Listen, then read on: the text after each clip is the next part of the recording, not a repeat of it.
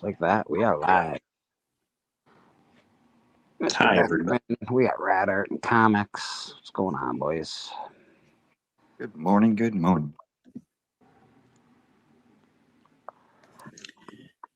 But yeah, I was gonna say, Rand, as an artist and a fan, like I noticed like a lot of comic creators get asked what tools they use to make their art, like pens they use, brushes, etc. How much of that do you weigh into your decision of purchasing art tools? Oh, I'm always open to trying new stuff. I like trying new tools. It's just fun. Do you are you one of those people that, if not ask the question, look like for when they answer it, like, oh, like this artist I like uses this pen, maybe I can see if I can pick one up?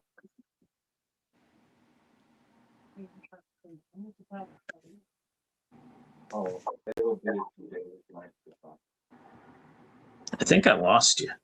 Huh. Yeah, we lost Rad a little bit there for a second. I'm not sure what's going on. Oh, he might be talking to somebody. I can kind of hear him in the background. Yeah, sort of hear him in the background. I would have to say that for myself, because I'm not I don't do as much art as Rad. I draw a little bit, but I don't. The worst thing I think that I've ever done is thinking that the tool is going to make my art better. Yeah. Learn how to draw first. Your best tool is your pencil. That's it's cheap. It's easy. Learn how to do it before you start getting into all these bits and bobbles. That's my advice, but Rad might have different advice. He's a real one. So sorry, someone came to my door. That's you're fine. I kind of figured all of a sudden we couldn't hear you very well. Yeah, we got Patel in the chat. He's dropping some bucks on me, man. So we better give him a little love. What do we give for Patel? We'll give him a little blessing, I think. Prefer a blessing from him. Why? He seems a lot more religious than you. Okay, but he is my number two, and he doesn't really do the same. Maybe I could just throw you out one. Don't do it. Don't do it, Charlie. Don't do it. Ha! Thanks a lot. I appreciate it. Okay, feel better. Thanks, brother. I appreciate you, my man. Yeah, Rad, the question was posed. Go ahead, Mike. Some of it. How much do I weigh in on tool use and stuff? Yeah.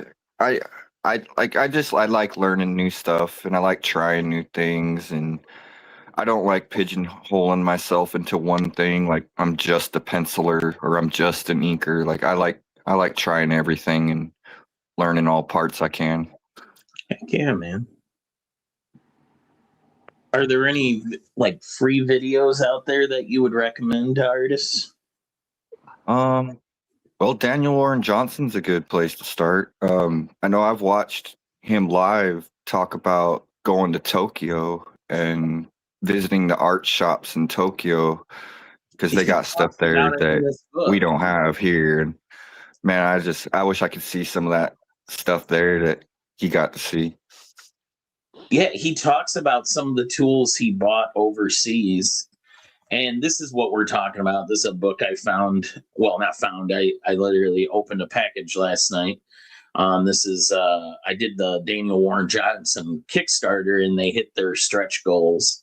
So one of the stretch goals was this little book I'm going to send to Rad called Line Time. And it's like a history, not a history. It's like Daniel Warren Johnson takes you through every single art tool he uses and gives a brief description and a drawing of it. There's not just a picture of a $100 bill inside. No, it just like this one says crappy brush. Whenever I see brushes on sale in the clearance section of an art supply store, I buy them up. I love having crappy brushes around for different textures. Sometimes I'll dip them in whiteout, and sometimes I'll use them to fill in black space. He goes on. I don't need to read the whole crappy brush chapter, but I think it's funny he calls it crappy brush. Like I Yeah. said, I'm surprised there's not a picture of a dollar bill in there or $100 bill in there with line time being the name of the name of the title. It's line time, baby. Yeah, very different if Daniel Warren Johnson says it's line time or Ric Flair. Like, though, they're talking about two different things. All right, so Conor McGregor, Daniel Warren Johnson, two different things. All right, got it. Yeah, that's awesome. I'm looking for the one he calls is like the one he picked up in Japan that's super expensive.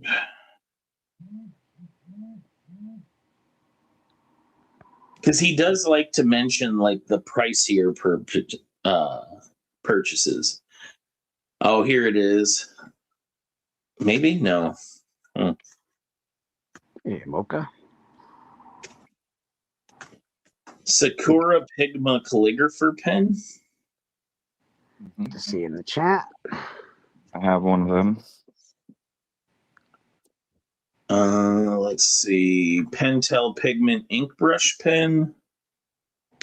The one he calls Old Faithful is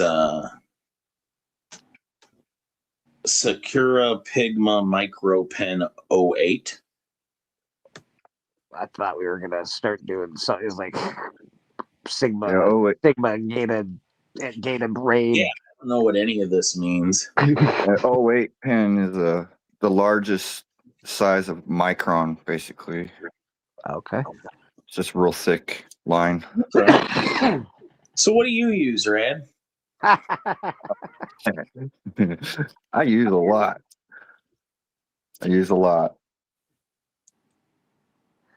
It's Pretty cool. Of course I can do this. There you go. Got combos, microns, Cura. I use. Where's my camera? Here, sorry, let me get you. Yeah, let's see the tools of Rad. Oh, Let's see the Rad tool. This is, Moved Rad. I didn't make it. Sakura. Oh, Black ink. you know it's good if it's got Asian writing on it. Yeah, it's what they use in mangas. It's what they use for manga. Yasumoto. That's it. It's even got an Asian name. God damn, it's got to be the best stuff on earth. Yeah, it's good. It's got a real dark black. See my little drawing tray here. You gotta have a little shader. Just a little paper shader. What is that? What's a paper shader? I don't even know what that is. It's just like a rolled up piece of paper. Uh-huh. Oh, you just use the end to blend. I see. You're just blending. Interesting. And I got a gum eraser is really good. Yeah, every real eraser. artist has an eraser. That's true. You got all the stuff, man. 0.7 micron or pen.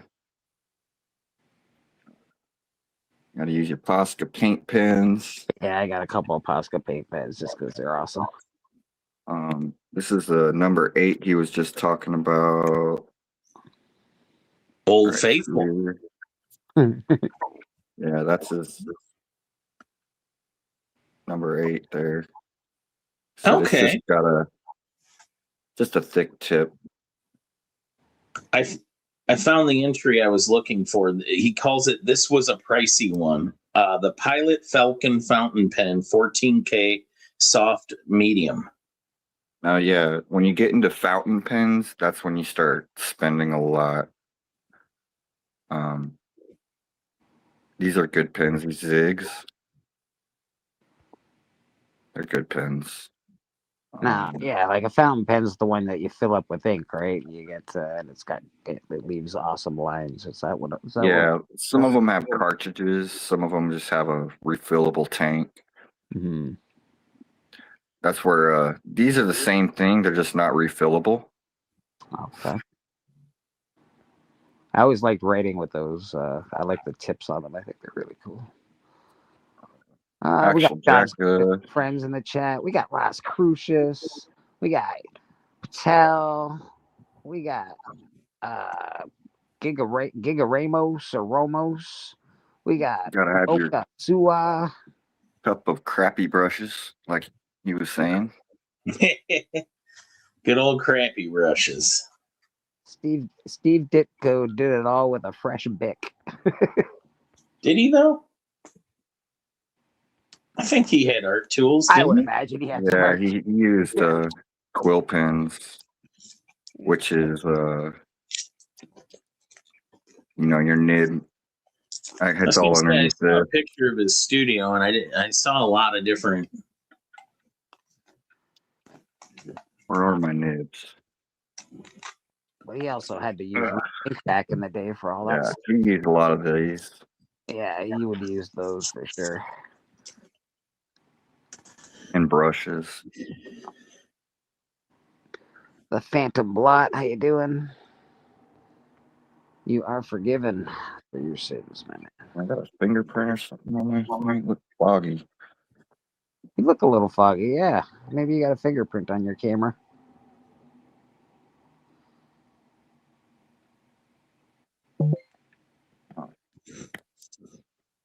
Dude, that's really cool. You got quite the studio, man. It takes a while. Like, you can't just get that stuff. All that stuff's really expensive. Yeah, like I said, it takes a while to build up the correct tools and get everything you need. I'm sure it's quite the process. Yeah. Do you feel like you're there? Do you feel like you've got a good assortment of stuff you want to work with? Yeah, there's just a few things I'm probably liking. Some stencils, French curve stuff. What about airbrushes? Airbrushes would be really awesome. I'd like to set my table up with some T-squares. Right. I can get squaring stuff faster. So airbrushes. Than having to measure it out. Huh. Brad still needs some tools, man. What's your go-to paper? Bristol board, the vellum surface. Okay. Yeah, DWJ talks about that too. That one of the hardest things for him to accept as a cost of doing business was the paper he uses, but now he only uses high quality stuff. Yeah, it took me a long time to learn that paper matters a lot. I would imagine. I don't draw nearly as often as you, but different paper is definitely fucking terrible. There's some paper. Yeah, that's not something I would have thought of either. It's awful. Brad. I'm guessing that's old what's her face there? Sorry. Betty Page? Yeah, Betty Page, that's the one. Oh wow. Yeah, he uses Strathmore 500 series paper. The paper I use is Strathmore. It's expensive, but also some of the nicest paper you can buy. I use Smooth exclusively, and the Smooth board is not waxy like cheaper Bristol. I'm making too much art to worry about how much paper costs at this point. I want to have the nicest experience possible, and I want it to be archival. If I use any other paper, I feel like I'm building on a house of sand. I would encourage up-and-coming artists or just regular artists, if you have the money, buy nice paper. It's just a more enjoyable process as a whole. Yeah. The best paper I've ever bought was Arches, which is imported from France. Oh, wow. And it's built for watercolor, but you can do anything on it. It's beautiful paper. Can't even explain it. It's just awesome. Even if you did explain it, I don't know if I'd understand it. And he was talking about smooth surface. I actually prefer vellum surface, which just has a little bit of a texture. Barely enough to even know, but it's there. Whereas smooth, it's just completely smooth. But that little bit of texture helps with shading and blending and stuff. And I learned that from Frank Cho. It's what Frank Cho uses. And, okay. But I use smooth too, but I kind of bounce in back and forth between smooth and vellum.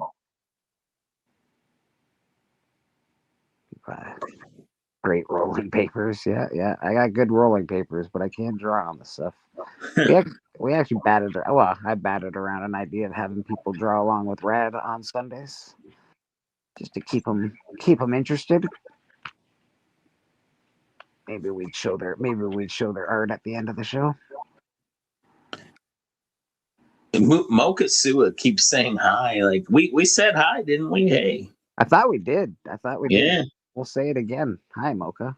I figure you're on one of the. You want us to say something to you, but you're giving us nothing.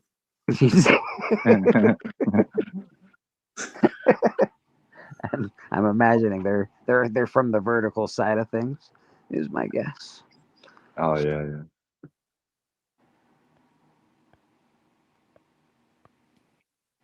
There we go. Phantom said hi to Mocha. What more can you ask for?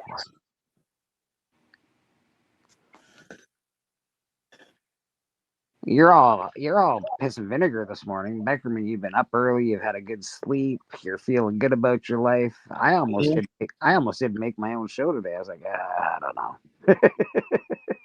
You really had to rally, huh? Yeah, I had to get my shit out of bed, but come on, get out of bed. It's time. I guess I'm feeling a little down. I just had a week off of work. I go back on Tuesdays, so this is the last. It's coming to a close, and I know it. Your final days of rest. Yeah, just like, oh, god dang it all. Oh wow. The worst. It is the worst, bro. It is the worst, and it's not like I hate working or anything. I just, I don't love it. I don't know if you're supposed to love work, but I don't love it. Keeps you out of trouble.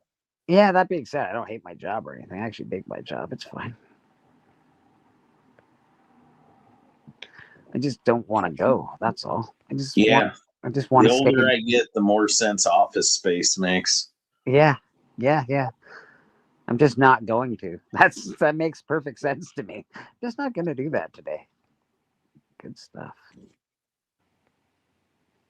How was your Christmas, Mr. Beckerman? Did you do all right? Everything? Oh, it was good. Yeah, I had a good. Off without a hitch. If I could find it, I would show you. I actually got a lovely gift from a member of the community, and now I can't find it. Huh. Oh, I see where she put it. We're kind of attacking this room today, as you know, so yeah. Things are getting moved around. I'll show it later once I finish this stack. You're good, brother. You're good, man. But Nick's Kicks and Comics got me something I've been hunting for a long time. It actually kind of infuriates me that he was so thoughtful, because now I'm not the kind of guy that gets a gift and isn't going to get you back. But it was so good that now I've got to really put some effort into this. Mr. Roscoe, good morning. Good to see you. Good morning, Roscoe. Yeah, I get that. I like curating gift packages for people. I don't do it often, but I like doing it. It's infuriating. Well, not really. It's a good problem to have. He's a good guy. What about, I know I saw your Christmas stream. You got some pretty cool stuff from Steppo. I did, bro. I did. I got some amazing books from Steppo and Susie. I got a whole bunch of the rock and roll comic books. I didn't know there were that many, to be honest. And just a ton of rock and roll comics. And then, of course, I got a Legion of Monsters, the first appearance of Legion of Monsters in an 8.5, which is really awesome. And oddly enough, that's probably the best book I got, which is amazing. But I think one of the coolest books I got was the Black Cross, the Dark Horse Presents #1. First Dark Horse book ever made, first Black Cross, first appearance of Concrete in a 9.8. So I think that one was probably has the cool factor. And that's just the tip of the iceberg. I got other stuff too, but Well, yeah, you can't have them all if you don't have the first one. Now you can get a complete Dark Horse set. Yes, now I can just go buy all the Dark Horse books. That's what I was waiting for. I was waiting for the first one. I was like, well, you got to do them in order. Yeah, it'd be dumb not to, right? Oh my God, there are people on Earth like that. That's the thing. I was gonna say, I guarantee there are people like that. Oh yeah, I guarantee it, man. I know a few people that may be under that that mantra. They might not be that bad, but they could be. Mr. Bobby Delegato in the chat. How you doing, Bobby? What's going on? What's up, brother Bobby? Brother Bobby, he got sent a link. He knows where we are if he wants to pop up.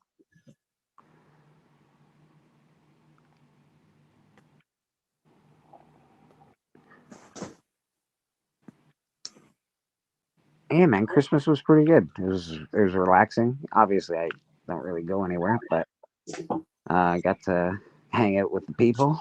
Had a good stream. Christmas Day. Everything was sort of good, man. Brad, are you still reading a lot of Image? I actually slowed down on reading a lot this year. I normally read way more. I kind of regret it too, because there was a kind of a big resurgence of Image this year. There was. This is probably the most Image I've bought in at least 10 years was this year. And here's a book I don't think I've talked about enough. But if you're a trade reader, go find Assorted Crisis Events. I really like this book. Okay, I've never seen it. I would also recommend The Voice Said Kill. All right. Is Image do the Exquisite Corpses as well? Exquisite Corpses is Image, yes. Yeah, like they've been hitting a couple of home runs with their stuff. I really loved the. I didn't read it and I didn't get it, but I want to. The Spawn Universe Christmas books. I thought they looked really cool. I got those as well, and I'm not usually a Spawn guy. Yeah, they looked really cool, man. So I don't know. They've definitely been doing some cool stuff over there. Yeah, Exquisite Corpses is probably that's the one book that I read in a parking lot for 2025. Like I can't wait to find out and I've got a guy at work that reads it too. He started a pull list just because of that book. Never read comics in his life. He just happens to be in a cubicle near me. That's how it happens, man. That's how it starts. It all starts with one story and one piece of art that you're like, oh, that's really nice. Maybe I'll pick that up. And you're stuck forever. Yeah, Exquisite Corpses is good. I'm gonna tell you actually a little secret. I haven't read Exquisite Corpses. I have the first couple. I don't want to read it because I'm writing a story and I don't want it to influence the story that I'm writing. So yeah. I feel like when I looked at the synopsis of that, I'm like, that's got a vibe, and I don't want to mix vibes right now. But you'll come back to it, right? Oh yeah, I'll come back to it. Yeah, I'll definitely come back to it. I just don't want to mix vibes at the moment. Makes sense. Boom, Boston Chris, how you doing? In the house. Oh, and he's muted. Even better. Stay that way, Chris. I'm gonna mix vibes and everything else. I just came into that, so I'm eating my meal of oat, and You sound terrible. Are you battling a cold? No, well, battling isn't really the good word for it, just because it pretty much is in the just starting phase, which stinks. Oh no! Like I had yesterday, and now that's where I'm at. So hopefully this is where it stays, because normally what happens is that this shit settles in my chest and then it sucks for about a week. But hopefully it stays right here. I can deal with that. I don't mind blowing my nose every once in a while. Yeah, I'm with you, boss. And when it's okay if it just stays in the nose, but if it starts, the second you'll know where it's going. Hopefully you feel better. Like it's almost instant. Like so, basically, it'll start with like like the back of my throat getting a little bit like itchy and stuff.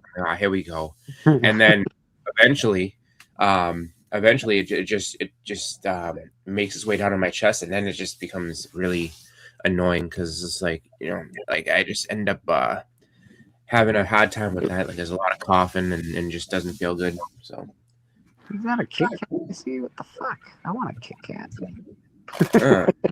A mint Kit Kat at that.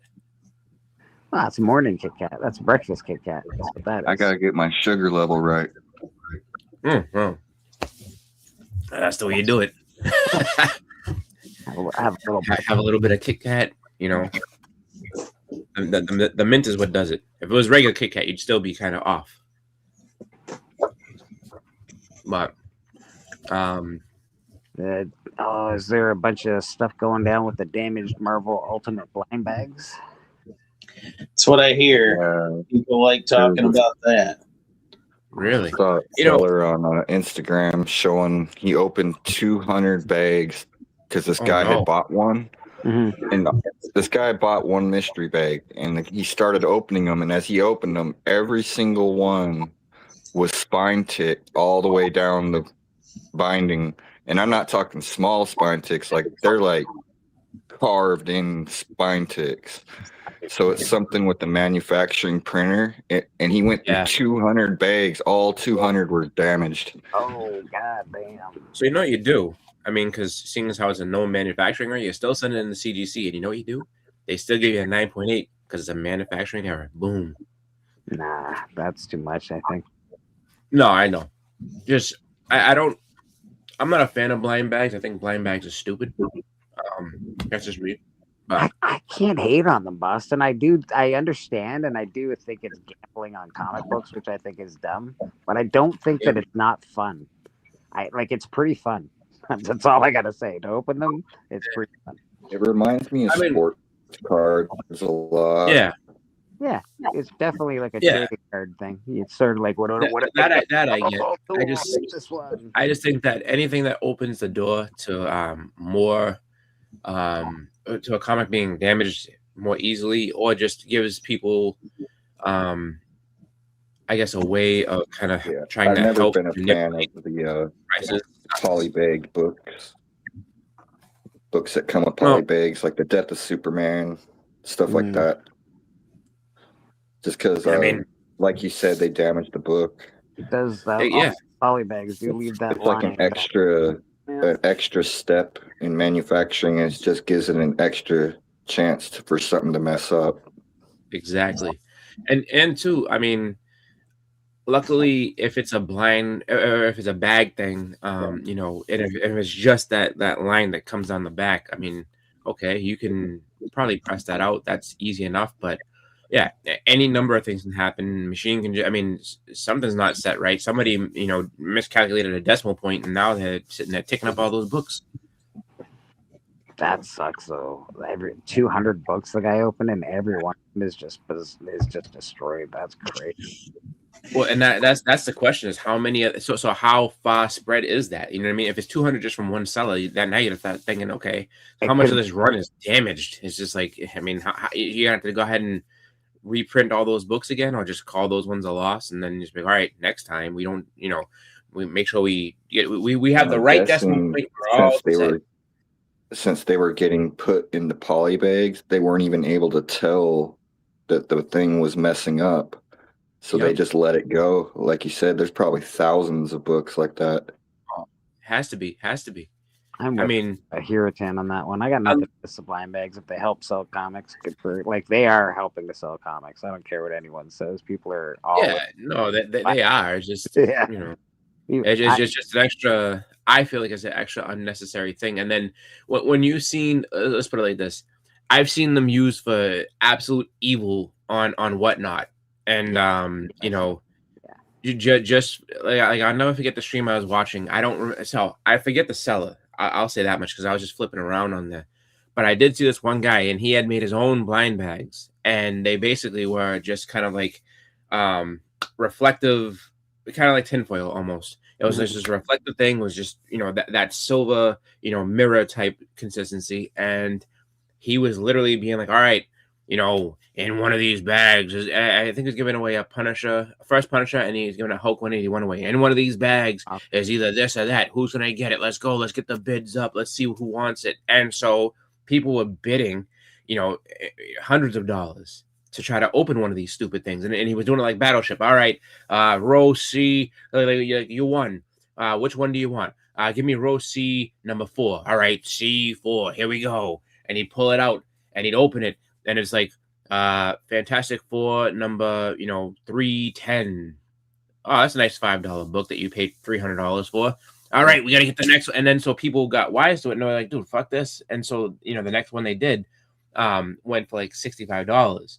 And this one dude that was like the guy that was in the background was like, oh no, we can't have it like that. If you guys ain't gonna bid, we're just gonna end the show because we're not giving these things away. I'm like, dude, you're overcharging people by hundreds of dollars. This sounds like Whatnot enforce some new rules to where they have to put a minimum value on the bag so that what's the minimum and what's the maximum that you could get, where they can't just scam you like that, where you're at least gonna get a certain value. I at least said, I was like, dude, if you're gonna straight out rob people, you might as well just show up to my house with a gun or something, because you're out of your fucking mind if you think I'm bidding on this shit. And the guy was like, well, we don't need you if you're gonna be like that. I'm like, well, I don't need to buy these, so I'm gonna watch you, go ahead and scam idiots. And then do you think there's a double-edged sword to this actually? Because I do think it is bringing a lot of people in to buy comic books, a lot of new people to buy comic books. But what I think is bad about it, it's like tricking them into buying comics, because it is cool and they want to buy comics, but then they buy these comics and they're not worth nearly what they paid for them. So it can be real. It can be a double-edged sword that can really turn people off of the industry as well. Be like, fuck you, I'm not buying any more comic books. These guys are all charlatans, and cheats. It depends on what you're there for. Like if you actually like comics and you want to read the stories, and I can see you being like, all right, yeah. But if you're just like, I'm just trying to pull the top one so I can make all this money off of it and do it as soon as it comes out, then you get burned once, you're not gonna do it again. You be like, dude, screw this is stupid. And I think that I'm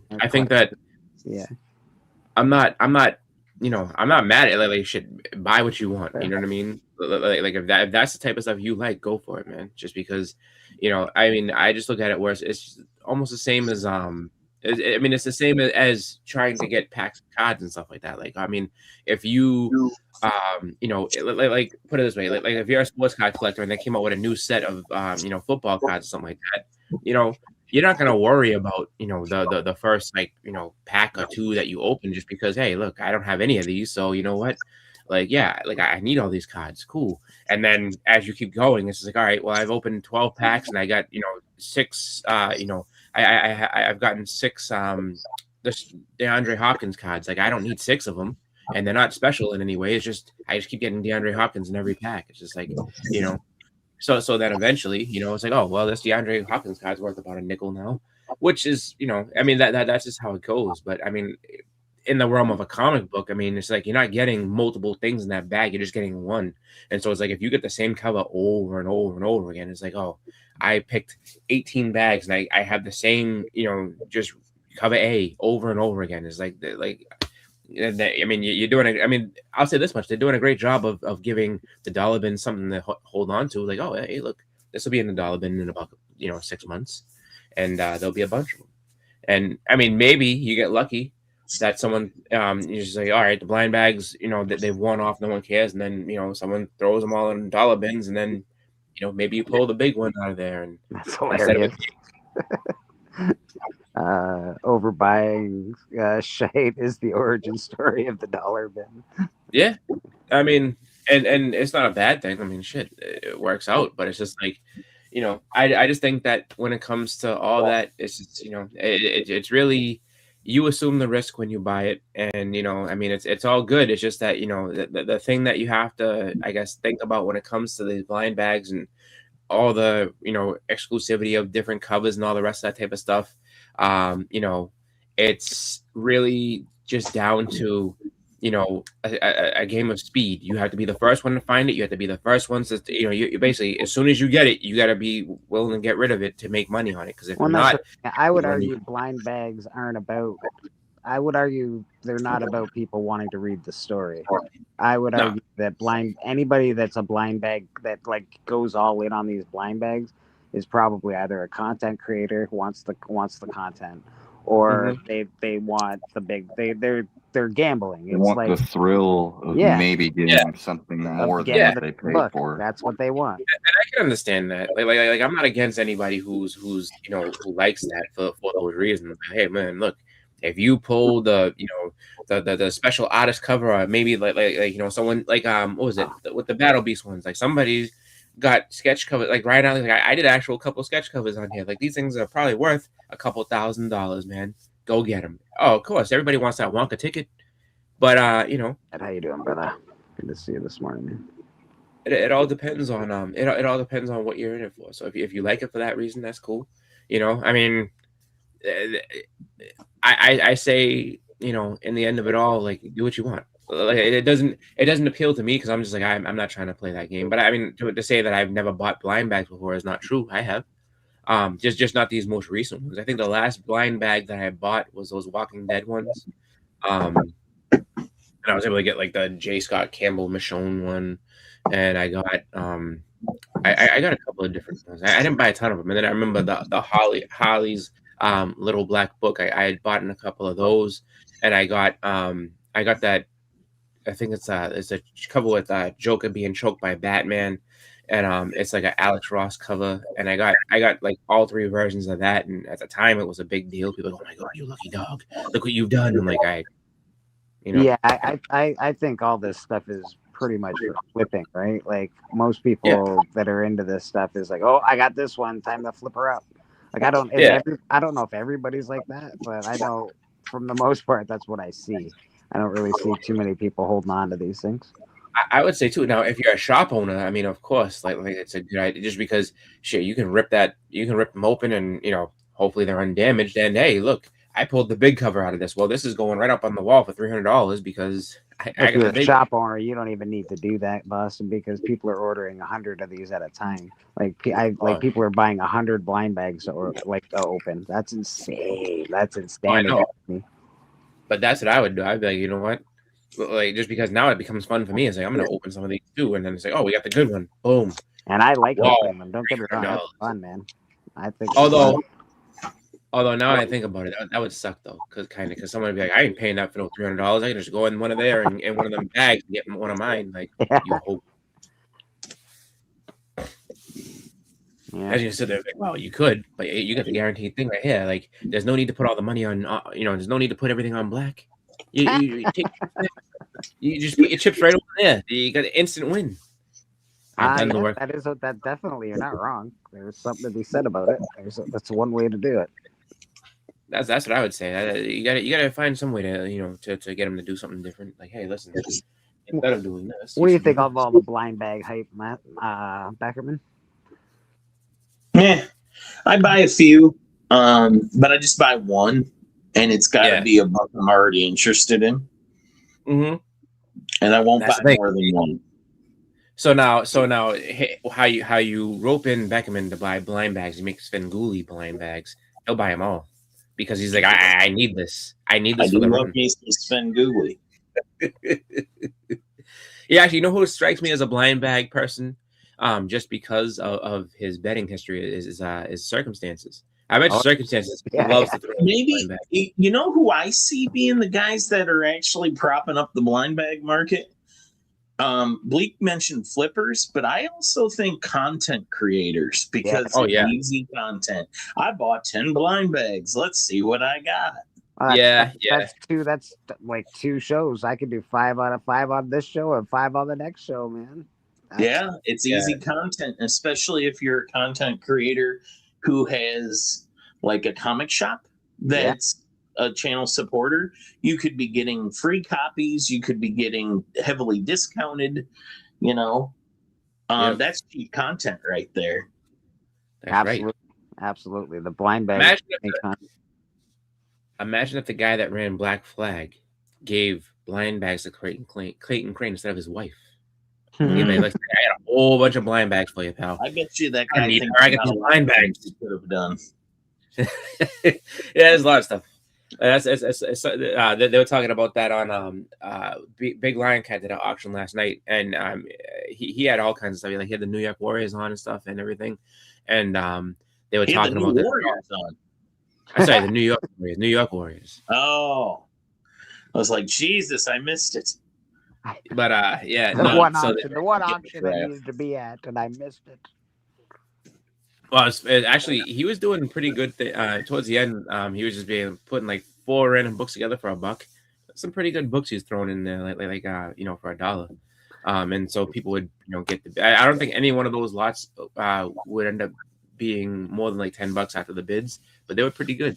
Ooh, I don't think I could just give away books like that. Hey, that's this beautiful. From a Japanese artist. Yeah, for see a while back, and if you didn't believe it, yeah, the board is even in Japanese. That's awesome. Which is cool because then it can mean anything I want it to, right? Yeah, it could be like yeah, it could be you're like doing great about it. That's what it says to me. Yeah, makes me feel good. It gets it there, like what, honorary membership into the New Warriors. And then I still need to read this. I'm gonna put this on my read pile. J-Med's book. Yeah. Eric. We'll be reading that soon. Does he hear things well? No. Yes. Blind bags are like the scratch ticket. Yeah, exactly. That's exactly what they are. Which is fine. That's cool. I think it helps. It certainly helped comic book shops in the last little while. Yeah, but so yesterday they had brought up Clayton Crane about something I was at, and I was like, Clayton Crane didn't, because they're talking about Matina, and like I haven't seen Matina come back since that everything happened with him and this and that, and AI. I said, well, yeah, I said, so he got caught with the AI thing and this and that, and he's like, yeah, but people make comebacks to Clayton Crane made a comeback after all that stuff. I'm like, yeah, but that whole thing didn't hurt him. I was like, he took Clayton that guy's Crane life. never Pump the brakes. Yeah. Let's not pretend that Matina, that was his first time he got heat with the industry. He's been on several artist shit lists for years because he swipes poses and he just does things that you shouldn't do. Yeah. It's no surprise to me that a guy known for taking lazy shortcuts got caught taking the newest lazy shortcut. Yeah. I mean, he's the artist equivalent of gas station sushi. Like he was the first person trying AI art. Well, and the thing that he was just the first one who got caught. But the thing that I was on DC for not seeing it. Like, if anything, it should have gotten more heat on DC.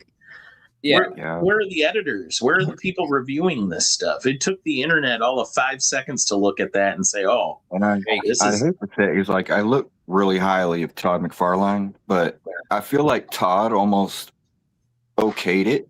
Like it's almost like he said, "It's okay, just as long as you get the cover out, get me a cover. It looks cool. I don't care as long as it looks DC. Cool." It was Todd. It was Image. Well, Todd is.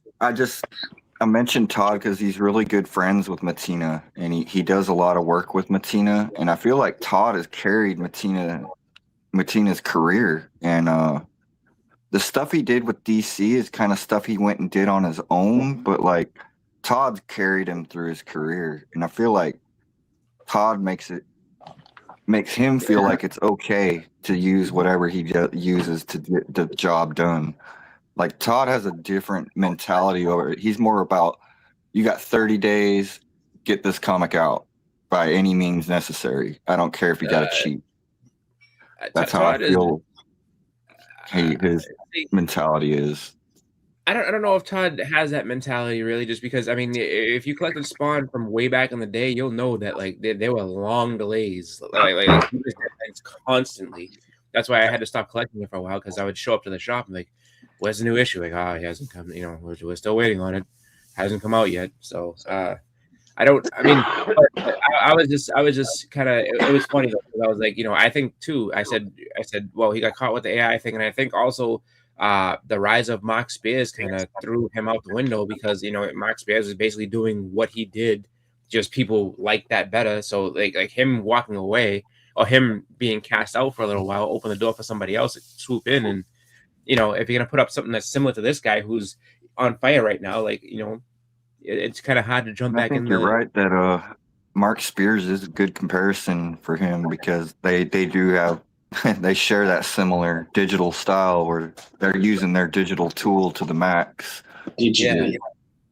And I mean that's just what I think. I think that really like that opened the doors for Mark Spears, and Mark Spears just kicked it down, and now it's just like, I think the only person who has a style kind of close to that, I would say that like more of that like almost painted type style that doesn't matter who comes out around him, it doesn't do anything. Alex Ross, like if Alex Ross makes a cover, Alex Ross's cover always does well. Alex Ross art always does great, and it's just like you could have any number of different clones or people that are inspired by him. But Alex Ross still can look at an Alex Ross and that was hand painted.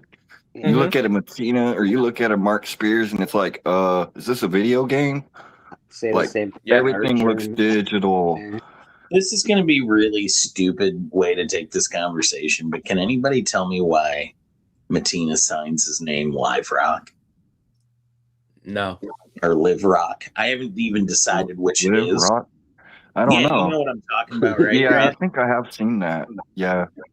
Yeah, he signs his name. He doesn't sign Matina. He signs Live Rock or Live Rock. I'm pretty sure I got a Matina signature upstairs right near me. Hold on while I finish my Might be because he's foreign. Is he French? I never cared enough to find out. I don't know if he's American. I'm pretty sure he's Italian. Foreign. Italian. Matina. Yeah, Italian. It might just be like a translation thing where Matina actually means good morning or morning in okay. in Italian. So I'm assuming he's Italian, but he could be something else. My buddy's name is Pizzagrilli, Italian. Matina, I feel it. It's Italian. I just feel it. Another one that's like Matina and like Mark Spears is Baron Berens. He uses all digital everything, and he's also foreign. Mark Spears is more than digital, right? Because he does like sort of rotoscoping light boxing kind of thing. Like he makes a 3D. Well, I would say that final image you see on a Mark Spears picture is digital. It's pure digital. But he does do, your little pencil, probably concept sketch. And then he scans that into the computer, and then he goes over everything with digital. But yeah, because from what my understanding, and I'm not sure if it's true, but he basically light boxes a 3D image that he creates on a 3D printer almost, and then light boxes over top of that.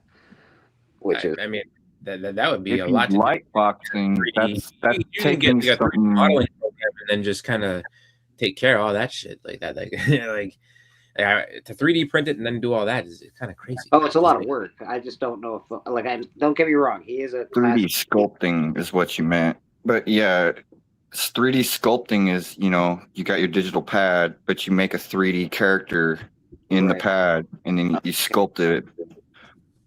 And then you can turn it at any angle. You can save this asset. You can use this character on a different cover, put other characters with it, and all that. So I went to school for all this jazz. I know all about it. Baron Berens does the same thing where his you can really see it. Like they really look like toys or something coming out the covers. But Mark Spears has gotten good at hiding the fact that it is a 3D sculpted image, and he uses a paint on the digital pad that makes it look like it's paint, but it's just digital still over it. I think he's been pretty honest about it, right? Yeah. He's open about how he does it. Yeah. If you just sit there and do a render, because that's all you do. You sit there, put everything you want in the scene, then render it, and then I know that Photoshop, and then just kind of go for it. Chonko's also mentioned that even before he got into comics, he was doing some sci-fi fantasy art for magazines. Yeah, and it he's was like all painter oil or something painting. like that. It was like real paint. It wasn't no Yeah. digital. Well, that's what I said in the beginning when people were like, "Oh, like you know, he's." I was like, "Look, I was like, I will look He at it never like this." got no attention till he started doing this digital style, and I can't blame him Well, for sticking with it because he's getting more attention. I just wish people could open their eyes to recognize that that I think traditional deserves more respect than digital, just because digital gives you so many shortcuts. I don't And it disagree with takes that. so much more skill to do it traditionally because you can't erase ink. Once that ink's down, like there's your line, and you can't just change that line with a digital pull. You know, so but if he was doing oil paintings for everything, it would take like he would never hit a deadline. It would take him forever. Like, right, it's more. it would take forever. It would take forever. That's what a lot of this digital comes down to is the speed. And oddly You get enough, stuff done. Alex Ross can do painted covers for all sorts of different. But hey, Yeah, but Alex Ross is slow. He's done them in the His past, but process is he slow. also does He digital uses stuff. he uses actual photographic references. He'll take pictures of himself, or he'll hire cosplayers, and he takes that photograph and then he uses that photograph for his reference and paints it.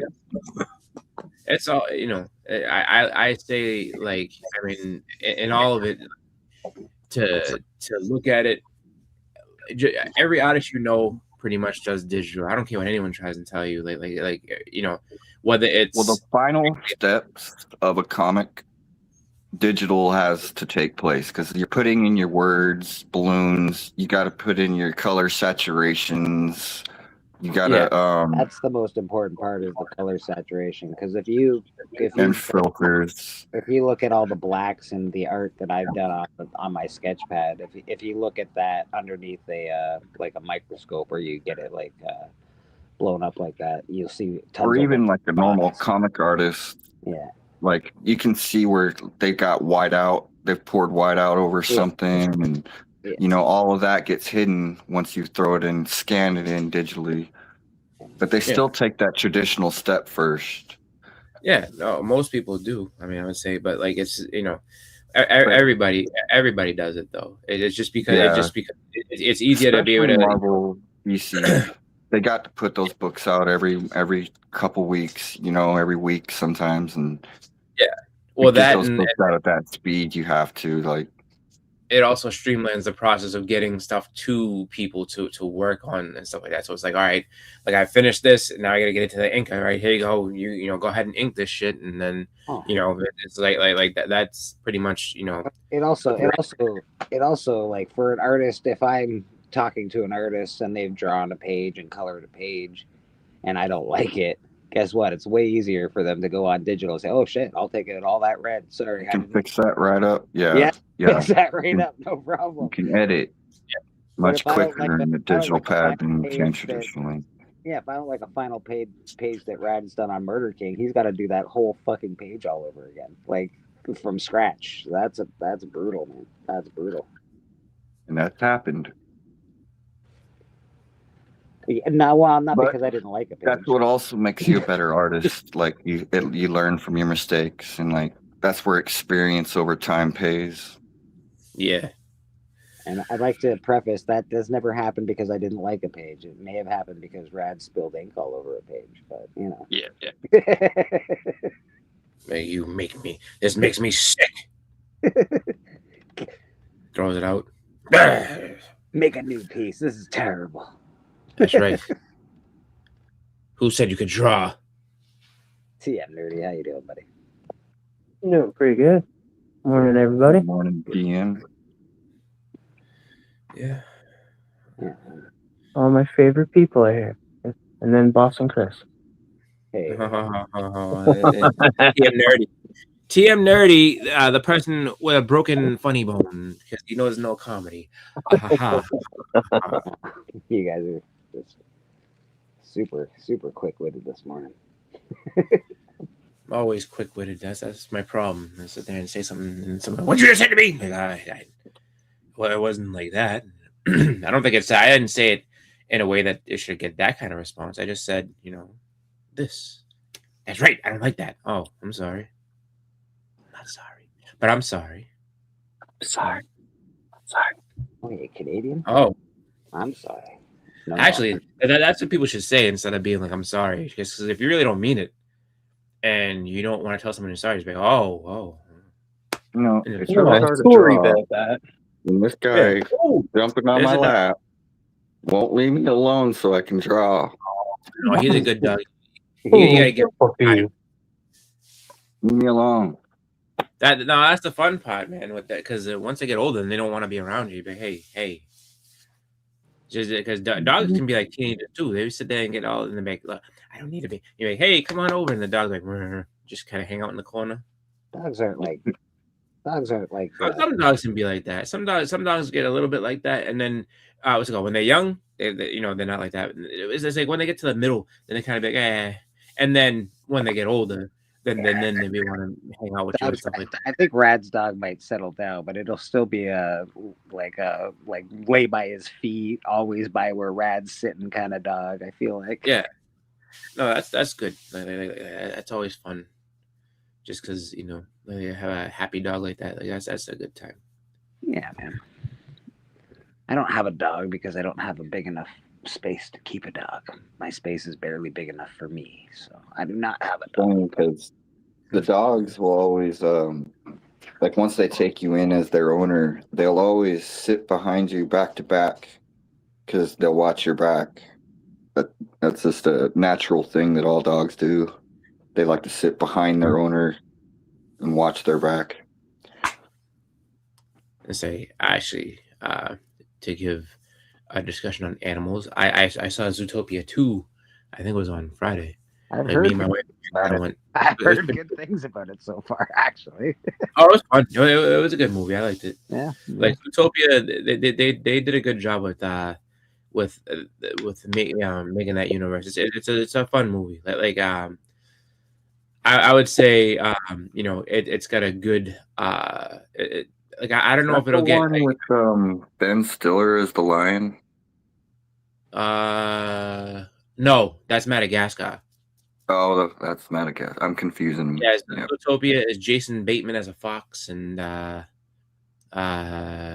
know Idris Elba is like the police chief, and I don't know who the girl is. Yeah, the girl who plays the bunny. She played on a TV show that I really liked called Once Upon a Time, and she played Snow White. Oh, all right, there you go. All right, so yeah, like I know her face, I just don't know her name, but that's who that is. I couldn't place her voice, but the movie is good. Like I feel like they will probably. I don't think you see a lot of movies in Disney that go like multiple sequels, like 4, 5, 6, 7.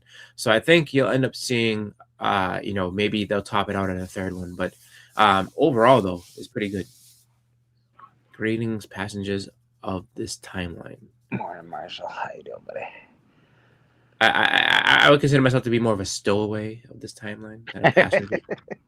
Yeah, I'm a bit of a stowaway myself. I didn't should have stowed away in a different timeline. Where it's like, all right, look, stow away on this one, then be a passenger. And if Back to the Future was real, I would set some real investments, and oh man, things would be different. Go back to 1950. There's a thing called Apple is going to come out in 20 years. Put me on when you see the Apple stock. Put me in there, but someone will probably put me in that Apple tree. I got my bath towel. I know what 42 means. Don't worry, we're good, man. There's a homeless. You know what 42 means, but do you know what 6'7" means? I do actually know what 6'7" means. I thought you were saying that. I have no idea. It means and apparently there's like 41 or something like that too. I was like, what? It means nonsensical. 42 is the meaning of everything. It's in Hitchhiker's Guide to the Galaxy.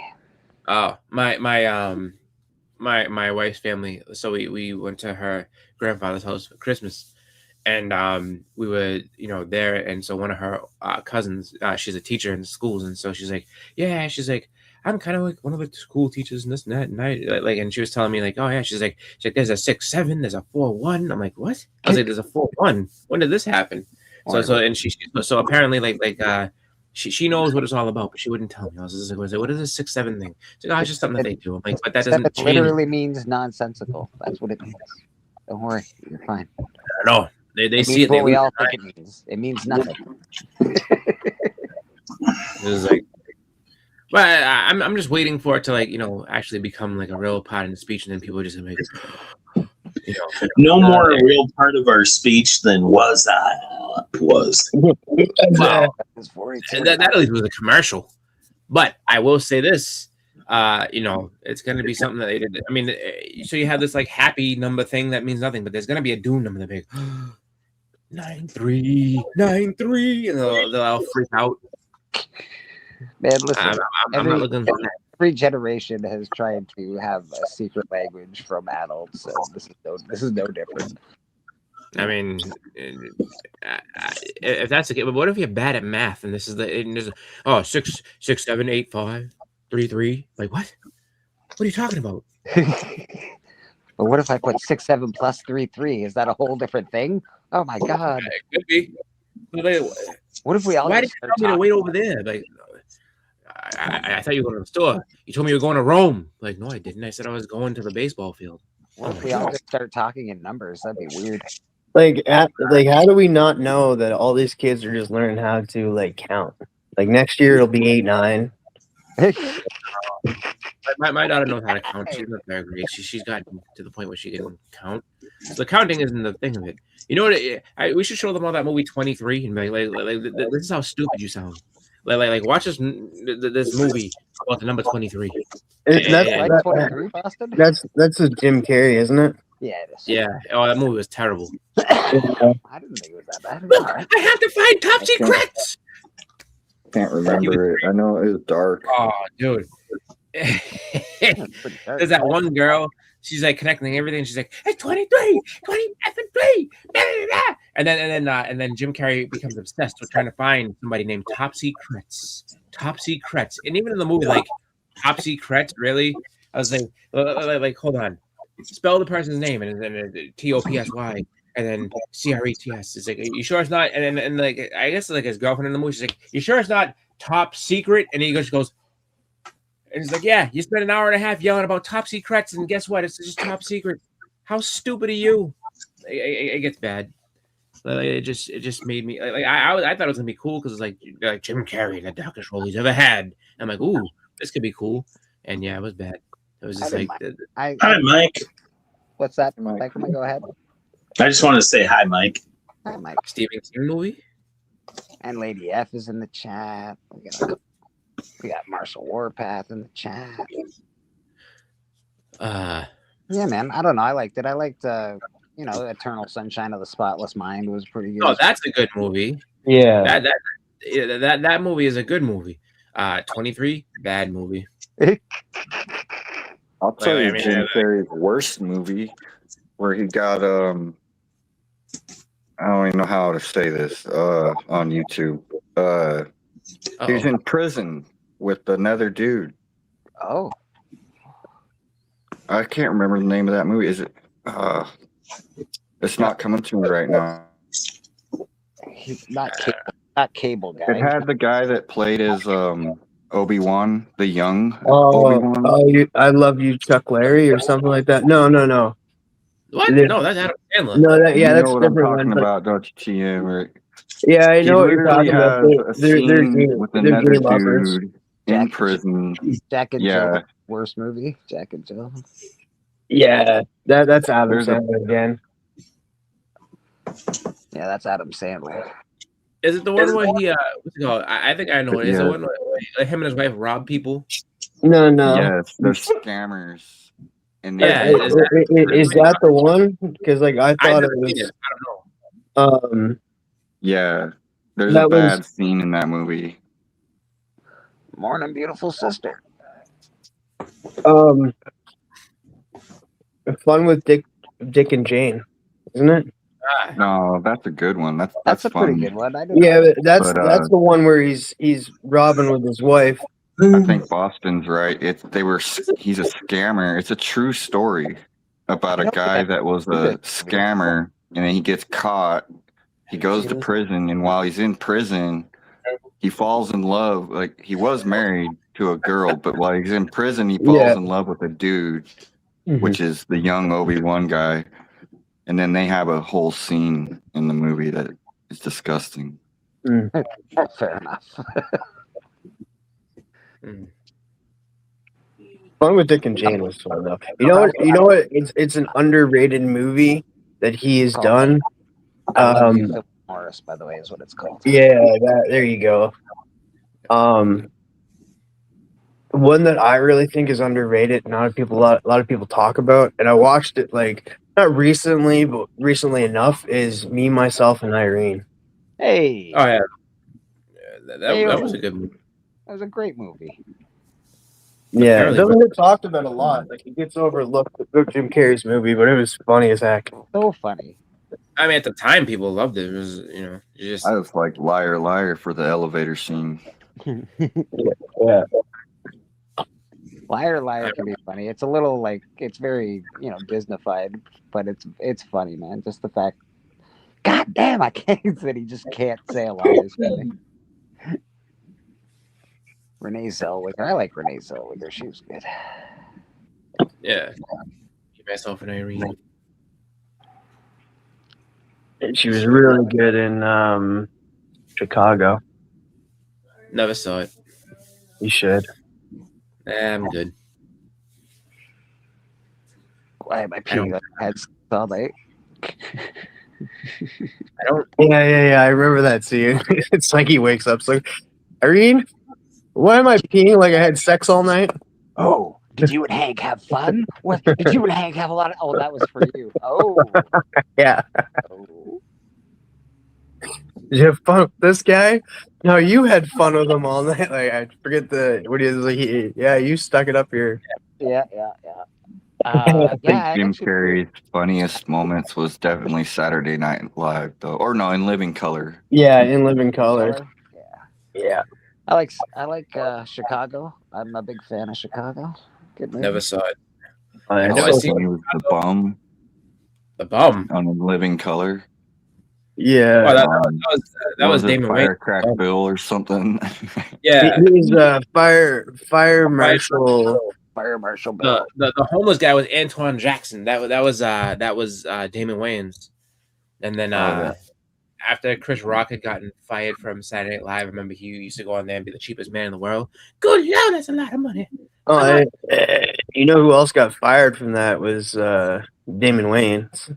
Yeah, Damon Wayans got fired in the 80s. Like he was on, I think, for 2 or 3 episodes, and then they fired him. That's basically what got him to. Got his brother to do. You know why they fired him? Right? That was my favorite, bro. Homie the Clown was awesome. He didn't act the note right. Like, I remember something like he did something in protest, and they're like, yeah, like we don't want you to act this way. He's like, I don't care. Oh, everything's scripted. Like, everybody has a script. They have like the roles that they have to play and stuff. And there's no improv. Like, there's one rule. There's no improvisation. And he decided to do improv one night and stuff, and they did not like that, and so they let him go. Which, I mean, 07, how you doing? They have.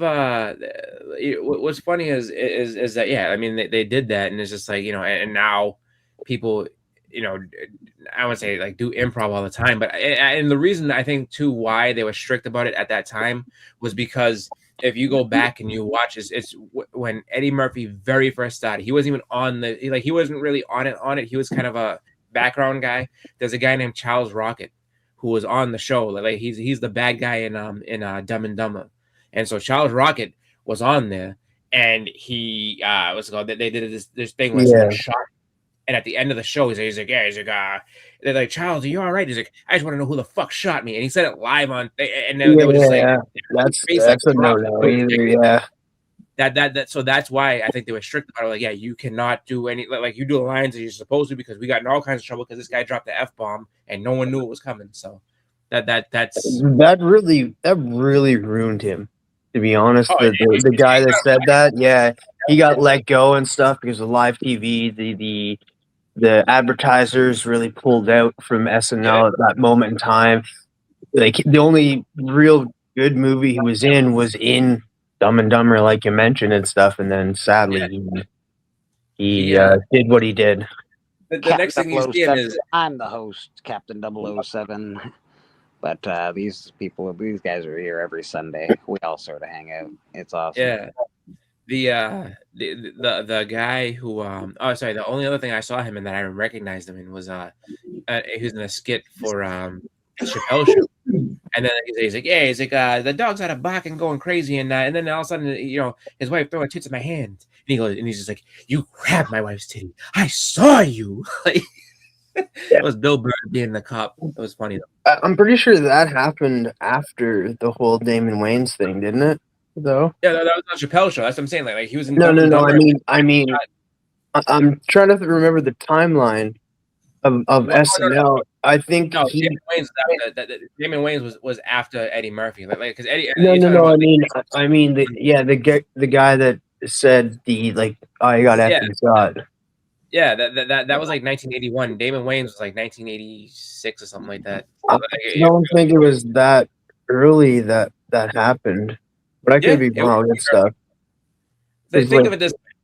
Eddie Murphy. So Damon Wayans, I think first movie that he was in was one of the first movies he had was Beverly Hills Cop. That was like 1984, and he was basically like an unknown at that point. But Eddie Murphy was getting movies. But Eddie Murphy to go from background character to it was that old. It was that long ago that he got booted. Yeah, I remember like the guy that said that he was the replacement for Chevy Chase. One of them, yeah. And it was the worst season. It's considered in history the worst season ever because it was like it got rid of a lot of the older cast and it was a new cast that came out. And then I don't know. I watched a lot of the. It's a show on YouTube. It's called Saturday Night Network, and they do everything you need to know about Saturday Night Live season 1, and then they go 2, 3, 4, 5, 6, 7, and they give you all the information. I love that show, but they Damon got fired after that whole F-bomb thing.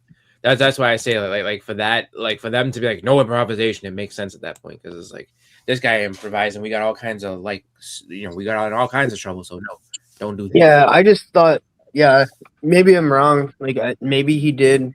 Damon Wayans did come in the '90s. The heck was that? It's just me opening a door.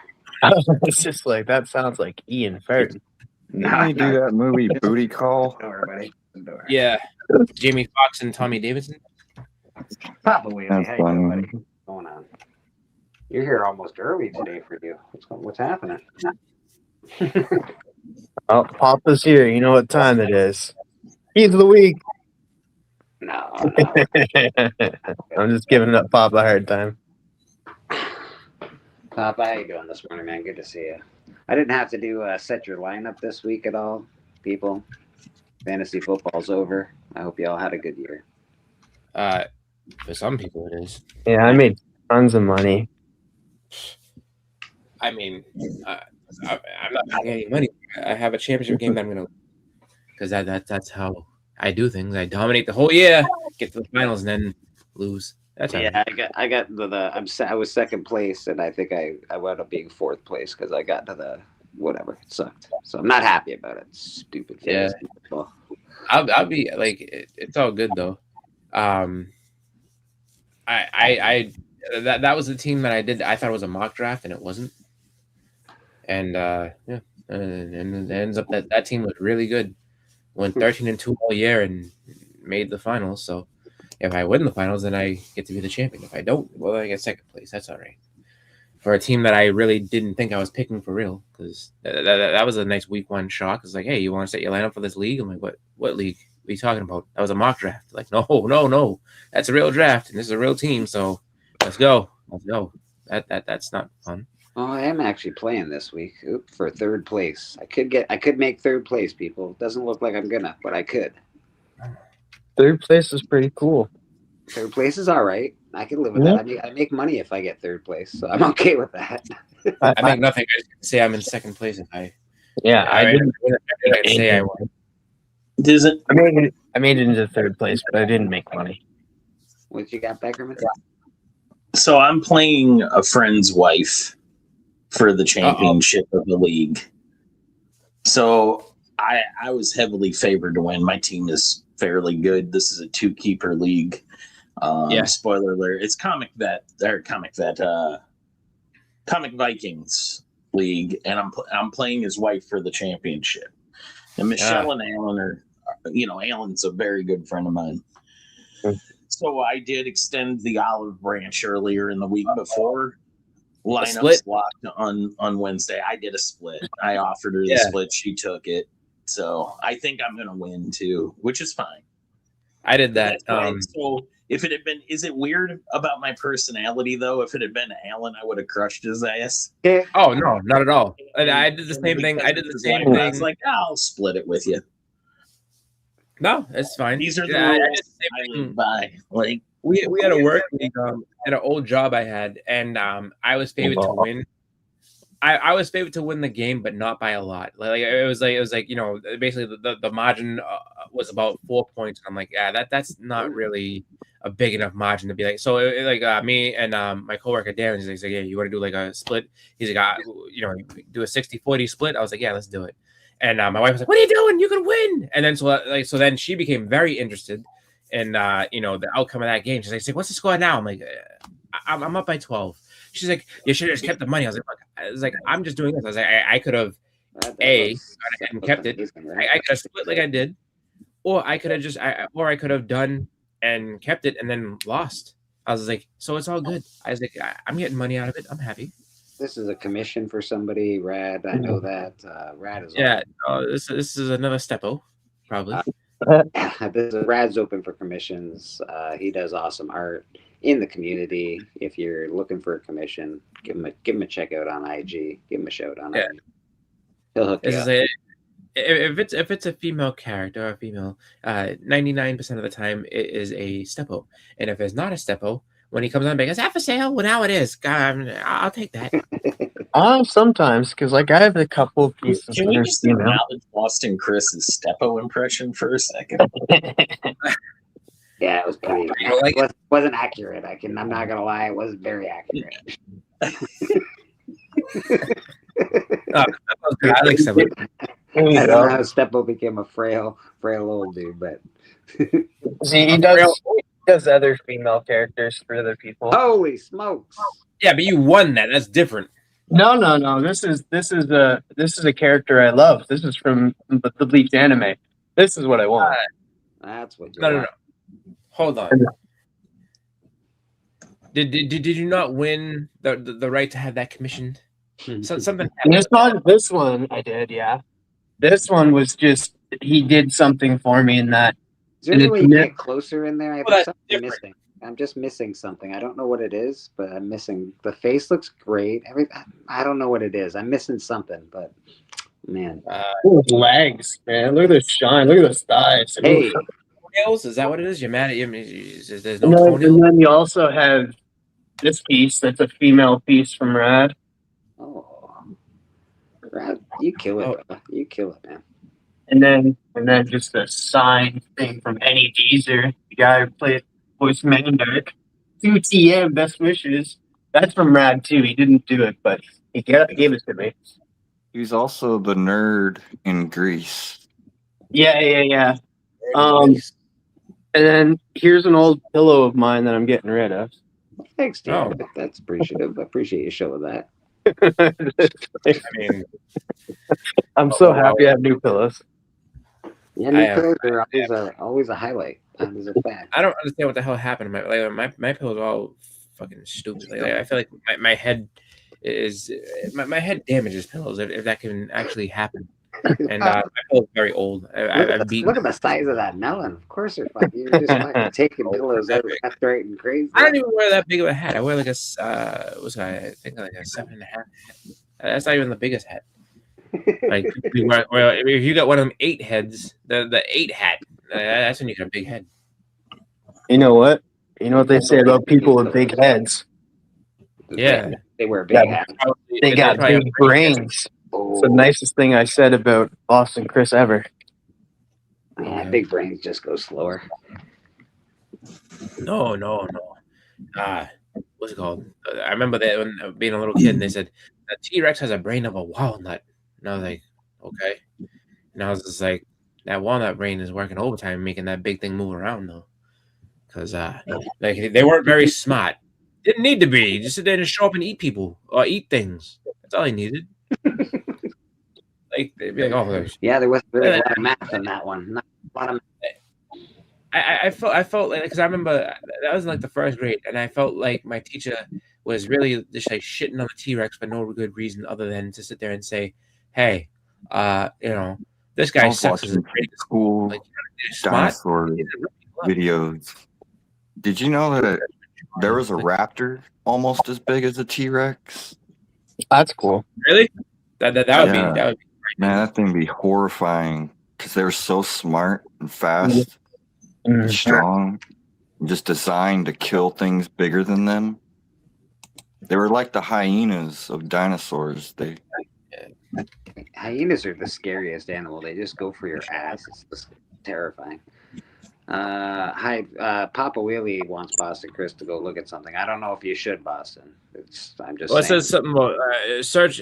I feel like your instructions were not clear on this one. It says go to Google, do a search for John, and click the hand when it comes up. There's no imagine hand. It's John Cena. That's what I imagine. Yeah, there's just some cool stuff that Google does sometimes. Like if you do the Stranger Things now, they flipped the whole page upside down now. If you click it, showed me one. She showed me one with the Wizard of Oz. She said, click the red slippers, and I was like, okay. And then all of a sudden, the shit turned to black and white. And then she said, click it again, and the tornado came and put it back to color. I was like, oh, that's kind of cool. That's cool. It's cool when Google does some fun stuff like that. Yeah. I've never seen that before. I have to try. They used to have a oh, there it is. There's the hand. Oh. Back on dinosaurs. You know the asteroid that killed the dinosaurs?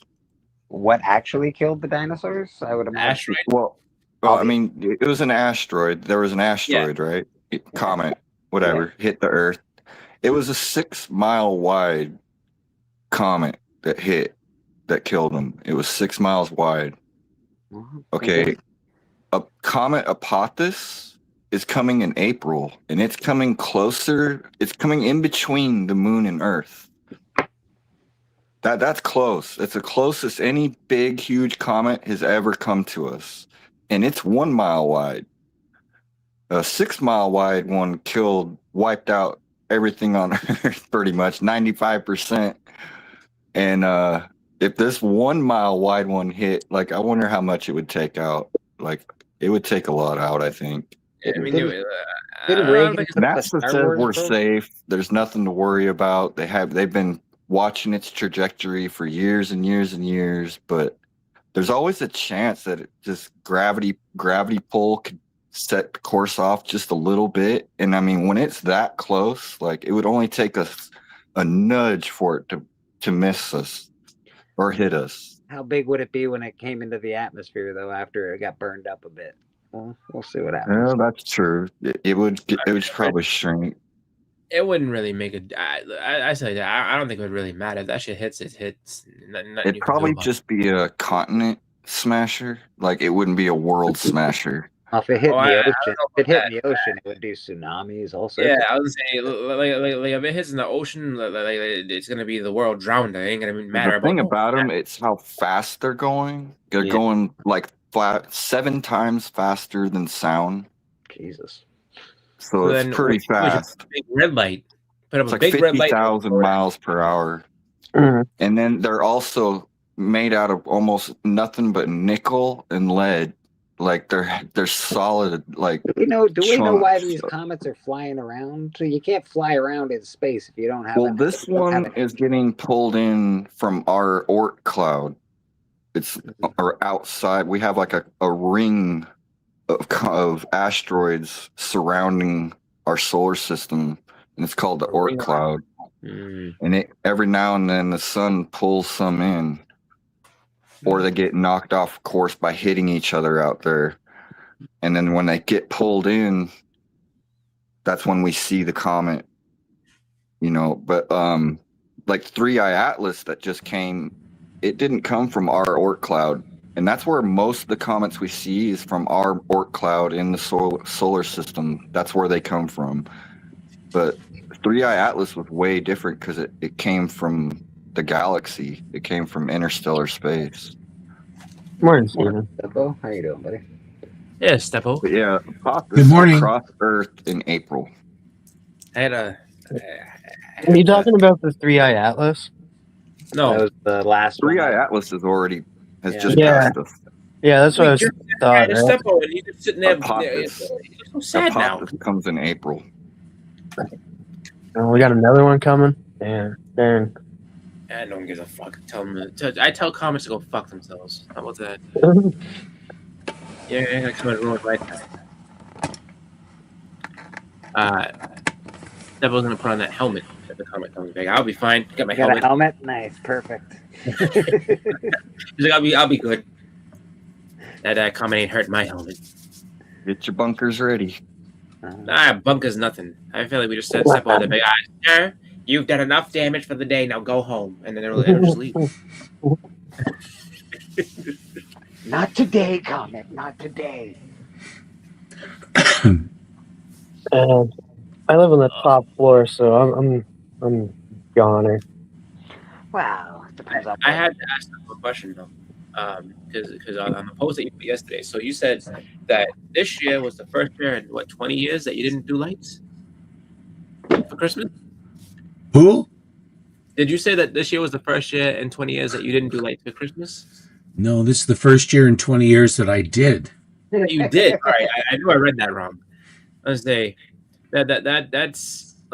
Now, did you have like lights from? Did you get brand new ones, or was it like that you used? Like, No, no. My Susan has been asking me since we've been married, which is 20 years, if she could get Christmas lights outside. And I, like the Grinch that I am, didn't want to put anything onto the house. I don't want to put anything on the house.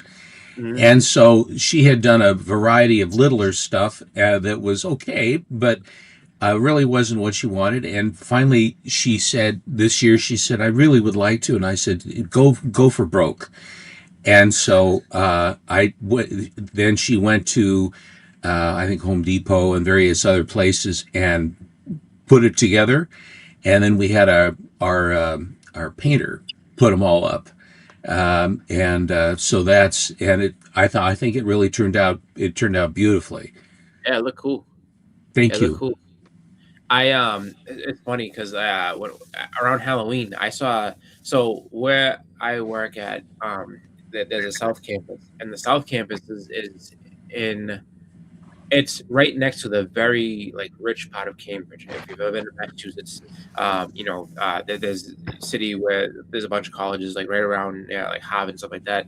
And a little further down, it's like the really people got money that live in there. Like just to give reference, there's a house that's for sale that they're like, oh, it's for sale, it's priced to move, and this and that, and it's $15 million.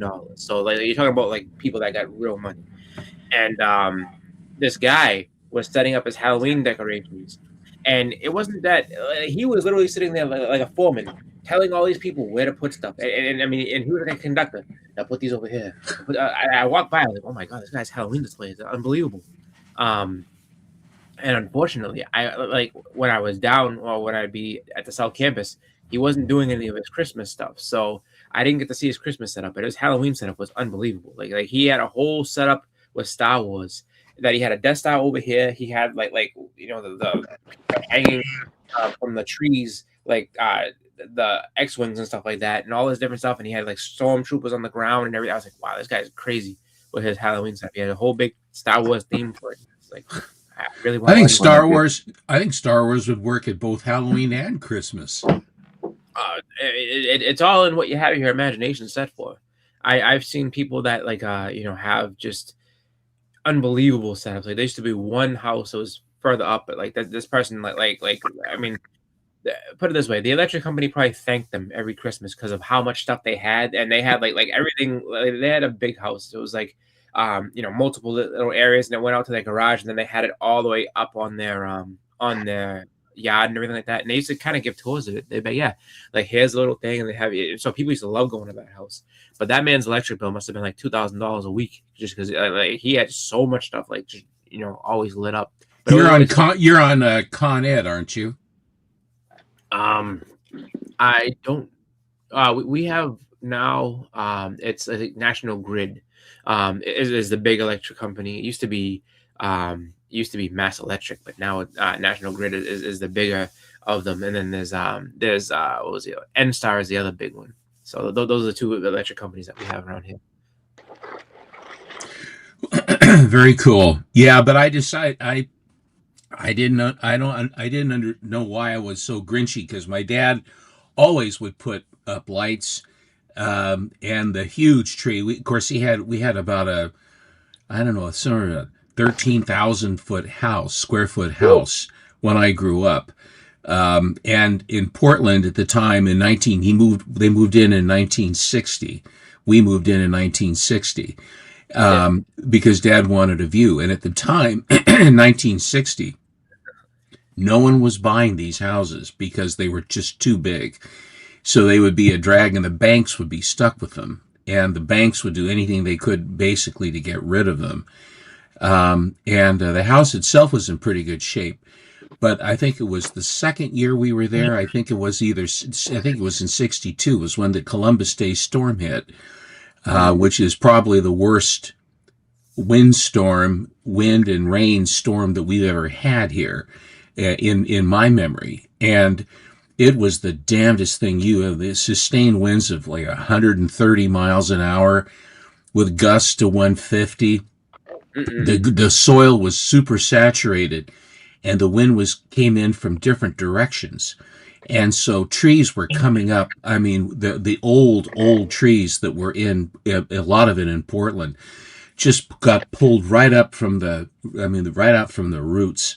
The power was going out and we had these very, very fancy skylights up on our roof that were sort of these structures with kind of looked like a little house, and it had louvers that with these long chains with a kind of a spring finial down at the bottom, and you could adjust and open up the vents for the roof, because it was a slate roof, English slate. And they never bothered. They thought they were so heavy nothing would ever happen, so they got blown right off the roof. They were painted in, and these things came down and hit the lawn like a bomb.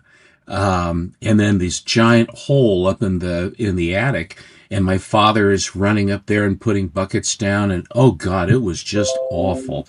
We went in, we're little kids, and the wind is screaming past our house because we lived on a hog's back, and we could see, looking out over the view out over Portland, we could see the transformers going out one after the other, and it would get bright and bright, and then it would go spark, and then the thing would go black. So they were just blinking out in these sections all the way across town.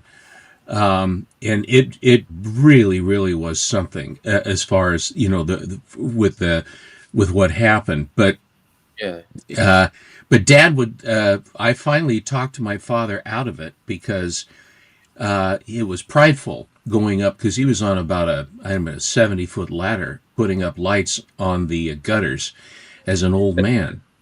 And I'm there, and I said, Dad, what was your job when you were working? He says, I'm a manager. What do you mean, what was I doing? And I said, well, as a manager, looking at this, would you ask a guy your age to climb this ladder and go up there where, if for the least little reason there was a tremor, or you lost your balance and you fell, you busted your hip, you go into the hospital, catch pneumonia, and die? Now, does this seem like a logical distribution of labor? He looked at me, and my mother always couldn't stand watching Dad on these high ladders. She'd actually go somewhere in the house because she just couldn't stand it, because she was so afraid that Dad was going to fall. But he was prideful.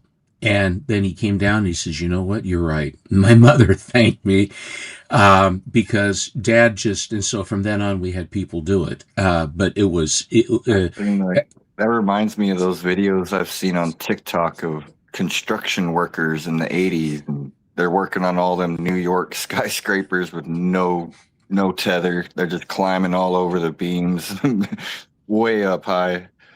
That's scary.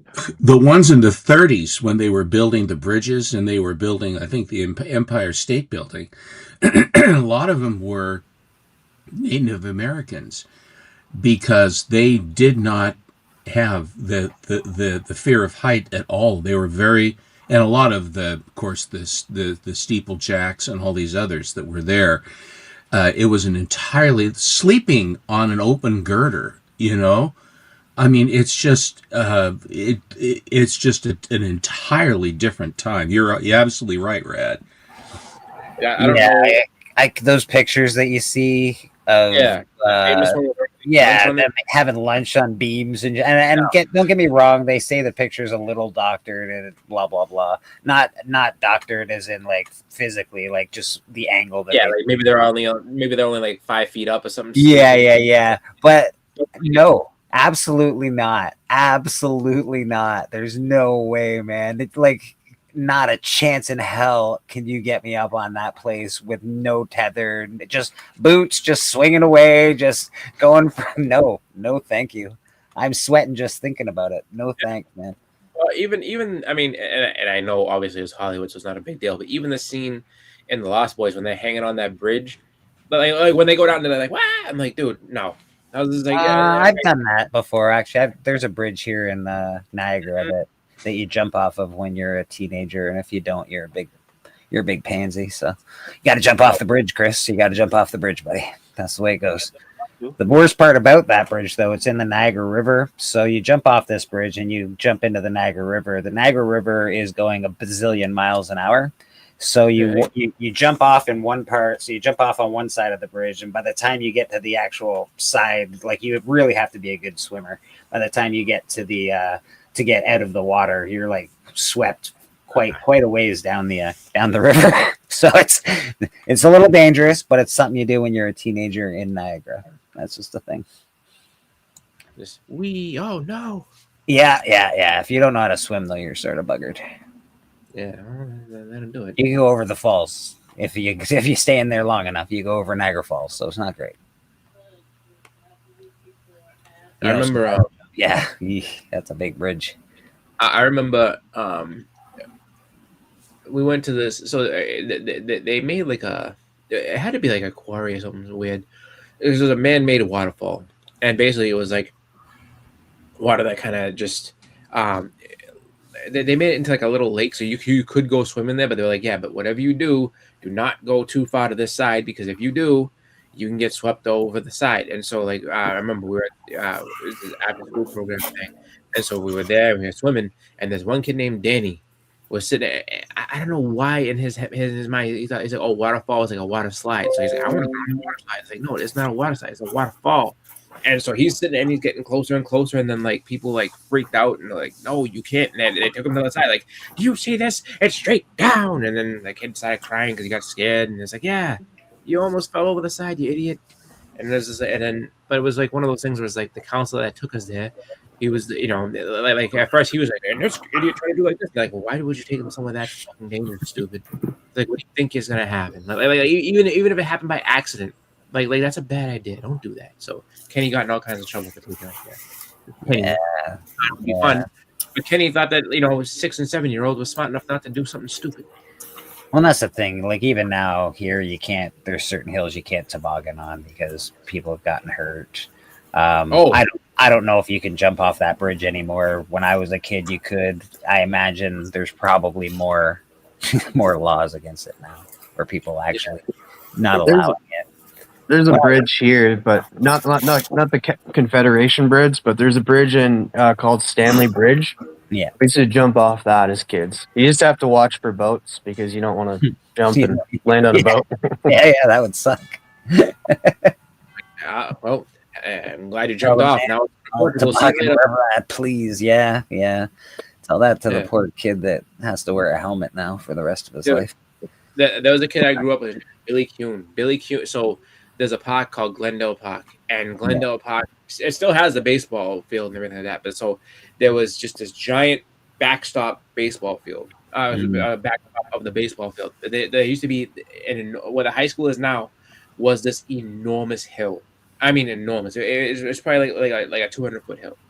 And so what happens is the hill goes, and then it has this this little kind of landing, and then it goes down again. Mm-hmm. And so was sledding down it, and he just did not stop, because most people are like, all right, you just roll off and whatever. He didn't roll off. He did not stop. He just kept going. And so he was going down face first and smashed into the backstop and broke his skull and everything else like that. Like he didn't die. He's still alive. He's still doing things to this day, but he got hurt really, really bad. And it was just one of those things where I was like, and so this happened maybe when I was 11, and it stayed just a hill. People used to sit there and sled, please do not sled on the hill. Like this kid almost died doing it. Please don't do that. And they still did it. They only made it to high school, I want to say maybe 15 years ago. But from that time, we called ours Killer Hill here, so you're not allowed to go down. You're not allowed to go down Killer Hill anymore because it's in the name, I guess. Don't go down. Don't go down Killer Hill. Yeah, no, it was bad. And then so instead of that, people well, if we can't sled down the hill, then because there used to be stairs. So they're we'll just go down the stairs, and it's just as dangerous. It's so you got to trade going down a hill, going however fast that you can smash into this thing and kill you. If there was no backstop, there would be fine. My friend is a quadriplegic now because he did cliff diving, and he wasn't even in the country. He was in, I can't remember which country, Brazil. It wasn't Brazil, but it was maybe Cuba. I don't know, something of that nature. And he dove into the water, and he can't use it. He's a quadriplegic. He's in a chair. He's good spirits, thankfully. He's an awesome dude. Still does his thing. Still gets around. Does art. He's a pretty cool dude, to be honest. Always, I thought, had a bright future ahead of him, and then this happened. So be careful, man. Be careful out there. Don't do that stuff. That's all I say. Don't risk your life for nothing. There's other ways. There's other ways to have fun, man. There's other ways to have fun. The adrenaline junkies. The people you're all too old to go sledding, so don't go sledding. What is that thing? I've seen it on YouTube and stuff. They do the wings and stuff, and they do this soar through the skies. I'm just how can you do that? I would be freaking out the whole time. That scares the crap out of me, bro. That's expandable top or whatever that goes in your arm and between your legs. It's a wingsuit. I think they call it a wingsuit. A lot of those dudes have hit trees. I'll tell you that. Dude, I've seen them. I watched a whole video on it just recently. Yeah. It's you guys are going way faster than you want to. I can tell that. I can see that by just people. And so you don't do this stuff either, where it's I can just call someone and they'll come pick me up because I hurt myself. No, you wait for hours and hours and hours till a helicopter gets there and shit. It's not great. Well, and that wingsuit, man, if you make one wrong turn and hit something, you're splat. Usually they wind up hitting trees. I've seen a lot of them where they hit you don't even have to do anything crazy like that. Power line got electrocuted. God damn! Went out Brad Pitt and Deadpool. Oh man, Alan, what are you doing? Even if you I mean, I'm sure he's gonna do the bunny slope and he'll be all right. But I think that people, you don't have to do anything that extreme. Go for a hike, and don't take anything with you and see how well that goes. I remember in Arizona, they used to say all the time, do not just go randomly for hikes. People know where you're going and where you're going to be at, just because it's very easy to either get lost or end up in a spot where you don't want to be at, or maybe you get bit by a rattlesnake or something like that. And they said a lot of people. I've never been skydiving, and I don't plan on ever going skydiving. No, but I have been cliff rappelling. I used to go rappelling all the time. Okay. there was a college dorm where I rappelled at, and it was the girls' college dorm, and I'd get all the girls come up there to come rappelling with me. It was pretty fun. Nice. Yeah, I'm not jumping out of a perfectly good airplane, and also I also figured that bungee jumping. I don't know. I feel like it's not going to be good for my back or my neck or any part. Yeah, I don't plan on ever bungee jumping. Terrible. So I'm not good at that. It's a giant whiplash, is what it is. Yeah, Like, man. I've never been on a big roller coaster. I've been on big roller coasters. They're fun. I'd like to be on I'd like to try one maybe. I don't know. I've seen a lot of horror videos of those too. People getting hit by birds. Oh man. No. There's plenty of ones that are like indoors that you don't have. There's no birds. Like you can go on like Space Mountain. There ain't no birds on Space Mountain. You'd be fine. But like even like you start thinking about anything that you. I saw one that was in Tennessee, and the roller coaster started going slow, and it went through like this woods part, and there was like 2 black bears on the tracks, and these people are like strapped to the roller coaster. They can't run. I'm like, if those bears wanted to eat those people, it is just like a sandwich waiting for them. Like they couldn't even do anything. Morning suit. Like luckily they just were curious. That's a buffet waiting to happen for a little while. That's a buffet waiting to happen, my man. Oh, so scary. Yeah, I couldn't do that. That one video where Buddy's getting chased away by a mountain lion or something, and he's like, "Nuh-uh, go back." I'm just like, that video scares the shit out of me, bro. I'm just like, go back, His please. mistake was turning around and running, because every time he turned around, it wanted to hunt him down. Yeah. Like, oh my kept God. coming. What could just to be able to keep your head in a situation like that would be? Oh my God, that would be awesome. Yeah. That's pretty much all. I think at that point, all you can do is say, "Hey, I told you to stop it." I told you to stop. All right, I'll stop. I just go over there. It was pretty big size too. Yeah, I couldn't do. I mean, nature's scary, man. You gotta treat it with respect. That's all. That's what I say. That's why I don't go hiking. Thank goodness there isn't dinosaurs. Right? Because that could be bad. All right. You know where I go without telling nobody? Wow. Without telling people first? It's a comic book shop. You know why? Because sometimes they can tell you to not make a bad decision. Like, hey, I should buy this thing, shouldn't I? Like, no, don't buy the thing. We gotta go to dinner in an hour. You're right. You know what? Actually, my best advice to people right now is don't have late night conversations with your comic book friends. No. This is I don't like where this conversation is going. They become very expensive conversations. No. I feel like you really, all you people in the comic book YouTube land, don't talk to people after midnight. It's a lot like Gremlins. Don't talk to your comic book friends after midnight. Don't ask them for advice. Don't be like, I'm looking at a book. You think I should buy it? You'll always, it becomes. I don't know what you're talking about. Yeah, I'm sure. Tell me a lie. What was that box you just put there? It's full of Allen tears, isn't it? Allen tears, nice.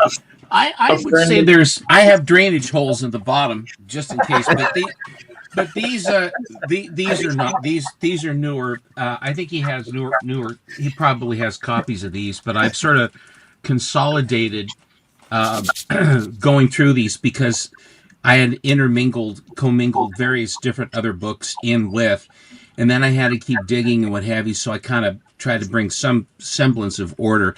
I don't have all that many books really compared to a lot of guys, but hell, I can't find, a lot of times it's harder for me to find stuff. It just, I don't know. YouTube's showing all these books and they sort of just get put in the box beside you. And then, it just all goes downhill from there, Steve. That's the way it works. You think at 72 I would have figured this out, but not. I am not genetically wired to figure it out. I really wish I could get those file cabinets from my job. You need them. My job has some nice file cabinets, and I want them. That's an amazing way to store comic books. It really is. If you could get a couple of really nice file cabinets, That's first time I saw somebody do that was Tony Signature King. He did a video in that, and he was showing all of his signed comics inside of like a file cabinet, and that it was pretty cool how he had it set up. It's pretty dope. Yeah, you should start yelling at him. Cali Comics, what's going on? Sue, of course, in the chat as well. I don't know. I think we said hi to Susan. If not, we highlighted her. But hi, Susan. How you doing? Hi, Sue. And I don't know if anyone else slipped in that we didn't notice, but hi, everybody. Jack. Yeah. Hi, everybody, man. I hope you're all well. Yeah. What do you got beside you, Steven? You want to show off some comic books? Looks like Papa's got something he was showing. Oh, Papa wants to show off some comic books. No, I don't think. I think it's videos. Games. Hey, oh, nice. Jurassic Park. Nice. Jurassic World, actually. Sorry, Jurassic World. You did. Evolution. Damn. There's World. Yeah. Papa, do the dinosaurs win all the time? They really should. Sometimes. Only when they Well, if I'm playing, the dinosaurs win. I'll tell you that. And then he has some books. He's like, I got to show a book or two. There's a post-it note on the back, so something special with that one. He said, "Oh, Thundercat." Hey. There you go. There you go. I mean, Thunder. Thundercats #1. Dynamite. Who did that cover? Yeah, I don't know. There you go. Campbell cover. Might be. The double. The one with the metal helmet. Who's that? Look, that's must have been. There's a signature. Is Mumra have a metal helmet with horns? Yeah. Yeah, that's his final form. Okay. That's when he talks to the ancient spirits of evil. Yeah, we got in with the claim, guys. We got in with claim. Cali has claimed all of those, all three of those for $2 a piece. Yeah, when Lionel here comes the answer. Papa's like, no, sir. Yes, this is. Transform the decade. We're just discussing last night: is the Sword of Omens actually considered a sword or a dagger because it shrinks and it grows? Oh my god! It's the sword. Yeah, because even if it starts as a dagger, in its true form, it is a sword. Yep. That's what she said. Once it's fully aroused. I knew it would go phallic at some point. My computer kicked me out for Pete's sake. This is funny. Mumra in his final form, and there's his actual helmet. He used to go off. I remember that used to be. Honestly, I think that's one of the first times I cheered for a bad guy. Cause I used to love when he could sit there and turn into Mumra. It was more the fact that he would just be going off and he'd like just start yelling, and then all of a sudden it would change him. And I remember he used to be like when we were little, there used to be kids that used to get scared. I used to be all excited. I was like, oh, he's gonna turn. Watch. And I say, let him ancient spirits of evil. Transform to Mumra. And he went, I love that shit.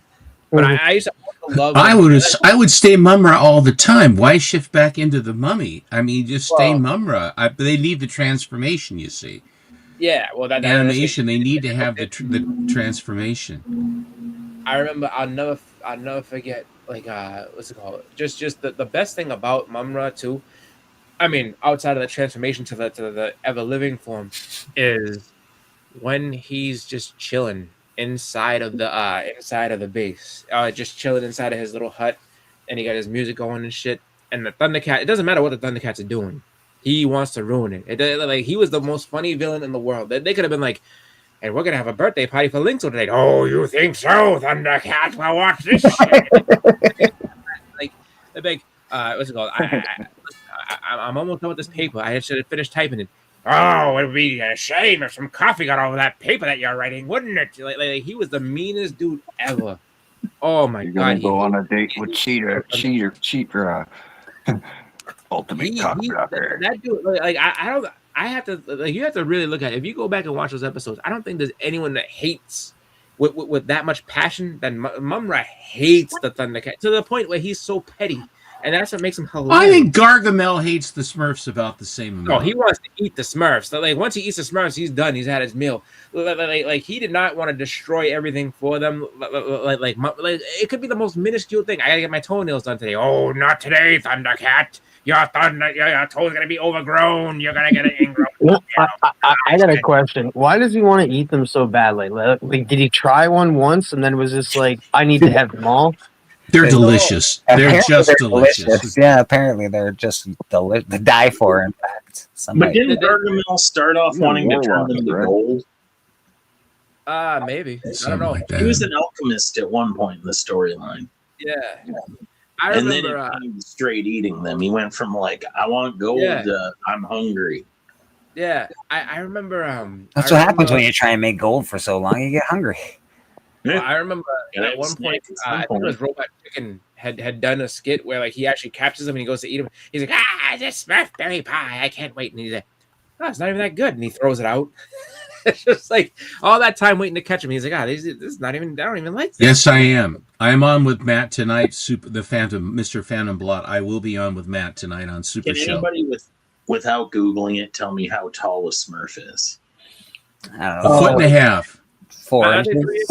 3 inches. Yeah, I'd say 4. Smaller than a mushroom because they live in mushrooms. 3 handfuls high? Apples. Oh, 3 apples high.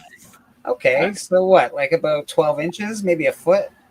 No, I don't know. Apparently, apples. Oh, you got big apples in Canada. Hey, we have big apples over here, buddy. Oh, but no, if that's the case, then the Smurfs were doing it wrong. They could have overwhelmed and beaten the shit out of Gargamel. But like, hold on, you can't eat all of us. You can't smash us all. Like, we will kick your ass. We might be only a foot tall, but we will beat the fuck out of you, Gargamel.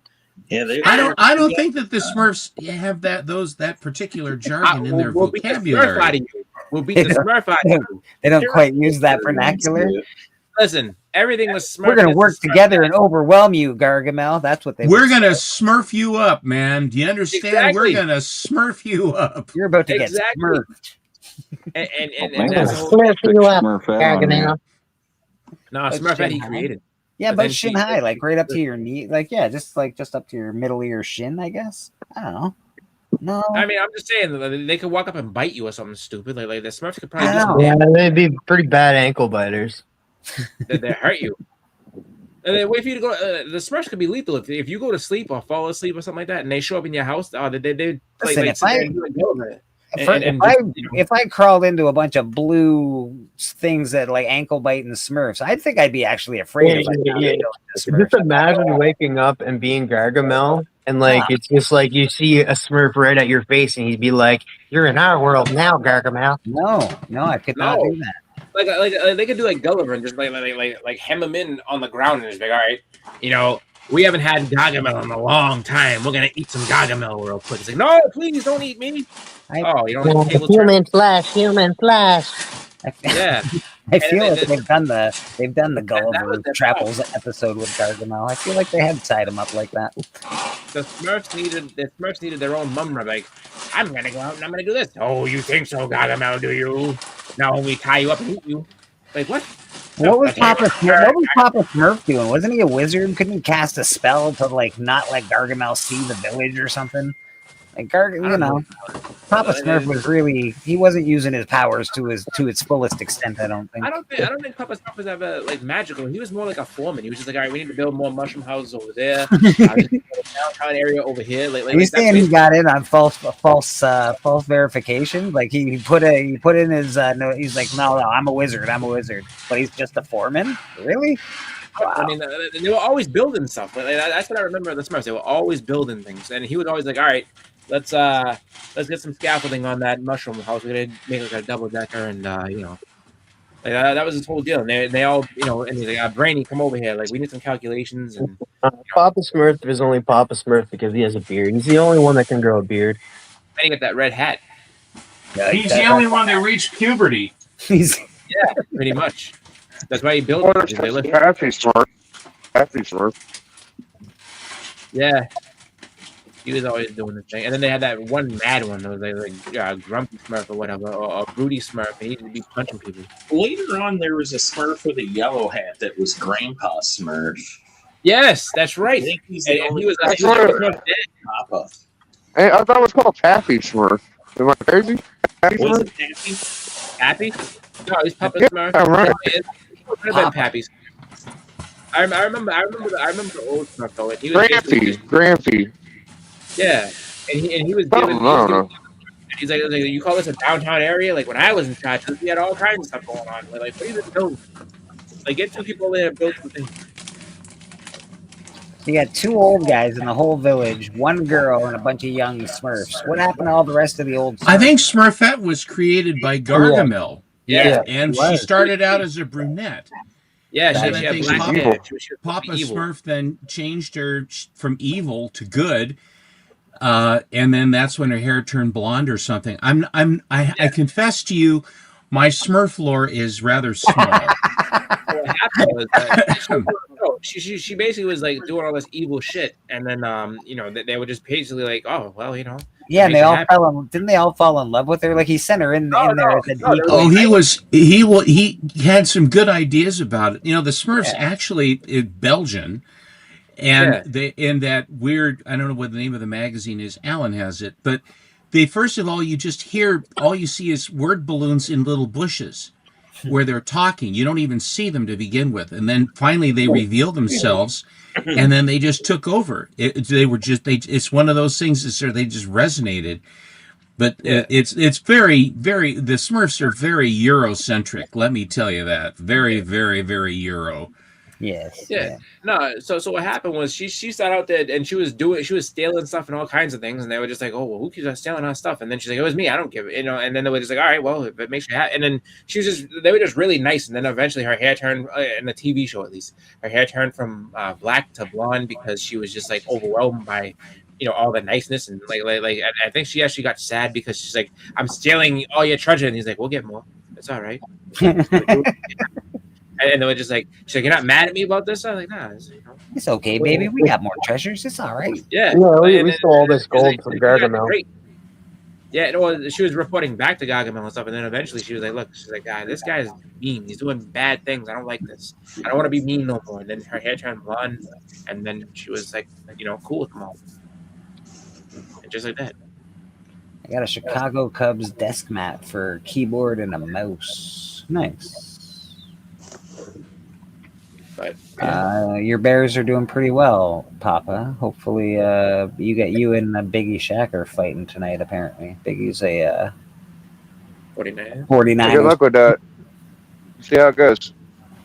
Oh. Not too concerned, but Jesus Christ. That's a good question, Callie. That is a very good question.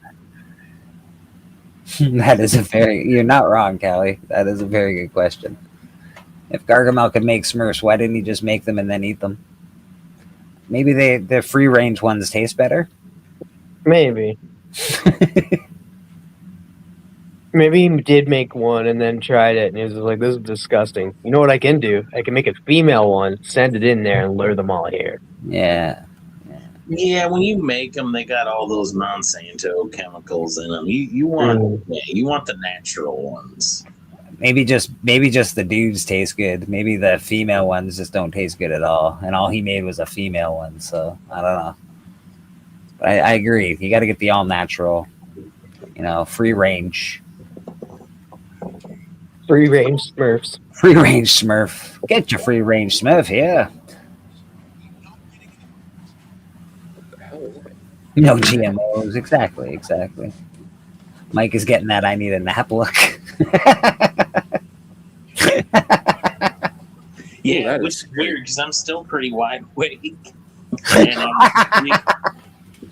you guys are, I don't know. I'm going to blame you guys this week. Is that Usually I would take the blame. We did it. We made you nap. Yeah. I feel like your body's just so used to napping. It's like, no, it's time. It's this is the time we go to nap. It's actually thinking it might be time to eat. Oh yeah. And then it'll be time to nap. Yeah. I think Jill's gonna bring home some sub sandwiches. Ooh, that sounds delicious. Oh Jill, yeah. I'll take. What kind of stuff are we working with? I'll take a half a sub sandwich. That sounds nice. Something toasted. Good Sense. I think she's sitting today. Is that like yeah, she should get like barbecue stuff. Like put some ribs. No. Jill's like Biggie Shack. If you leave her to her devices and say, pick up whatever you want and I'll order with you, you know, then she's picking sandwiches. Like we're getting submarine style sandwiches, but she gave me the choice between Good Sense and what is it, Jimmy John's, and I prefer Good Sense. Oh God! Bread. Oh, I'm not a Jimmy John's. What's going on? Bleeker, can you make me big for a second? I sure can. He's gonna order a sub. Steven, get big. Big! No, it's not working. There we go. I ordered 2 books, and it is of Smurfette. Uh-oh. And it's Zenoscope. No, and boy. the blue one, there is one, they have it where it's Smurfette and she's all blue, and there are only 350 of them that they produced. And then they had a 1 of 100, so there are only 3 of them. But the first one that showed up is the 1 of 100 of 3 only. And here is Smurfette. And Papa Smurf was sort of testing the goods. That's a different view. I'm looking at it right now. I gotta take my glasses off. La la la la la la la la. I feel like she's trying to incriminate somebody because she had that bucket of paint and said, "Put your hand there."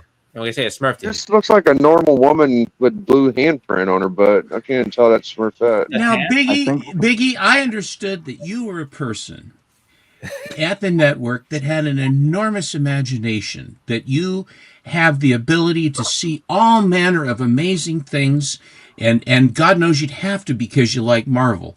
And it's just all these things, you know. And if you can't see Smurfette in this, I'm worried for you, Biggie Shack. I want you to know that this is an absolutely perfectly drawn picture of Smurfette. So I think someone needs to give Gargamel more financing. I like to in mass production. So, I like to but think it it is could be Zenoscope. Smurfette. If they had one of those little, if they had a little clunky Smurf on it, I don't think that Zenoscope would sell very many. But when the blue one comes, then I'll be able to show. I was hoping to get the blue one first, but this one came right away. But it's 1 of 3. So we talk about Smurfette, and I had to Smurf on you here. Sorry. Do you want to see other stuff too? Oh, you must Did everybody go away? You fucking took off. Okay, guys. Anyway, it's been fun. See you later. Bye. I heard that you are the famous Stephen Gettner that likes to sit on the big screen and show plenty of comics, not just one. Hey, man. So I would think that you should have more. Sometimes you All right, Big. Sometimes I you got gotta the pee, picture you know? of now your pup's name is, what is your pup's name again? I'm working on that. It's Doggy Shack for what I got Doggy right now. Shack. That's what I said. I said that is so cute. But I obviously you're working on a name for him. Gabriel is his birth name, I guess. If we had one. Well, a Little Shack gets to choose the name, or you're to work with the name, isn't that right? So he picked out the dog, right? Yes. He did really good last night. We put him in a little doggy house, and no issues. He woke up. Nice. Oh, that is so nice. That's definitely nice. No cleanups at all. But Gabriel is an angel. Yes, it is. Mm-hmm. Mm-hmm. But Big, the thing is, if the dog is happy there, and that's you, obviously the pooch is very happy to be there with you. He's pretty good. He's doing great. I was surprised he didn't yelp or anything. So, well, he did come from a pound, so he's probably used right. to it. No, you rescued him, and that's even better. Yeah. Thank you. Stepper. You have a puppy, Stepper? You got a doggy? Yes, we have Champ the dog. It's a little Cavalier King Charles Spaniel. He's white and kind of and caramel, sort of that's Blenheim, I guess you call the colors. Prior to Champ, we've had him almost 12 years now. We bought him as a puppy. The one the dog I had before was a golden retriever that had been abandoned down by a grocery store. Her name was Lady, and a buddy found her, and a family found her, took her home, and they had just bought some oddball Akita or something. Oh, there's a pup. That is a very content pooch. Yeah. The puppy. But anyway, my buddy let me know about her, and she was with me for 13 years. She was, and I hadn't had one since. It took me a long time to get another dog because you get so attached to them, and the whole thing, the life cycle of a dog, and what they give so much more than they, you give them love and they give you 3 times back, and it's just how dogs are. They are, we're part of the family. And it makes it difficult when they go, but it also. I'm gonna have to drop out and come right back. He just made me mash something on the phone, and I can't get it off the screen. No problem. Steppo, I just want to say I'm loving your comics you have on display today. Oh, thank you very much. I thought I would go with Mr. Miracle. Very nice. Thank you. Display. Very, very nice. I like to put a theme. I mean, like pick a title and then put them out. And I had the Atom on the other day, and I like to basically do various things. If I were just pull books, out of a box or something like that. But I like to change it up as much as I can. I've been when he comes back, I've been displaying his art with regularity because I really do enjoy having his stuff out and also, displaying it too. So, yeah, he's just done some amazing stuff. The one piece especially is the Red Skull, the piece that he did for you. I'm still stunned that was still available. I mean, he did it on a spec.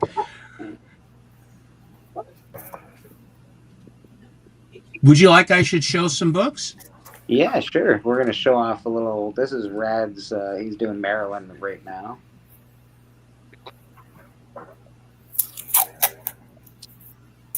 Looking awesome. Timed in. Looking awesome. Yeah, it is. Look at that grate. Look at the detail in the grate. I don't know why. It just. Yeah, I'm totally. It just came to me and just look at that. The grate was the first thing that caught. Yeah, the grating was where my eye went right away.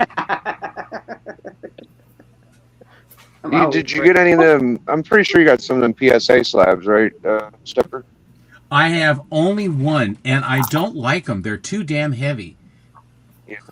I bought, actually, do you know what? How I got it? Houdat bought one, and it's some gal with the flaming hands or red hands. I can't remember who it is. Who is it? And he put it up for auction. He said, I just wanted to see what it was. It was undergraded it should have been a 9.8. They undergraded on him. It was more expensive. It took forever to get. And then the thing it weighs a ton. And so he put it up for auction. And then I bought it because I said, I want to have one, which is what he wanted to have, just one, just to have. To see, and I can't say that I don't like it. It's so heavy. It's like I feel it's at least 2.5 times as heavy as a regular slab. Yeah. So if you have a box of slabs, it's heavy enough as it is. A short box, not even like a long box. I can't even figure that you lift a long box of slabs anyway, because I'm afraid that the thing with the weight would buckle the box, and all the slabs would crack out. Yeah, without a doubt they would. No, I can't say I'm knocked out, Biggie. I mean, I don't dig it. I will not use them. I mean, I think, and Russell was very charitable. He says they still have some stuff to figure out. What And there he happened is. with, There's Houdat himself. CBCS. They bought CBCS. They bought Beckett. The parent company. We gotta say that correctly. PSA did not buy Beckett. It was the parent company over PSA that bought Beckett. But yeah, like he said, these are. I think it goes good when it matches certain things, like the red matches the label, but very extremely heavy. It's like you said, it would be if you put a lot of these in a box, I think it'd be overly too heavy. Like if you have a personal book and you don't care about the grade, I probably would say use them. But just be mindful; it's going to take a long time to get it, and the price is more than CGC. So it's like man, so be mindful about it. But, Dang. Yeah. They're that's why CDC was like, well, I guess we could raise our prices since PSA is higher than us. You know, but competition's supposed to work the opposite way. Yeah, right. It's like, oh, we're cheaper than CGC. Come get it from us. But they have an issue that a lot of the influencers don't talk about, because I had both of my books had the issue. They have that they used to call it rainbow. Newton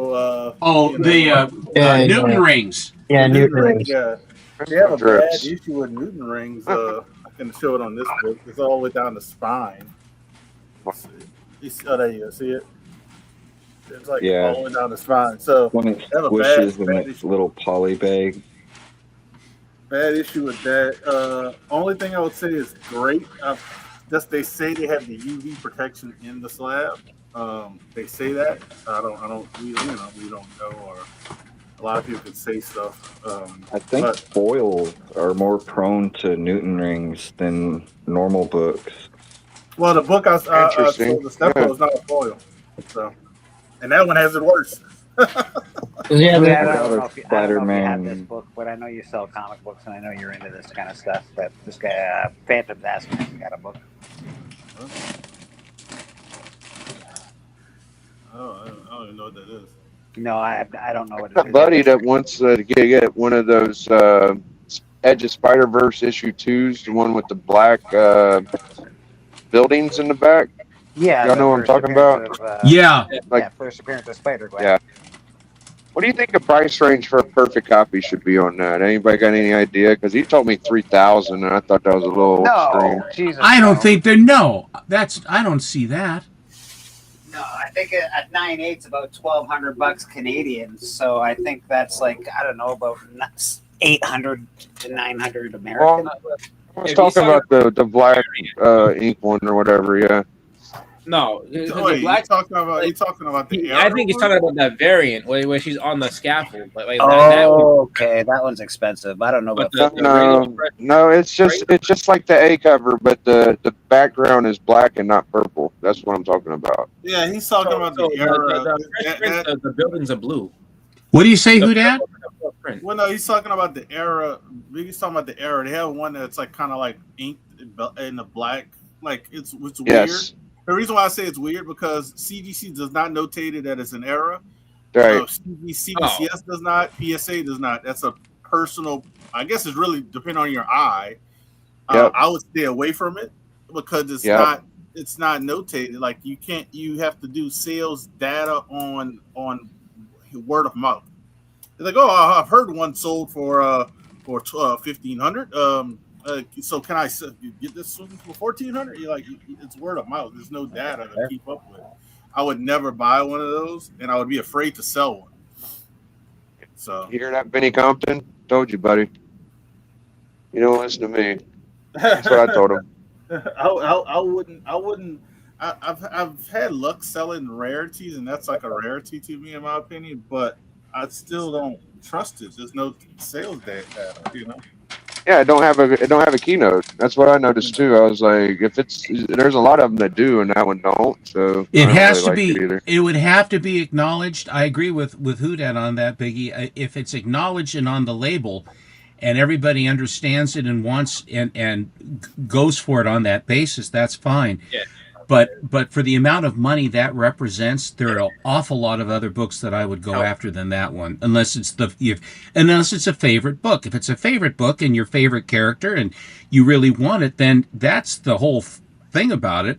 But if you're looking down, you want to have it as your book, then that's fine. I mean, for me, that kind of money, I'm looking more Golden Age or a number of books for that kind of coin.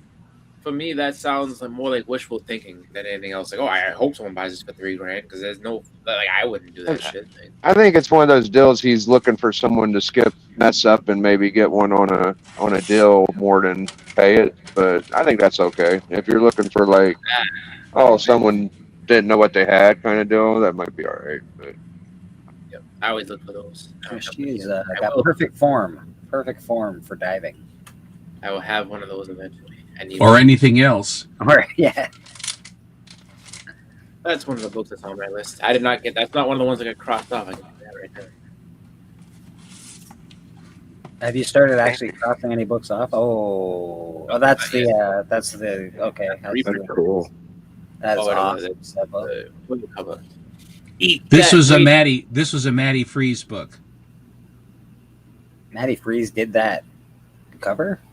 No, it's Matty Freeze. I bought it from him. Oh, okay. I'm like what? He's doing foil now? Matty Freeze is getting real good.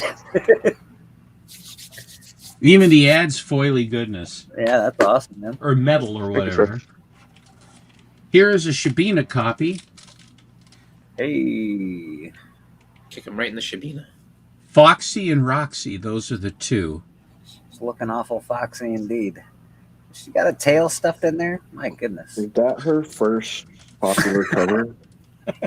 From what I understand, this was voted from Chonko was saying, I don't know if it was her first, but Chonko said that this was voted cover. They had a competition cover of the year that for this year. On Wednesday Night Reviews, I think, wasn't it? Yeah, this is from January of 25. And I gotta say, if that's the vote for cover of the year, I feel like they missed some covers. I don't know what the criteria. Yeah, what was the criteria for this cover of the year? I don't know. Shabina covers that are red. This is the cover of the year. I have a lot of covers of the year. The best black and white that I like of this character of the year. I gave this book, a copy of this book, to a friend of mine, and he tried to have it signed by the by the creator, and it was not sanctioned, and he crapped all over my friend, and I will always have less than great feelings for him because of that. Oh, I love that cover. I have that cover, and yes, you're right. He would not sign it. Jordan. I tried to get Obar to sign it, and he would not. And he crapped all over it. He crapped all over Bleeker. Bleak was going to put his costume on and cut a wide swath and enjoy it, and then bask in the glow.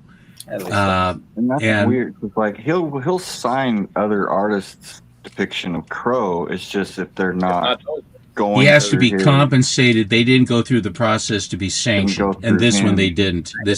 It was a theft of his IP. Yeah, that's his life's work.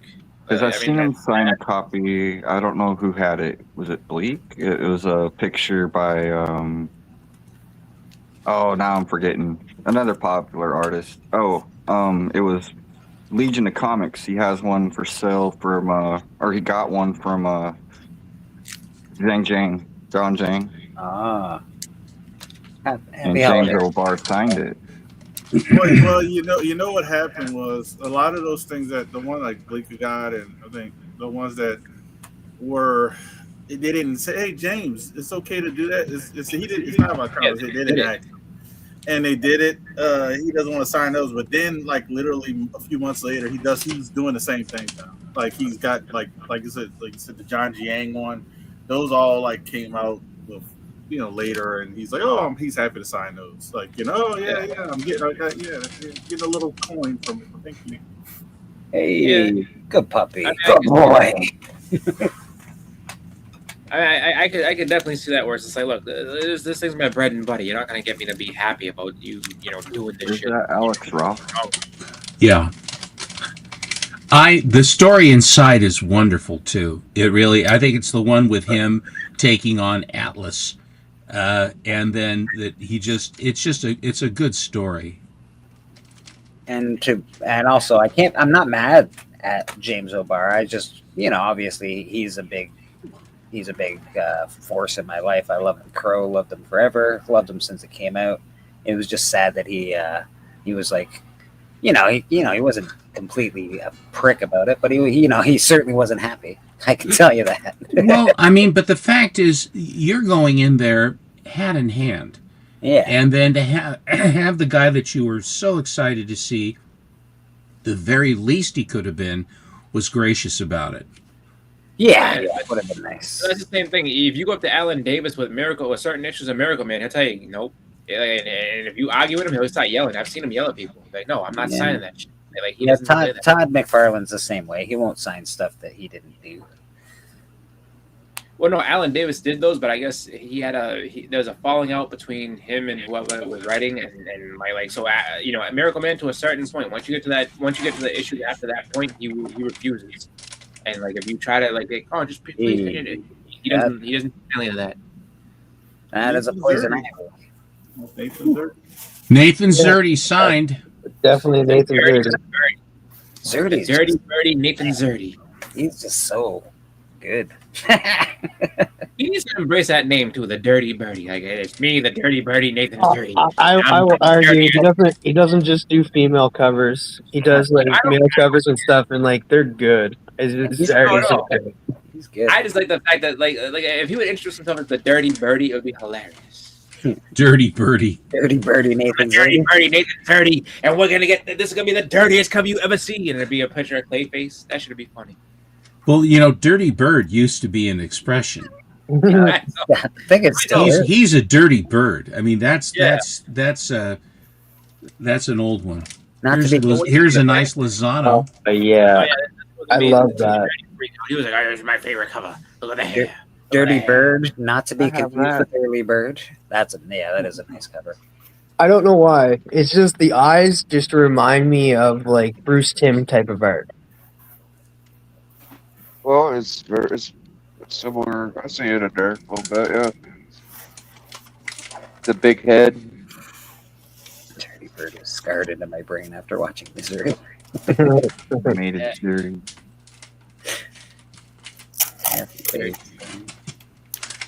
This one I had to wait a long time to get, and I was almost figuring that I was going to lose out because they promised it's one of these ones that you order to begin with, and then it came out, and it was a long time after, and it finally got out of CGC, but they guaranteed a 9.8 on this, and I liked it enough to get a 9.8. I'm in love with They held it captive? That's beautiful. Another Zerdy, too. And it's not, because when I first saw it, I was like, well, Supergirl doesn't have blonde hair. Apparently, it's Lois Lane, right? Yeah, so it's Lois Lane, yeah. That's awesome, dude. That's freaking awesome. And it has the Fred Quietly little yellow discs, like when he did that run that on Superman or whatever, was so good. I mean, the blandishment that he did, but he put these little things on it, and I like the shoulder pad S emblems on her. Oh yeah, it looks the whole thing looks great. Her form is wonderful. When he did, what was it, All-Star Superman? Yeah.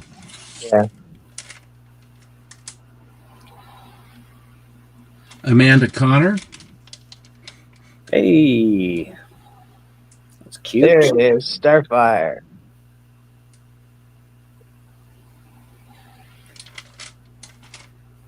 Who wins in a fight, Starfire or Raven? Yes. Ooh, that's. I'd go with Raven because she can warp her into some other thing. Starfire is powerful, but Raven has the magic hoodoo, and I think Raven wins that one.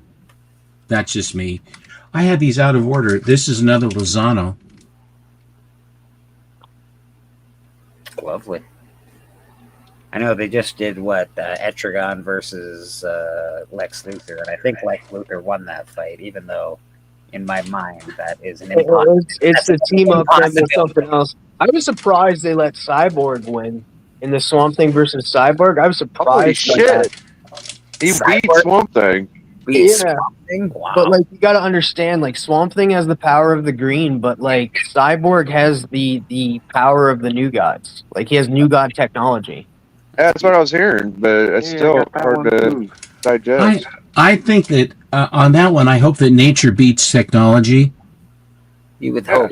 I would hope that the nature would rust everything out and make the connectivity wrong in static electricity and do all the things that the green has, because there isn't a machine made that nature can't stop and destroy. Absolutely. Makes sense to me.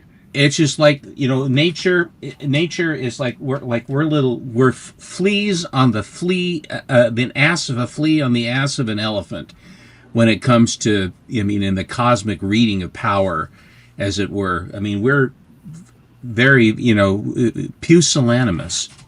This one I bought from a fella that Lobo. God damn.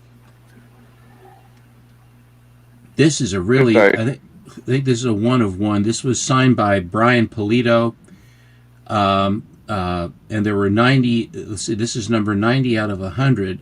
I think it's the only one, but it's Lady Strange. It's a 9/9. 9/9. 9/9.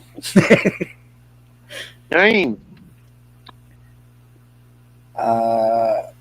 I love that TV show, by the way, TM. That's a really great book, Steven.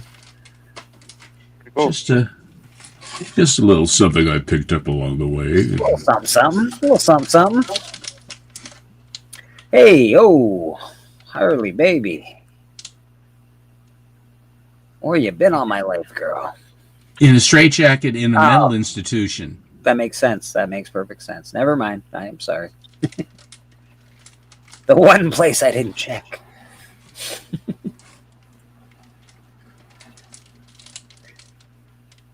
That's what is that, Steven? I can't remember what that is. That's something. Pro number 1. She's a prostitute.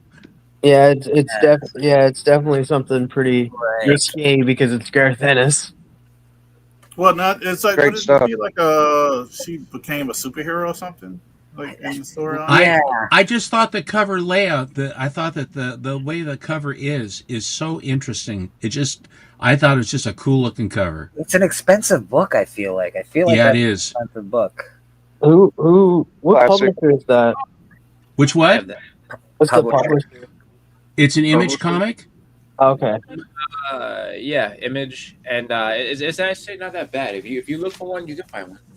Comic Journey always showed that book off. Oh, the story's hilarious. He loved that book. Yeah. It's rare. It's a little more rare. Probably didn't get a huge print run. That makes sense. She's the most unlikely person on Earth to get superpowers. She's the pro. Oh, she's hilarious. You gotta watch it. Sorry, you gotta read it. Happy holiday. Merry Christmas. It's not extraordinarily hard to get. I'll say that much. In a 9/8, it ain't easy. Yeah. The guy was selling cheap. I'm sorry. Go ahead. No, I'll say that black, like you said, that black with that it can get scratched up really easy. Yeah, that you can you can definitely find that book. There's actually a very funny. I think it's I don't know what print it is, but it's one where she's basically like you see the guy and like he's in the bed all sprawled out, and she just basically just finished him off. It's funny. In comic books, you say she finished him off. I'm thinking, but then I'm like, oh, wait, no. I see what you did. Hey, that's signed. Twice. By both Linsner and his wife. Oh, my goodness. Nice. The light has a good way of just hitting off of certain aspects. Very nice. Is that a Shannon Mayer? Linsner, sorry. That's all right. Which issue is that? Which issue is what? Vampirella, Roses for the Dead, number 3. For the pro number 1, I think she might be talking about, or is it Pro 0 maybe? It's It's a really cool book. It's really awesome. Pro #1, Image Comics, of July of 02. July. And it is Amanda Connor and Jimmy and I cover and art.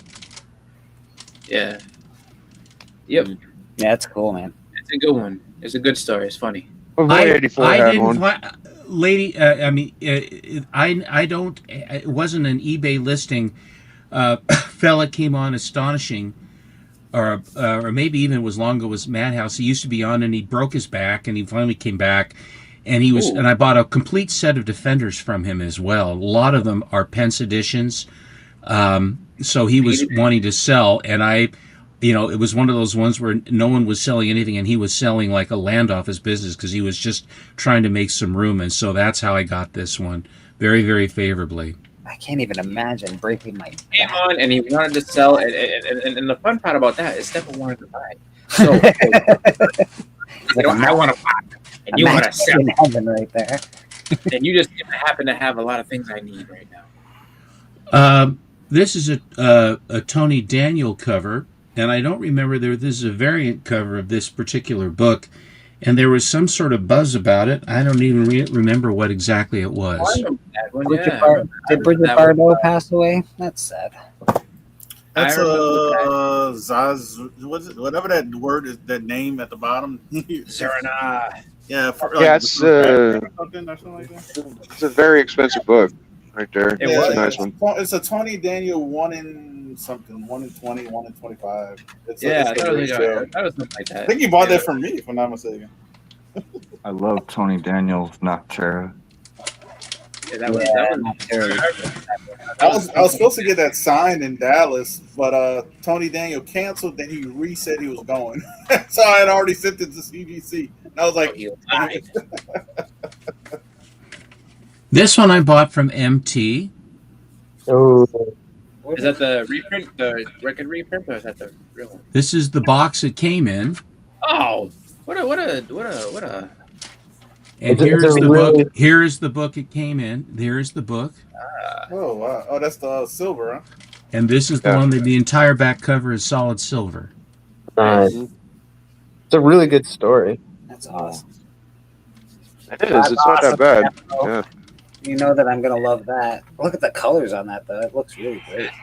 For what is it? It's not that high a grade, is it? No. But it looks so good. It looks so good. You know what you should do? You should try to upgrade at some point, Steven, because I think you do. I'm gonna try.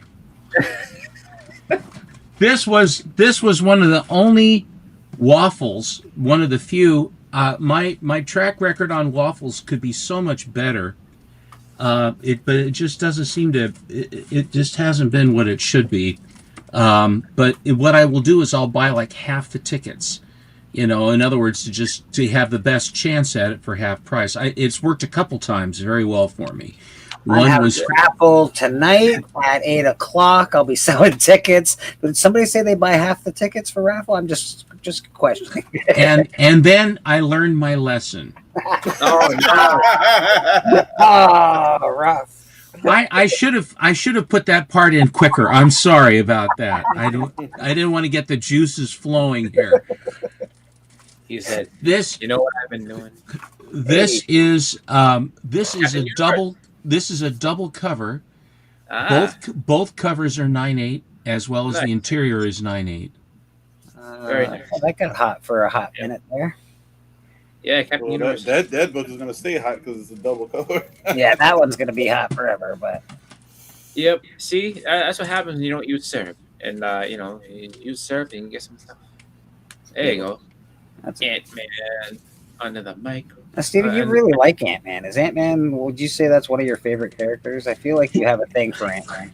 I really liked the original concept. I enjoyed the character. I liked that he and Janet Van Dyne were an item together because the Wonderful Wasp was beautiful, and the way they came together was her father was killed by this monster that her father brought from another planet. In other words, got it to come to Earth, and the thing killed him instantly. And then she wanted to avenge herself, and Henry Pym was a good friend of her father. And then he revealed to her that he was indeed Aunt May, because she says, I want to avenge my father. This is a monster. We got a problem. And she was not shrinking violet. She was mad as hell. Spine of steel. And then he basically injected her with his Pym particles. Now, I know that sounds just terrible. but he injected her with his Pym particles. And then when you say it twice, it doesn't make it better. Well, I was hoping I wasn't vague. He said, "Listen, I'm gonna go ahead and why we have to go in this dark room to do this? Oh, the darker the better. We have to inject you with my Pym particles." I'm gonna use that line. It's just like, hey, baby, want some Pym particles? She says, I don't like Ant-Man. I don't like Ant-Man. TM, you use that line, you're gonna end up going to jail. That's all I'm gonna tell you right now. I'm drinking my Pym particles. Baby, come on now. Your Honor. Come on, baby. Come on. Come on, baby. Yeah. Your Honor, my client was then told that Mr. VM Nerdy decided that he was going to inject her with Pym particles. Let the evidence show. That's not what it doesn't sound as bad. Guilty as charged, Your Honor. Exactly. Here's one of the ones that I got, one of the invaders I got from him, and there were about 4 or 5 slabs in there as well. It really was a hell of a deal. Yeah, it's pretty. Let's go, Bucky. It's a Big Bang Theory tech stuff. Yeah, baby. That's funny. Baron Blood. This is 10p. This is the pence version. There you go.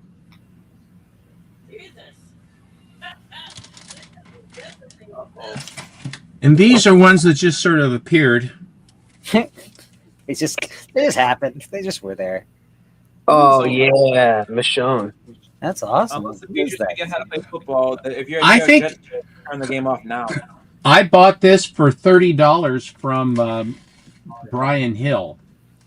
He had 60 on it, and then he says I'll knock it down to $30. So at 30. That's crazy. A 9.8 for $30. That's not even the price of the slab. Yeah. You mind reading the key facts to that? Because there's key facts to that, and everybody should know. There might. It's a blind bag. Reprints Walking Dead number 19, Virgin cover, poly bag removed. J. Scott Campbell variant cover number B. Image Skybound, October 2018. Walking Dead 15th Anniversary Edition number 19. Robert Kirkman's story, Charlie Allard art, and J. Scott Campbell cover white pager. So it is the first appearance of Michonne, but it's a reprint. Yeah, it was from the blind bags. That was the last blind bags I got. Damn, 2018. Jeez. That was wasn't that the first blind bag? That was I think so. You didn't know which cover you were gonna get. That was the hot one though. Was the J. Scott Campbell? That was the one people wanted. The J. Scott. Yeah, they wanted that. I think it was a sketch one out of that. That was. Yep. And this one is Future State Catwoman number 1, DC Comics, March of 2021 variant, Stanley Art Germ Lau cover. I think I have a whole long box of Future State comics. And that's what I have. Yeah, the only Future State book I didn't really care for was Titans Academy. Yeah, I didn't. That's for you. That would be odd because you like the Titans. It must not have been very good. No, it was not. They played on just hey, who is this character? We're gonna keep this a character, and that was the whole plot line. I was like, okay. I like the Superman story in Future State. I like the Flash story in Future State. The Batman story was really good. There's actually a few good stories in Future State. The next Batman with Jace as Batman was pretty cool too. Right. Yes. Is Pattinson still going to be in the next Batman? Yes. We don't know. I didn't know that what was even happening with that. They seemed like they were kind of Off and Catwoman is on. not going to be in it, and He's not going to be in it. Catwoman is not going to be in it. Zoe Kravitz. TM, you got a question. Do you have the new Teen Titans #1, the white cover by Perez? I do not. That's a book I'm going after. Wow. Yeah, I enjoyed the Future State stuff as well. A lot of it, not all of it, but the good chunk of it, I really enjoyed. And yeah, nothing. Yeah, it was supposed to be a new like initiative and stuff, and like they were supposed to go somewhere with it and that, but it just kind of fell short. Yeah, I think it was due to That's the one where Batman's Lucius Fox's son. yeah, Jace Fox. Yeah, the next Batman. I'm gonna get going. Like I said earlier, if you're a Jets fan, you may want to turn the game off because it's already 14 minutes. Unless they play football, like they did against the Phillies.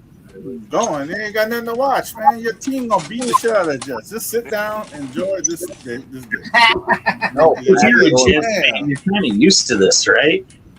What? Well, like, aren't the Jets fans kind of used to watching their team lose a lot?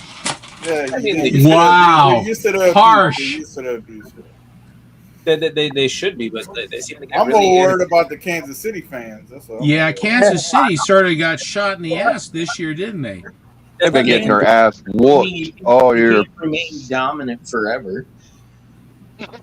Exactly. Yeah, you're right about that because you see what happened to Cowboys fans. They living on 30 years of past wins, and right? They're so delusional. We all can't be good for 20 years. That's just the way it is. I mean, teams scoring 5 and 6 Super Bowls, and they're like, "Oh, they didn't make it this year." Okay, cool. Yeah, and that's the thing too. It's like I can get back. I mean, some people are able to do it for 20 years straight. Some people are able to do it for 7. It's all right. Not a big deal. 7's a good number. They all want to hate on the GOAT of all time. They all want to hate on him. Brady, and then he got mad and he's like, you know what, I mean, I go to Tampa Bay and do it. What do you guys think of that John Madden movie? I don't know. But with that, I'm taking off. I will say this: tomorrow, Nicolas Cage is John Madden. Christian Bell is tomorrow one of the rival coaches. Tomorrow, if Hudet has the time to do it, we can do a graphic content. And then I don't know what's going on with me because I'm off basically till my birthday. So my birthday's coming, so I might be on a whole bunch more just than I can. And then my birthday is Thursday, wonderful New Year's. So I most likely will be doing a New Year's Eve show just because I've done one the last 2 years. Why not? So I will be around. I will be on. We'll do graphic tomorrow. I'll pop it randomly. So. Look at this headless body talking. It's really kind of creeping me out. We got a headless body, and all I'm looking at this thing, and it's the headless Boston Chris, and I said, my God, the headless body is talking to me here. No, I was actually showing off my Megatron shirt. I've had the shirt for a long time, but I just couldn't find it for I think 3 years, and I finally found it. I was like, oh, I'm gonna wear it now. So it's an awesome, awesome shirt. Thank you. But yeah, I'll be around as far as that. So we'll do graphic content tomorrow if Kudak's able to do it, and if not, we can do it another point in the week. But I will be around and on YouTube doing some content on my channel just because I have the time to do it. Because my face a lot more for this. Showing off my dips. No, I'm not gonna do that. I don't want to make anybody sick. That's not how that goes. Bon voyage, my friend. Yep. See you guys later. Yeah. Take it easy, Chris. Bye, Boston. Later. Have a good one.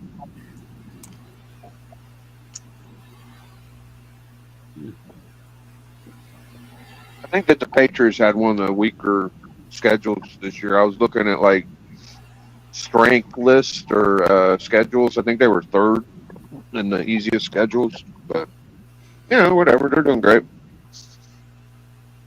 Christian Bale's doing a lady. They're doing a Lady Frankenstein movie now. That's cool. Yeah, it's like it takes place like in modern day or something, and it's weird. It looks weird. So it's not going to have anything to do with the Frankenstein movie that just came out. It's sort of just like a new. No, it's not like the original Frankenstein, but like it's like a weird retelling. Get the second half of the NFL season like stuff that ain't very important because a lot of teams ain't going to make it, or they're resting players, and they could be a winning team, and they're like, well, we ain't going to try that hard this game. So I really think it's not as good as the first half. But Pat Summerall. You talked about the Christian dude from that show. Can't remember the name of his show, but I know my parents used to watch it. I sort of remember that. He was a kicker in the NFL before he became a color man.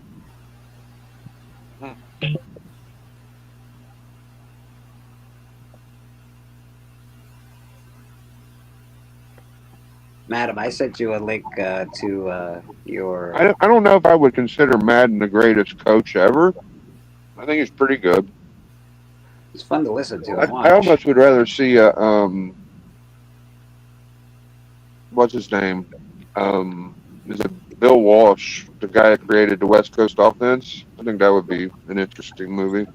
Don't you think they're going to center on the licensing of his name to a video game that ended up becoming like one of the smartest financial decisions a football commentator could ever make?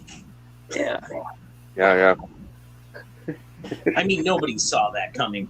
Reading the description of the movie too, it's like it shows his path to creating EA Sports football game. Okay, let's be honest here. John Madden licensed his name. It's not like and lent his voice to the game. It's not like he sat down there and coded it. No. John Madden's always the best. And this guy, he's got to catch the ball. Thanks, John. Thanks, buddy. Thanks, man. I appreciate you. Well, I'm going to give him my turkey leg. Such gems as 60% of the game is half mental. Thanks, John. Thanks. That sounds almost like Yogi Berra. He said some great stuff. Yeah, John Madden was a hoot to watch. What were some of his other classic ones? The majority of the time, the game is won by the team that scores more points. Like, thanks, John. The majority of the time, generally, yes. The majority of the time. Not all the time, though. Yeah. What game is he referencing? It's being riding on the bus so many years, you know. I mean, it just the drone of the road just finally got to him and hammered his head, you know. Did Madden? Did he actually play? I can't remember. I would think he looked like he could have. He's huge. He's a big dude. I always thought he played football. I never saw him play football, but I always figured that he did. Yeah. If you remember Andy Devine, you know, the guy that was the partner of Wild Bill Hickok, his name was Jingles or whatever, and he had that high squeaky voice. He was in a lot of John Ford movies as well. He was a pro football player before he became an actor. You know, I mean, how would you like to have Andy Devine hammer you into the ground? Not so much, or anybody else, I guess, but. Yeah, there's been a lot of them going around in Hollywood. Wasn't Reagan a movie star? I don't know if he played football. Maybe in his high school. He was a football announcer for the University of Iowa Hawkeyes. Yes, he was. Only because I've walked by that plaque about 1,000 times on the way to my I said, the wealth of your knowledge. Nah, it was a plaque I have to walk by. Yeah, turns out if the men's bathroom near my season tickets, if the line got long, you had to stand next to that plaque for a while, and Me and You've been waiting with that information until somebody just mentioned. Right Finally, now. someone gave you the opportunity to share that. I can get out this knowledge because I brought it up before on a live stream. Maybe this one, maybe a different one, but and somebody's like, "Oh, are you sure about that?" I was like, "I'm positive." That's awesome. What's the win-win for the Gipper story go like? Ain't that wrong, I reckon, too? Well, he played the actor that played the person who said it. George Gipp. Yeah. Wasn't that the invention of the forward pass movie? I believe I saw that movie. My parents. No, he's dying because he had some kind of a medical ailment, and he was a very well regarded, sort of a tragic character in the movie. And just when the boys have their through the back and all that other stuff, tell him win one for the Gipper. And they all got crazed, and then they went out and they hammered the hell out of wherever it is they were playing. The Irish went out and won. I saw a movie with the president there, Reagan there, and I think it was the invention of the forward pass, but I don't know. It's an old movie, black and white. Obviously, I was a kid when I watched it, but I do remember them going, "You're not allowed to do that," and they were allowed to do that apparently. So, well, the invention of the forward pass was really, I think that actually happened in a college game. I think it was a Yale or Harvard game that the forward pass was, that they did that. There was no rule for it. They said, but there was no rule against it. And then they had a big conversation whether it would be allowed. It changed the game completely. Absolutely. Sure did. Absolutely. 100%. They just ran the ball before then? That's it. That's all they did. I don't even know if they... I didn't even know if they pitched the ball either. It was always, they would have various shifts, where the team would then get into different positions and then just run at them. Weren't they allowed to do laterals back then or stuff? Like you were allowed to pass it? I don't know. Yeah, I don't even really know because I've never watched a game from back then, but it's curious. Bobby's comment. What did he say? There's nothing in the rule book that says an elephant can't play. Nice. So... Legion, how you doing, brother? Funny enough, a lot of those rules, though, they kind of just made them on the fly. Like, because once upon a time, you could, on a kickoff, the team that kicked the ball was able to run down the field all holding hands in like a flying clothesline. And multiple players died from this, and they said, all right, we're not doing that anymore. Like, that rule literally got made during a game. Like, people are dying. Entropy has it going, my man. Yeah, they've definitely done rules for certain players. I know Shaquille O'Neal's. They've made rules for Shaquille. They've made rules for Jordan. They've made rules for some good players in the leagues over the years. But to have something where people are dying, I can imagine. Yeah, you'd sort of take that out of the game. Like, yeah, maybe we should scrap this idea where everybody's just sort of getting trampled and killed. That'd be great. Hope Santa treated you well. Hope Santa treated everybody well this year. Mike, did I read your comment? Probably not. I got some awesome books this year for Christmas. I've shown them, and you know what? I'm going to show them again because I know that people love when you show off your books a bunch of different times. I've seen some good videos lately, so I'm going to show them off again. We got rock and roll. We got Metallica.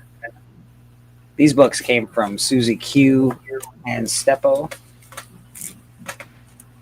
We got some Def Leppard action. These are awesome. I didn't know there were this many rock and roll books. I knew there was a bunch, but I didn't know there were this many. It's the Who. Really awesome. We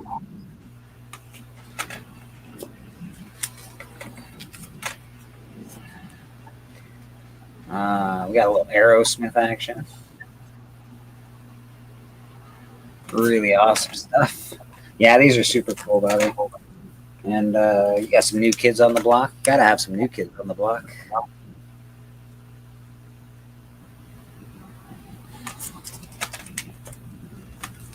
I also do not have kids. Poison.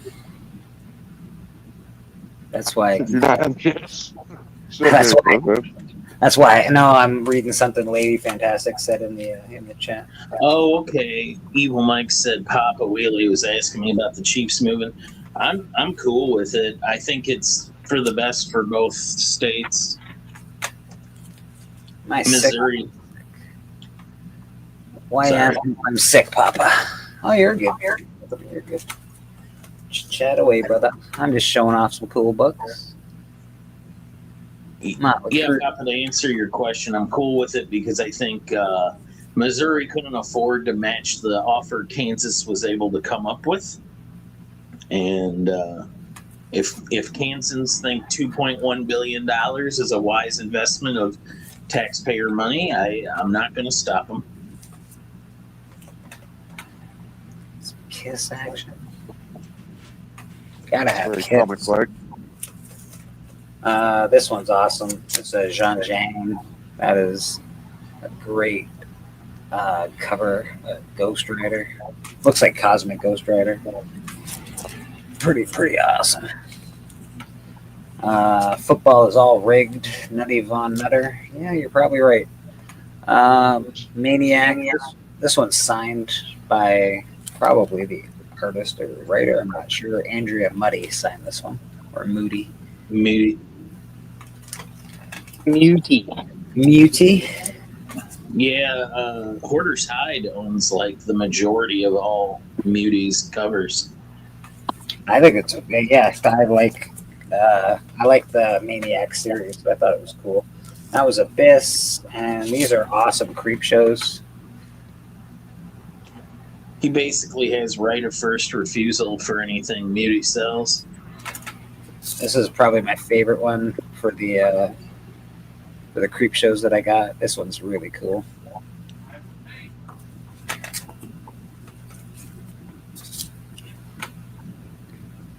Creep show. These are all that one there. If you see the Homesick cover I sent you, it's just the colors that really go with it, right? Yeah. These are all Skinner covers for the creep show ones, which are very, very cool. I also love this one a lot.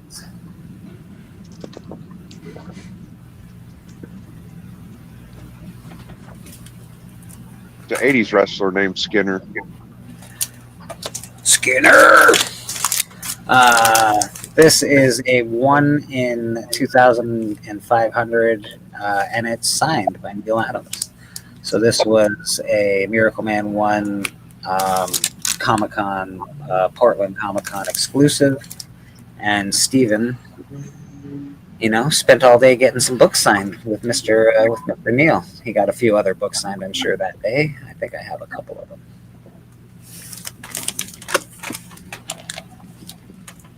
This one is like one of the coolest books. If you don't know, this is Dark Horse Presents #1.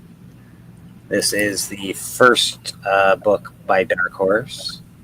It's also the first appearance of Black Cross and the first appearance of Concrete, which is on the back there. So yeah, very cool. Pretty awesome. A really good story. Yeah, it's just such a cool book. It's a really, really neat book. I'm very happy to have that. This is awesome. The condition of this is amazing. The colors on this are amazing. It's a 9/2 Monster Frankenstein #2. There's the Bride of Frankenstein. This is an awesome, awesome cover. Just amazing to look at. It really is a cool cover. And this one, speaking of, I think we were talking about, Francesco Mattina today. And yeah, he does sign it Live Rock, apparently. There's his signature right there. Or Live Rock or Live Rock.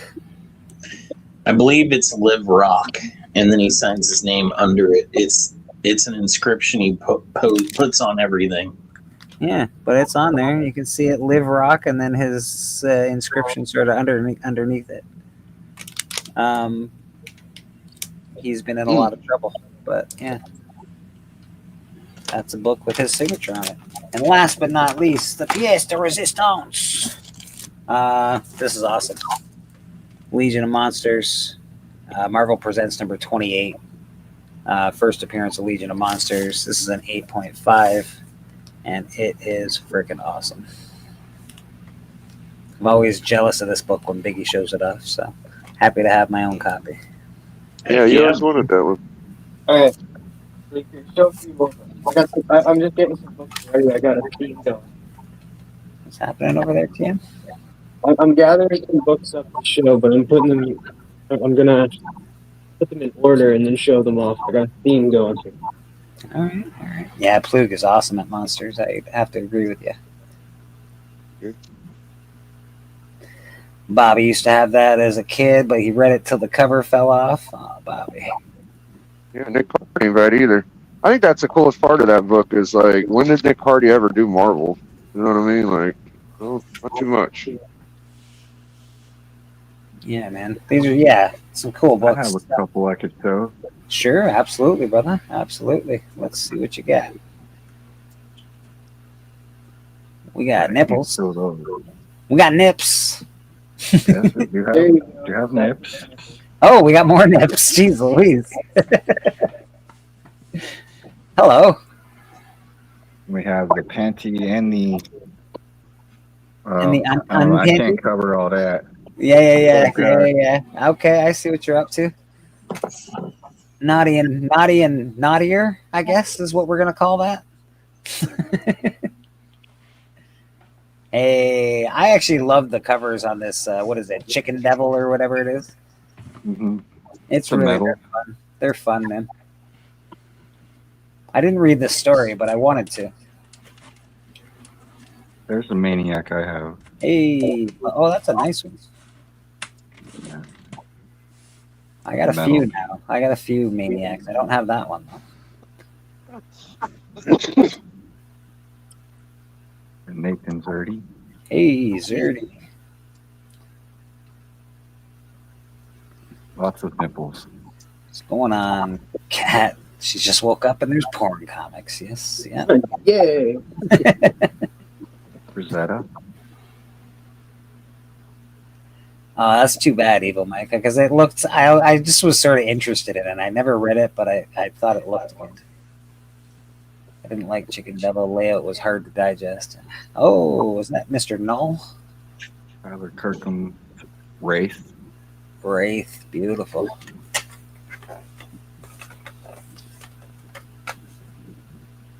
We Don't Kill Spiders. That's nice. Issue 2. Very cool.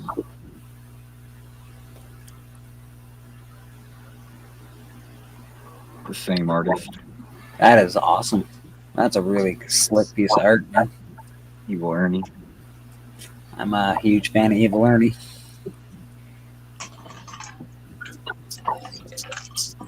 Evil Mike over Evil Ernie every time.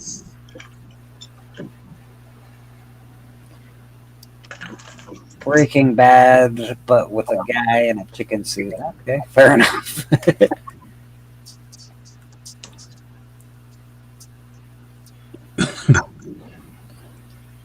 Hey, the man, the myth, the legend, David Nakayama.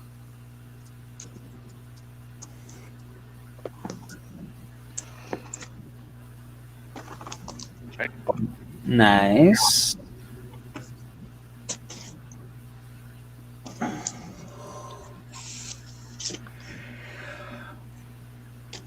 Hell Witch. Is it signed up there? By Brian Polito. Nice.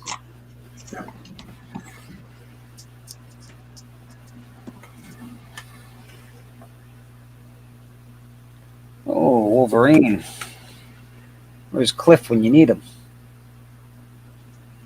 Is he a big Wolverine guy, or just because he's bare-chested? Bare-chested. Okay. Evil Ernie's cool, but they never talk about Bert. Oh, that's awesome. That's really great. Miko Suyen. Looks like Weapon Age, kind of. I don't dig black and white as much as most people, but that is very, very nice. It's Wolverine in Deadpool suit.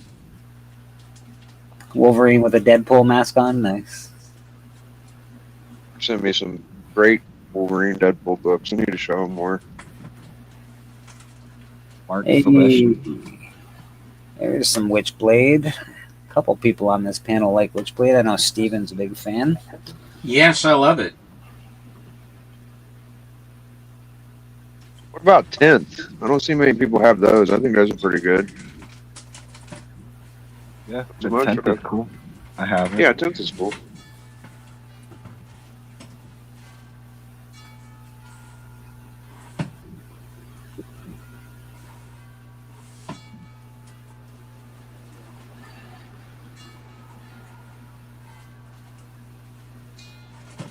Even Platt. Hey.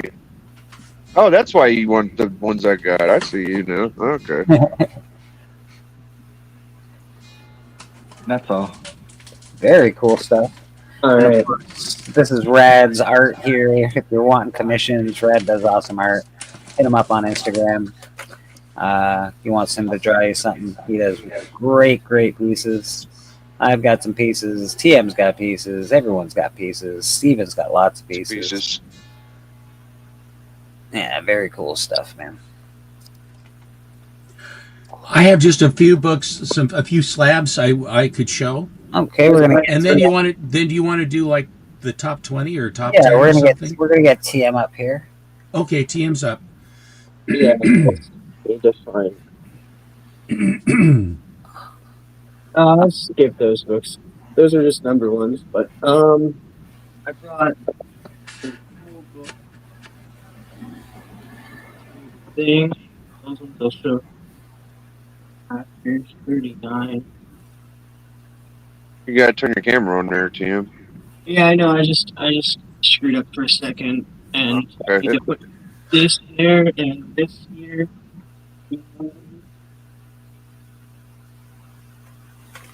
I'm gonna start with these ones, and then I'll move to the other one. And it's all Teen here because they were brought up. But I want to show off my new Teen Titans books. All right. We got issue number 3. We got issue number 5, which is the first appearance of Trigon, Raven's father. Okay. We got issue number 6, which is the first cover appearance of Trigon. We got issue number 7, which is, it's the origin of Cyborg. We got issue number 8. We got issue number 14. That's a good number. Yeah, it is. Which is the origin of the Doom Patrol. It's so weird how 14 is always some kind of key. I would think that about 3 as well. 3 seems to be a key. This is issue 17. This is the first appearance of Magenta.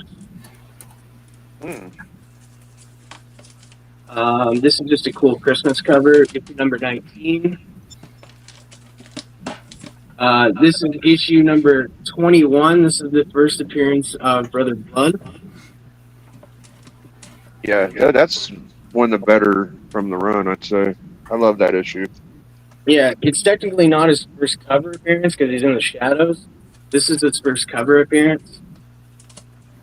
I think this is his first cover appearance, but yeah. 22.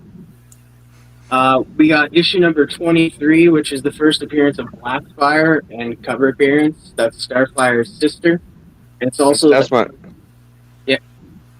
Oh, I was just gonna say that's my favorite cover of the run. Isn't that also the first appearance of what's his name is just a guy? Adrian Chase. Yeah, Vigilante, just as Adrian Chase. Yep. And this is first appearance of XL. This is issue 24. Another beautiful cover. I like this cover. This is the first appearance of Kara, who's I forget her thing in the thing, but yeah, it's first appearance of Tara. This is actually cool. This is issue 35. This is the first cameo appearance of Vigilante. And Papa wants to know why I've got two number ones behind me. Well, Papa, because I want to buy a 9/8 first print this year, so I can shove it up your candy arse. Oh, he's scared. That's his selling power. You know what he's doing, Papa. You know exactly what I'm doing, Papa. This is issue number 38. This is the first. This is the origin of Donna Troy. Let's see, who is Donna Troy? This is the last issue that Dick Grayson is Robin and Wally West is the Teen Titans. This is issue 39. Then we got the first appearance of Vigilante in the New Teen Titans Annual number 2. And then that's where I moved to volume 2 of the New Teen Titans, and that's issue number 9, issue number 10, issue number 11, issue number 12, and then to kick it off with the New Teen Titans, or to end it with the New Teen Titans, gotta go with the first New Teen Titans. That's a big boy right there. Yeah, I got it in the bag. I'm sorry. 7-0. First appearance of the New Teen Titans. First appearance of Cyborg, Raven, and Starfire. And then I'll just quickly go to this, which I got back. I was just like, hey, I'll just throw some Animal Man. This is the first appearance of the second Mirror Master, number 8. This is Animal Man number 32. A lot of these I got from Rad, so shout out Rad. Animal Man 32, Animal Man 33, Animal Man and Man Bat, issue number 39, issue number 48, issue number 49. And then we move on to the Vertigo stuff. We got issue 72, issue 73, issue 74, issue 75, issue 76, issue 77, issue 78, issue 79, 80, issue 81, issue 82, issue 83, and then we moved on to the new. I was trying to find my number ones. That's 2 number ones and then a second print, which we covered, but this is from the New 52. This is the series that made me fall in love with Animal Man. This is issue number 3. This is issue number 5. This is issue number 9. You can see it red, beautiful cover.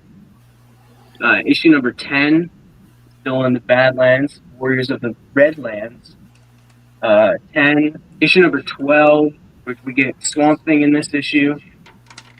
Issue 13, sadly we don't have issue 14, but issue 15, issue 16, which is a beautiful cover. I love this one. And then issue 28, becomes my foolishness. Very cool. Papa Willie with his usual brand of humor. So I just showed this. This was a FOMO from I think it was Astonishing Auctions.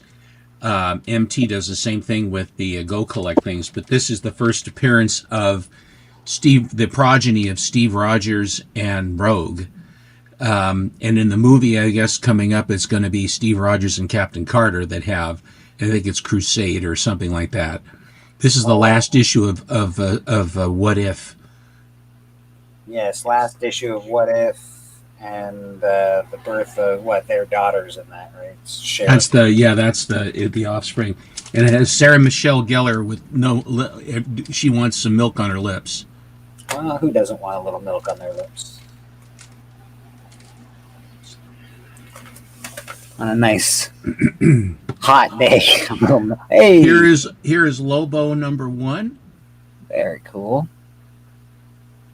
I paid $43 for this. That's too cheap. You did a very good job, and that's one of the best covers, man. That's a great Lobo cover. Biggie, I've been buying some X-Men, and I don't even know why, but I've been getting some keys, and this one was, I don't know, is so unbelievably cheap. It was on an auction. Trollfire was selling it. This was his second copy because he got this was his PC copy until he got a higher grade.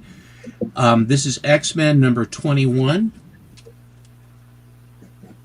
An 8.0, man. That's a hell of a fucking grade for an X-Men book.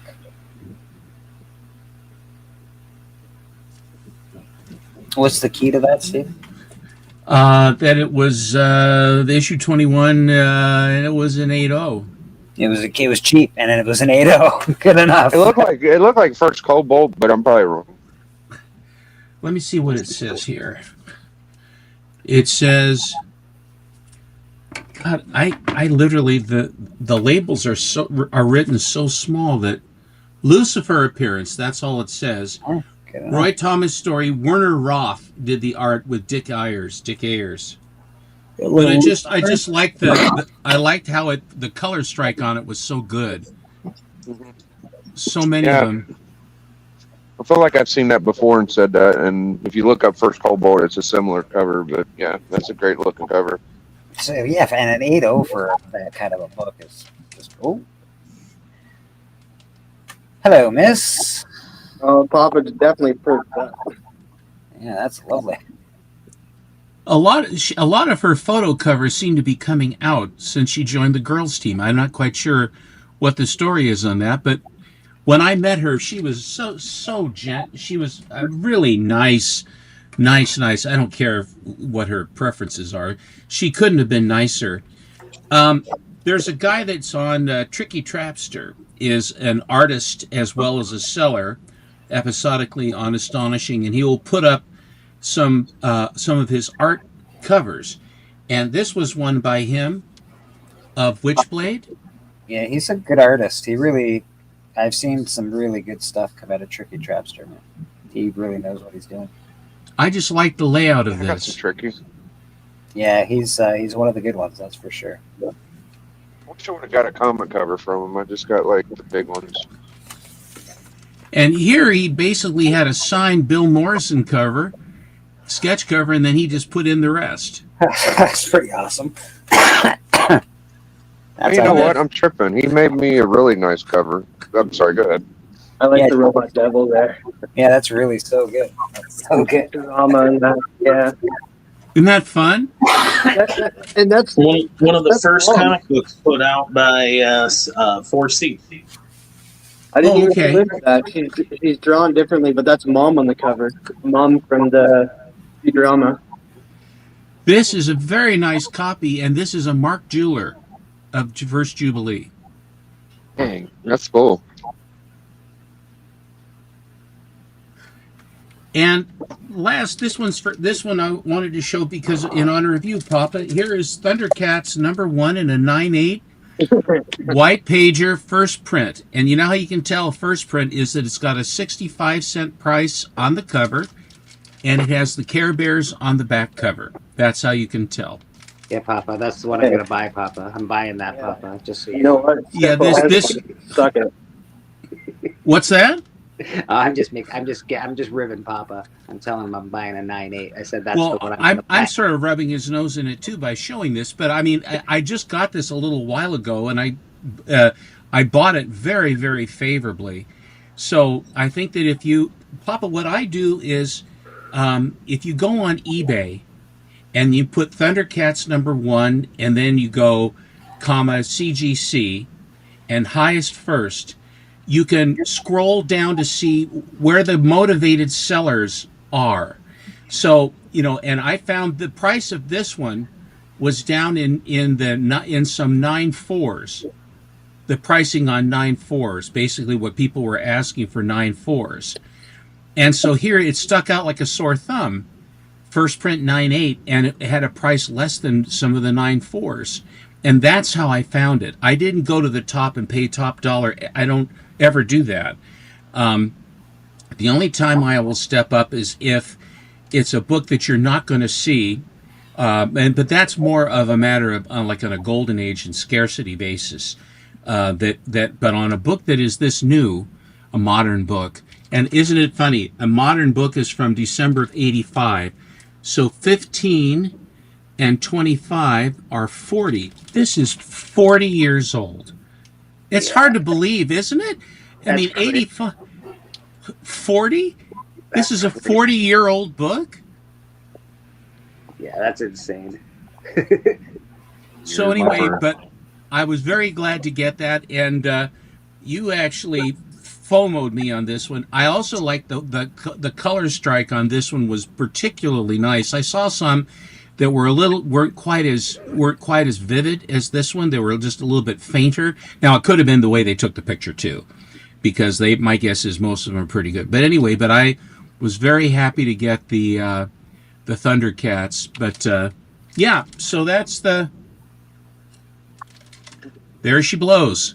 Yeah, it's a 9.8, Papa, not a 9.6, by the way, if you didn't get that. I'm hoping, I'm putting out good vibes that Bleecker gets a 9.8 very soon.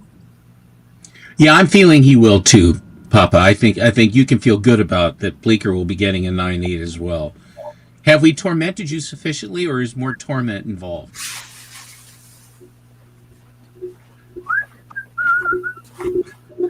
Funny enough, I don't have a Thundercat. He never brings it up to me. Oh, someone just ditched. Who did we lose? Oh, we lost me. It's okay. Yeah, we need to get rid of that guy. We need to get rid of that guy. Me lost. Yeah, we can go through the top 10. Let's see. Key collector. Oh, Steppo's going to be very happy. See what's going to go on here. We'll do a little jingle jangle. Here we go. Oh, by gosh, by golly. It's time for mistletoe and holly.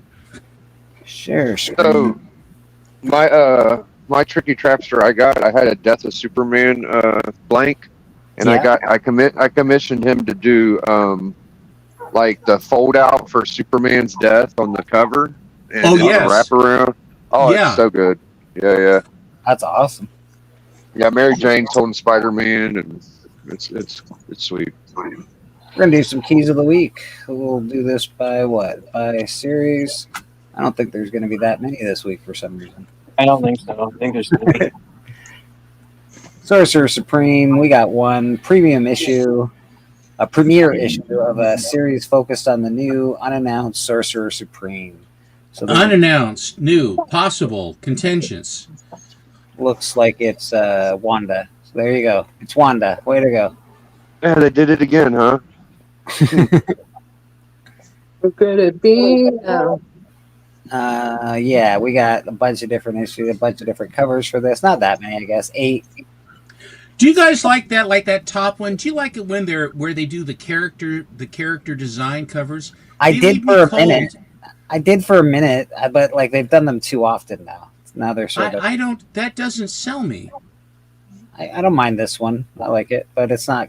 Yeah, I'm with you, Steven. I like to have a large image, to look at. I haven't seen. Kind of nice when you or another artist. Look at that one. Need a reference. Yeah. For an artist, I'm sure the reference. For an artist, I'm sure the reference is good, but I'm a layman. I don't know nothing. It's just good to see the details from front, back, the different angles. I'm not seeing anything that's blowing my socks off with Sorcerer Supreme, but it doesn't sell me as a good cover at all. These covers are making me want to put on socks. that one's nice. That's an interesting reaction. As far as made me want to drink some coffee. I'm just a small town bird lawyer, but I don't like that cover either. Yeah, I'm done. All right, we got Sorcerer Supreme. I like Wanda too, and I probably won't get this book, but I do like Wanda. Doesn't look like it's a real key of any real importance, but you never know. Might be able to sell it for $1,000 one day. Star Wars Hyperspace Stories, The Bad Batch, Rogue Agents. Enough descriptors. Look at how many descriptors they have on this. It's the Bad Batch, Rogue Agents, number, Red Guard. Hyperspace from Hell. when a To be fair, it might actually be good, considering it's coming from Dark Horse. It is Dark Horse, so it might be good. When a separatist scientist and his dangerous invention vanish during the Clone Wars, Clone Force 99 is deployed to recover him, secure a device. But upon arriving at his abandoned laboratory, Hunter Wrecker, Corsair, and Tech discover that they're not the only ones in pursuit, and this mission will challenge them to like never before. I will say this: it's sad, but you will have to do homework for this book, just because like it seems like it's taking place like during the time of like the Bad Batch, like the cartoon that came out. Yeah, tying in with that. So I think you'd have to watch that before you read this to know what's going on. I like the Clone War animation. I watched a ton of that stuff. I enjoyed it. Now that is a cool looking Star Wars cover. All right. Yeah, you got me. This is the first one Dark Horse has done for a while that I'm like, yeah, it's a pretty darn cool cover. All right. Beautiful. That's beautiful coloring on that one. Really gorgeous, right? This one's. I like the content. This one's whatever. But that other cover is really nice. Killer. This cover, it's okay. It's fine. It's whatever. But yeah. The story, if you're a Star Wars guy, you're probably going to like it. It is Dark Horse. Yeah, Steppo, if you have not watched, like, since you like the Clone Wars animation and stuff, I think you will like the Bad Batch cartoon. It's on Disney Plus. Now, isn't that the one where they had the clones that are the kind of the off-brand guys? It's sort of like they're the varsity that they send in for the really tough missions and stuff like that. Yeah. And then I watched. I love that. I love that.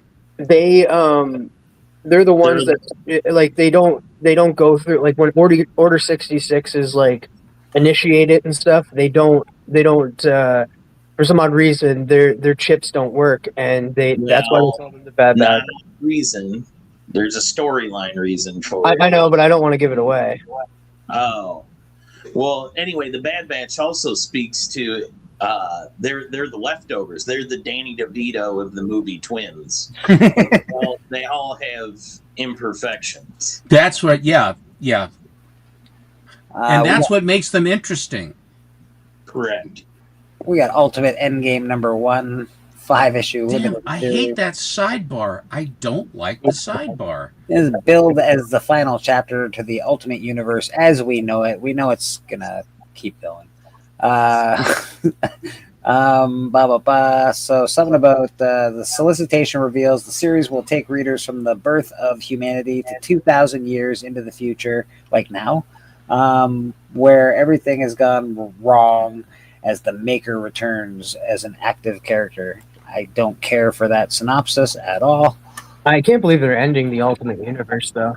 Well, too much. It's the only thing Marvel was able to do that has worked in sales for the last year or so. So yeah, so it's working in sales. Let's get rid of it. Your Marvel at this point, like making all the other books look bad by selling copies. They're like, hey man, are we?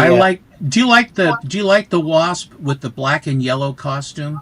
It's different. It's just that neck is really weird. I get the suit is there and it's supposed to be like that, but the neck is really thin.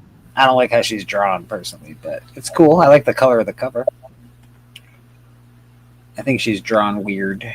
She is drawn weird. The neck is. You're right about the neck. This is cute. I just can't get into him. I don't mind this one. Is this a Scotty Young? It looks like a Scotty Young. It's a Scotty. Yeah, that's cute. I kind of like this next one. Hey, it's all about the jokes for him on those. If the joke's funny, I like it. If it's not, I don't care for it.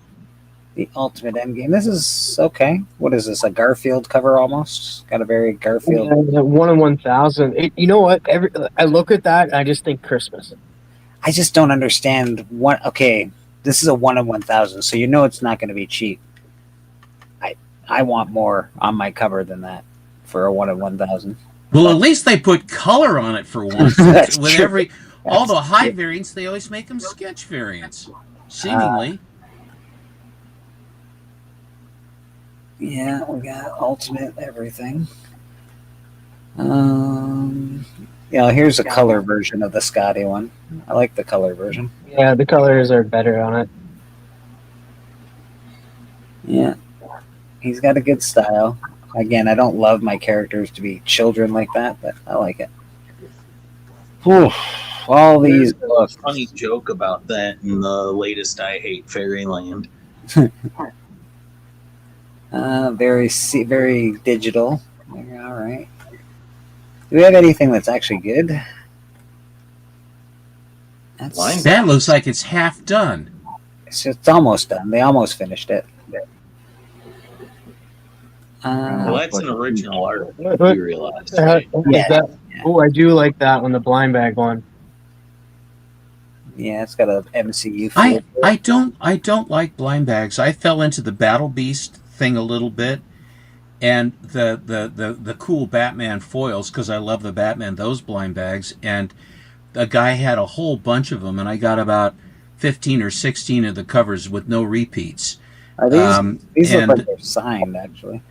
And I really like those, but I don't. If I'm going to spend the money, I want to know what I'm buying. I don't like this. It's like gambling. Every time you buy it, you may get the golden ticket. Well, you ain't going to get the golden ticket.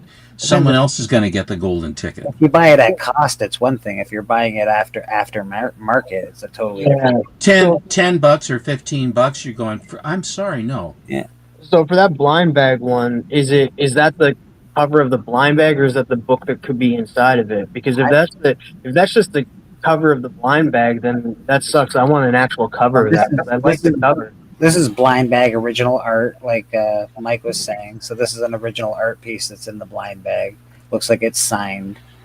I meant the first one, the one with the MC. Also original art. It looks like that's the cover, not the actual blind bag. Okay, yeah, that's what I like the most is the cover. It looks like it's a cover. I can't tell you for sure, TM, but it looks like it's a cover. They had to put all the names on the top. Yeah.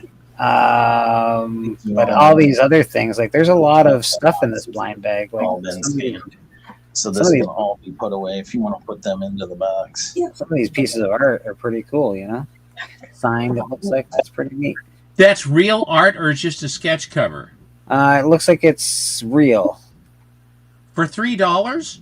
I don't think so. It's a potential. Potential. Yeah.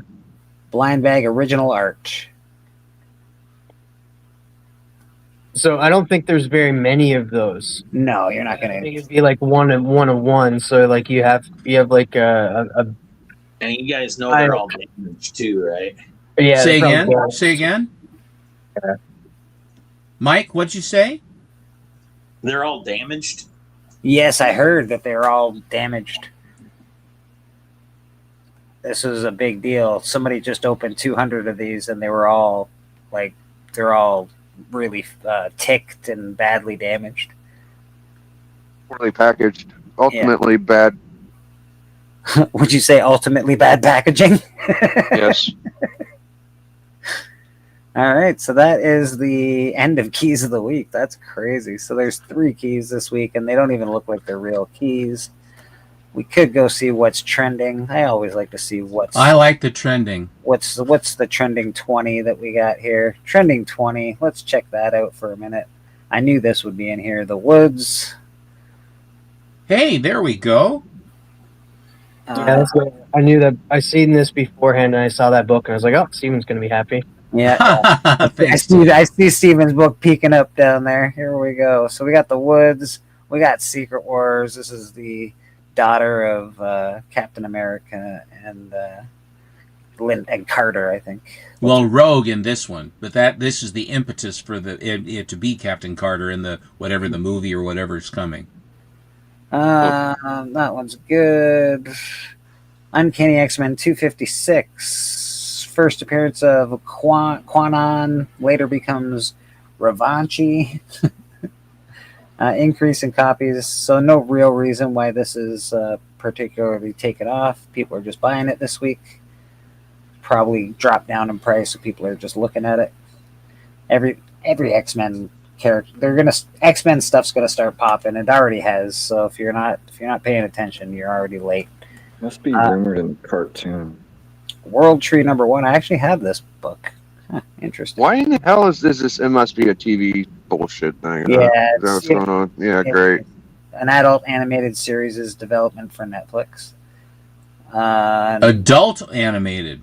Yes, so this will be adult animation. There's 56 variants for this World Tree. You knew it was really good. When you see a book come out with 56 variants, you know it's all right. This is the thing, though. This will most likely come out just because of who it's developing, and they always come out with their things that are over on Netflix, because you had Sandman, you had Dead Boy Detectives, but then you had Sweet Tooth come out from Netflix and that. So Netflix will go through with that World Tree. I don't like it though. I read it. No, it was popular. I'm not a big fan of it either. I have it. I didn't get it after issue 1. I was like, sorry. Ongoing Weapon X stories. This is the first appearance of Weapon X. Origin of Wolverine and Weapon X continues through to issue 84. This is a 12-issue arc, I believe.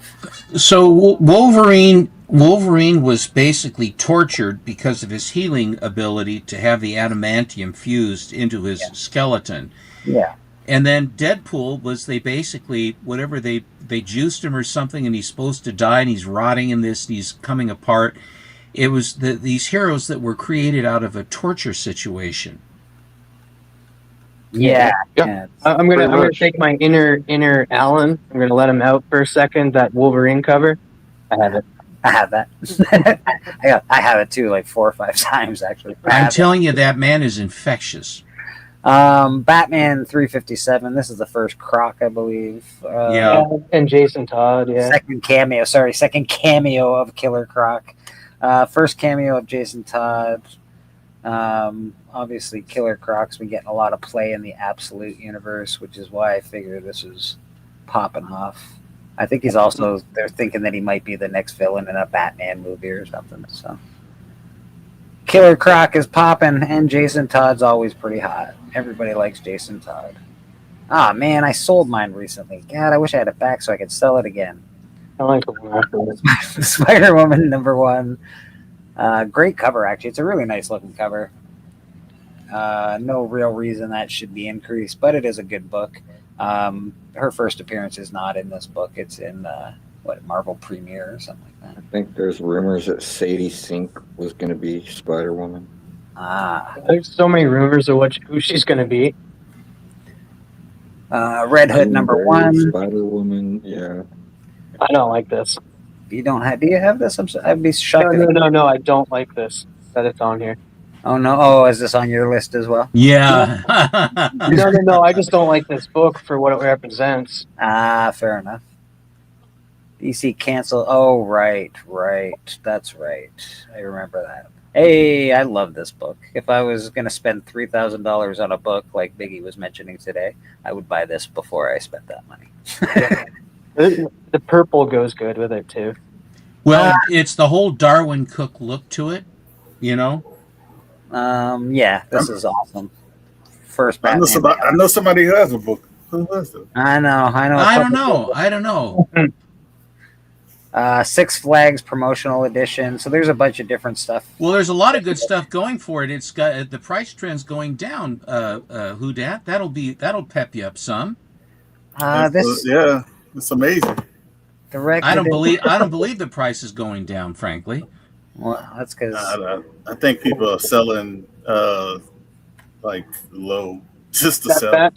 That Batman Beyond has a DC logo variant. That's pretty pricey. That's insane. A DC logo Batman Beyond would be insane. I don't think I've ever seen one. I never seen Never heard that before. The newsstands are ridiculous too. I know that. Oh, Superman 75, Death of Doomsday. Maybe I looked it up. I don't know. Every page of this issue is a full double splash page. 6 million. 6 million issues sold. 6 million. Oh my god, that's crazy, dude. Yeah, that's almost a throw-in book at this point. It's like I'll throw in a Spawn one, or I'll throw in a Death of Superman for free. I got that. Yeah, this is a good story. People are digging the Superman. They're digging the Wonder Woman. I would say that this is the out of the list. I would say Wonder Woman, Batman, then Superman for story wise. That's interesting. Predator versus the Marvel Universe, or Predator kills the Marvel Universe. This is trending, I would imagine, just because of the movie. I'm surprised it's still trending, but it's fine. Steven got a copy of this for me. I actually have, I think I have a couple copies, and then I got a 9/8 slab of that one too. Yeah, you got the 9/8. Because I think that one's got legs, I really do. Doctor Doom becomes Iron Man, especially with the whole what's going on in Marvel right now. This has potential still, without a doubt. I think it's a good cover too, to be honest. Not bad. Ooh, I want this book. I'm actually trying to buy this book right now. So there you go. I feel like the second appearance cover a little bit better. It's technically the second appearance. Second appearance and first cover of Gambit. First chronological appearance of Gambit in story, in continuity. X-Men Annual 14 went on sale 3 weeks before this issue and is often considered the first cameo appearance of Gambit. This would imply that the appearance is brief, though he appears in 15 panels throughout the X-Men Annual 14 with at least 10 instances of dialogue. Well, how many letters did they count up the number of letters in the words that he spoke to? Uncanny X-Men 266 was written as if it were to be published prior to the annual. Therefore, 266 would be the first chronological appearance of Gambit in story or in continuity. CGC, the grading certificate company for comic books, recognizes Uncanny X-Men 266 as the first full appearance of Gambit. Boom. And it's worth about 5 times more. It's the money book. It's the money book, right? Yeah. It's the money book. But it's that key thing what you said about the when you read it, it reads that one was supposed to come out first. Yeah, apparently it was supposed to come out first, and the even annual, even in the annual, or in this, I can't remember in which one it says read annual 14 or read. No. The annual says read. It says go back to 266. Yeah. And you're like, how can I? Yeah. How can I go back to 266 if it's not out yet? Interesting. Yeah, he is coming to the MCU. He will be definitely in Doomsday. Is there anything? Yeah, he'll be there. Daredevil 174, first team appearance of the Hand, third appearance of Elektra. Increasing copies sold this week. Daredevil stuff is pretty popular just because of the show, although that has died down a bit. So Daredevil stuff still seems to be hopping off though. Papa's backstage. Papa's backstage? Oh, give me a second here. Papa, I'll get you back in here. There you go. And I'll get back to the trending 20. Absolute Wonder Woman #1. We all know this stuff is always just going to be on here for a while. Oh, Absolute Martian Manhunter #1. I heard that sucked. Yeah. All of these Absolute books are probably going to sell so I can get the books that I want. All right, fair enough. Absolute Batman 11. Absolute Batman 2. Absolute Wonder Woman 15. That's a nice cover. Who did that cover? I can get behind that. It looks very computer animated though, so good. Kaya Young Kaio Young. I want to be ninja. Want to tell you. I don't mind. Oops. That's forever I have time.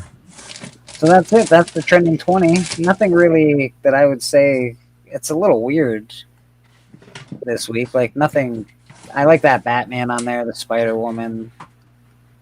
Everything else is really new that's on there. Most of it's new. So. Yeah, a lot of it's new. What? I'm gonna. I don't want. Yeah, Band of Brothers. I'm gonna sell some of my Absolute stuff. Put it towards like a Showcase 55. And Hot 10 doesn't really change too often. You got your Wolverine, your Iron Fist, your Secret Wars, Omega Man, Star Wars. This is pretty regular as far as it doesn't change too much. Batman. And of course Absolute's fucking on there. It's gotta slip in there again. Absolute Batman. Gotta be on every list. Yeah, not so bad. They're not really pumping out comics for Christmas. It looks like it. So we're not getting inundated with this right now. You have to have it, otherwise you're gonna miss out. Yeah, I think January is like the weakest month for like most comic books. Yeah. Those are new pants. No, they are not. He's had those. No, he's always in red. No, he sometimes wears blue and sometimes he has blue jeans. Huh. This is got these blue ones for Christmas. My wife said you're going to cause a stir. I said because I'm wearing pants. Hey, that's a no pants party. No pants off, dance off. I've got a few more if you like to see. Yeah, of course, Steph. Of course, we'll check them out. I haven't really watched anything new this week. I'm not really thinking about anything. Oh, that's lovely. That's a great book. That's a good one. Alex Ross. Yeah, it's one of his best, if not his best. Fallout is really good. Yeah, Fallout's really good. I just sold my copy of that. Now I already miss it.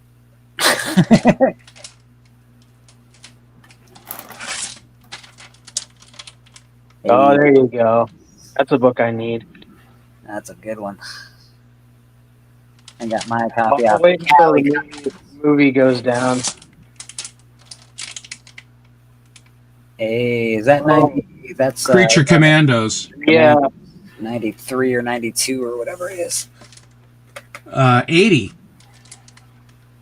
1980. No, I was talking about the number of the book. Not when Oh, yeah. It's 93. Yeah.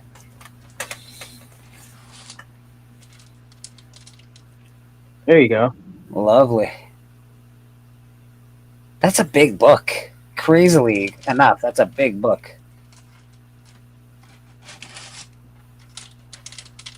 Nice. He's coming. Vision Quest. That book just is over the past 10 years. That book has gone up, down, up, down, up, down, up, down. That book's gotten. I caught it on the down. Good. I had a 9.6 that was part of a trade. Yeah. When I got some of the bigger books that the guy that was trading with me wanted it, so I was happy I got it. This has the first appearance of. It's interesting. This free comic book.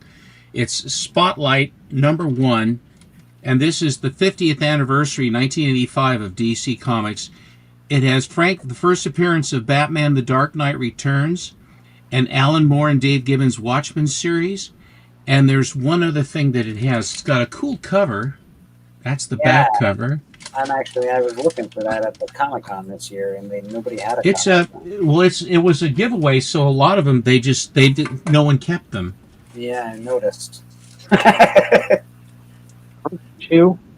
Such a weird, great series, and oddly an expensive book.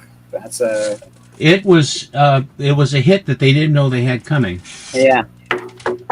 Oh, it's just such a weird such a crazy concept. Oh, that deserves a clap.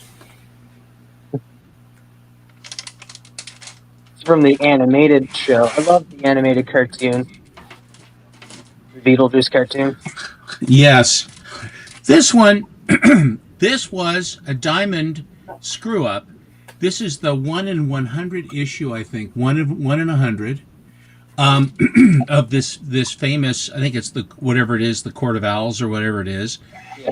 And they put up this cover at regular price on their Diamond order form. And so there were 4 of them. There were 4 1 in 100 sketches, black and whites. There was Superman, Flash, Green Lantern, and this one.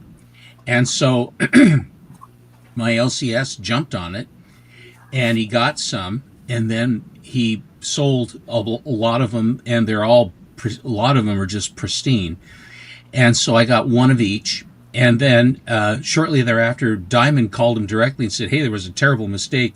We'd like to have you send all of those back." He says, "Gosh, I'm sorry, they're all sold." It's a wonder they went out of business. Yeah.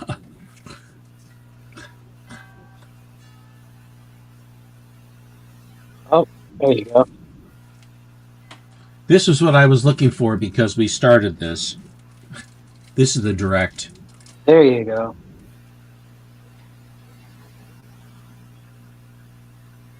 I love the series. I know that Bleeker says that's his favorite Batman. This is my favorite villain out of it, which is Ink. I think that Ink has a long way to go. I think this book has a spec because Ink is a great character. We were just talking about Ink on Discord the other night. Yeah, we were.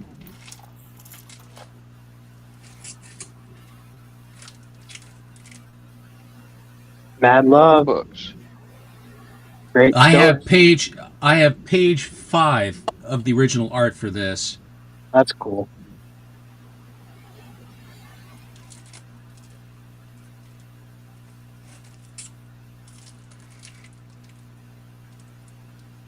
Ooh, that's the first Huntress. Mm-hmm. This is the better of the two. They both came out at the same time. This one is the first appearance, and this one is also the first appearance. But she's just a floating head. Yeah, you wanted the full cover. The better one. Both are cool though. Oh, there you go. Is yours a 9.8? No, 6. 9.6. Who dat? You want to just come on screen for a second? I'm just kidding. Who dat's got a beautiful 9.8 of that bad boy. I'm always gorgeous books. Jealous of that one. This one's the Darwin Cook cover of Starfire. Beautiful. Beautiful. Yeah. And here's the Darwin Cook of iZombie. Oh man, I love that series. Like the comic series and the TV show are good. Both different, so you'll know that reading the comic and the show, watching the show. They're totally different, but still really good series. I love iZombie. Hey, the first appearance of Chuck Norris. Wow. Awesome.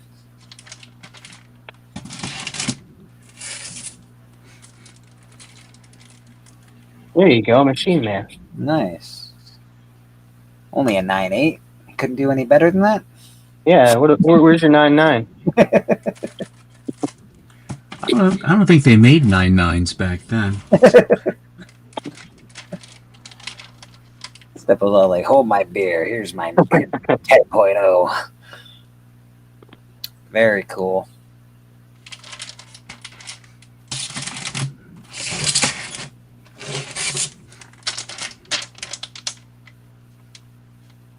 Hey, bingo, bango, bongo. Hey. Oh, I like that. That's awesome. Yeah. I love those books. And you got the Bill Morrison remark up front. I see. Yeah, that's nice. That's very cool, man. This one I got from Yahweh. There you go. First Futurama. Freaking awesome, dude. Big book and the remark. Yeah, that's a hell of a book.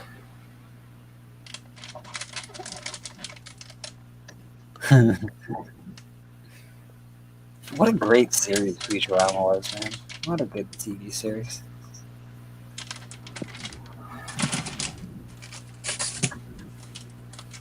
Wellbore in the chat. How you doing, Wellbore? Oh, nice. Oh, the first Live Wire. You got TMs. You got TM alive. He's awake. Oh, whoa. Live wire. The live wire in here. Nice. The other animated key. Very nice key. Hey, I like that one. What grade is that, Stepper? 9.4. 9.4. Okay. That's it. Very nice. I've shown too much as it is, but there you go. Now you've shown, yeah, all the stuff that you've shown too much of is amazing. So we're pretty happy with it. TM, this one's for you. TM. Oh, he left. He left. No, I'm here. I'm here. TM and I are the only ones that ordered this book, I think. Yeah. Because I need to get you to sign it. Right? This is the Mike Becker cover, of course. Cover A, Mike Becker. Nice. Not the same Mike Becker, Oh, obviously. it is. I was going to say you have hidden talent. I didn't know.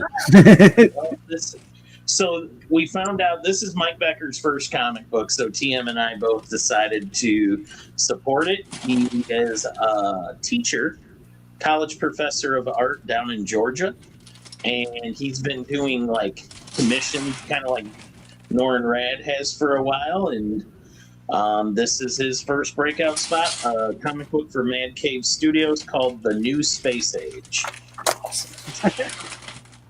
I think it's great. Book.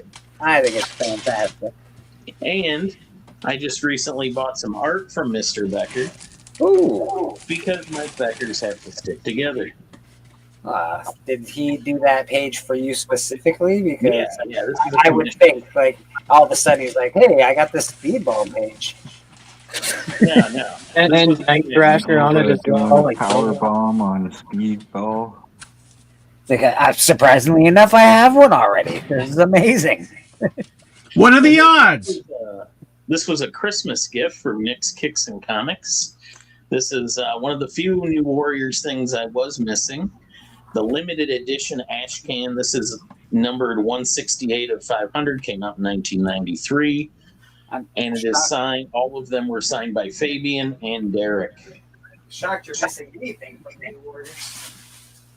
Now, these are kind of hard to find, and I don't, I'm a budget guy. I find them in dollar bins and stuff, and you don't find these in dollar bins. Very cool. So, yeah, thank you to Nick. Nick fucking saving the day. Good job, Nick. Nicky Pancakes. If you're not. Nicky Pancakes. Yeah, Nicky 9.5, I call him. Yeah, he prefers Nicky Pancakes.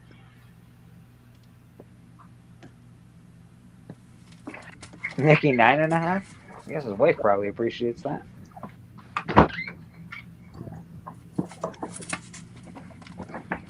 This was like the blind bag for The Crow Halloween edition. Very nice. The Chase books. This was I think this was a Matty Freeze thing. Are you on the stairs again? I sure am, sir. I sure am.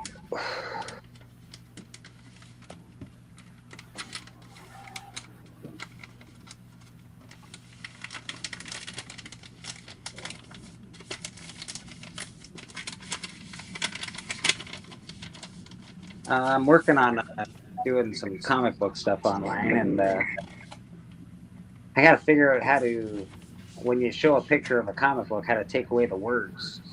I got to figure out how to do that. Take away the words, what do you mean? Yeah, so like I can read a comic book online to you if I want and show you all the pictures, but I can't show you the words. It's there has to be some kind of app. I know my phone can do it because like when I take a picture of like me outside, I can crop out the outside or crop myself out and it'll fill in behind me where I was with like a tree or something. So there's some kind of AI filter that is built into apps Yeah, I gotta have to that you can do it with. I started doing it last night, and I started doing a comic book, and I got really heavy into it, and I was like downloading sound effects and adding sound effects. I did a voiceover for it, and Another thing I think I've seen people do is they just you could just take like an eraser digitally and erase the words in the balloon where the balloon's just white. Yeah, exactly. I got and awesome stuff. Because if you go word for word and stuff, they strike you and they can take it down and for plagiarism. Yeah.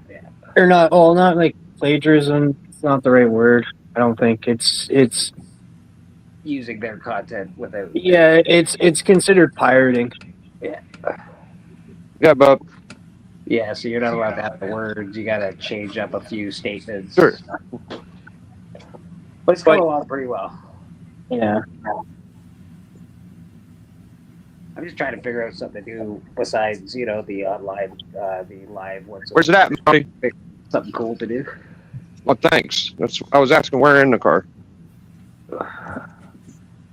Whatever. Everybody past Christmas. What's everyone got planned for New Year's? Is everybody doing like a New Year's party? I don't really do New Year's too much, but all the amateurs are out. I'm hoping to go to the movie theater on New Year's Eve. Ooh, what are you gonna go see? If Stranger Things comes here, the last episode, I'm gonna go see that in theaters. Oh, right. How well do you think it's over 2 hours long, so it's the length of a movie. I'm curious to see how well do you think that last episode's going to do? Do you think you're going to get a bunch of people off their couch to go to the theater to watch the last episode of Stranger Things? I'm very curious. Oh, yep. There is a lot of people that I've talked to that are planning on going to see it. They're sold out at every theater, I believe. So I think every theater sold out of it. Eh? Oh, crazy! Yeah, I think so. I think people are going. We couldn't get the first day. We had to get the second day. We were going on January 1st. Everybody laughs when I say TV shows going into movie theaters are going to be a pretty big thing. People will go see them, and yeah, they will. Interesting. Well, I only say that because the Breaking Bad movie didn't do very well. There's a couple movies that they've done off of the backs of TV shows that just sort of. Well, this is part of the TV show that Breaking Bad movie that forget what the name of it. It starts with a C. That was years after. Yes, yeah. The show and stuff. They did one with another show I used to watch. I can't remember HBO. It was like the Marky Mark story, but it wasn't Marky Mark. He produced it. Entourage. Yes, Entourage. They did another movie with Entourage, and that was that didn't do very well either. So. But this is a new thing. I'm curious about it. I'm wonder if they're going to do this a lot with TV shows now. If I'm going to have to get off my ass and go to the theater to watch the last episode. It's something good. People will go watch it. People are like, it's not going to do well because it's dropping on Netflix the same day that it's dropping on in the movie theater. And I'm just like, well, go back a year or two and look at Five Nights at Freddy's that dropped on the platform for free. And the movie dropped in the movie at the same time. Both did very well on the platform and in the theater. So they're dropping it on TV at the same time they're putting it in the theater. Yeah. I don't know much about this industry in that terminology, but that's crazy, man. I'm surprised that they would do that. That's interesting. People will go see it because another thing that I can think of that they just randomly put in theaters after it blew up on Netflix, and everybody already watched it, but people wanted to see it on the big screen. If you get a movie that's good and people want to see it on the big screen, look at K-pop Demon Hunters. That released on Netflix first, and then it released in theaters, and it blew up in theaters. And also you gotta think about this. Is getting the TV and movie thing is really weird because how they doing it at the movie theater, right? Mm-hmm. Ticket is actually free. You have to buy a concessions gift card or a whatever you want to see, coupon or whatever. So my tickets were $20 a piece if you say it like that, but it was because I get $20 in concessions, so for each ticket, and I don't have to use them all on the same day. But I mean, since we go to the movies a good bit, that's going to benefit us. So I got a $20, $40, $60, $80 in concessions gift card basically to go see this in theater. Will there be swag containers like at the concession stand? Like they did for the Superman movie. Well, they're probably going to have different stuff. My daughter's going to be decked out with all kind of Stranger Things stuff, but they're probably going to have stuff there. I'll tell you this: the other countries are doing their promotions way better than the United States. If you look at other countries, have like different like themes, and they have like little stuff in like malls and big houses. Like it's so crazy that other countries are like doing a little bit better than us on that aspect. But I think it's gonna be really good overall. I think a lot of people are gonna see it. It's gonna do really well, and it's not really like it's gonna count towards the theaters as concessions. It's not gonna count as a movie ticket because of the contracts between TV and contracts in TV and movies. If they did it like a movie release and they got money for the tickets, that would change the aspect of those contracts for those characters, those actors and actresses. So that's why it's kind of like free ticket. I'm not against it. I'm just very curious to see how it's going to work. I'm like, just business wise, it's weird to me that you would put something in a theater and drop it on your platform on the same day. I think that's weird. Well, Netflix wants its people and stuff. And their main focus is platform, but they're venturing over to movie theaters, and that's why I don't think it's that bad of an idea that Netflix bought WB.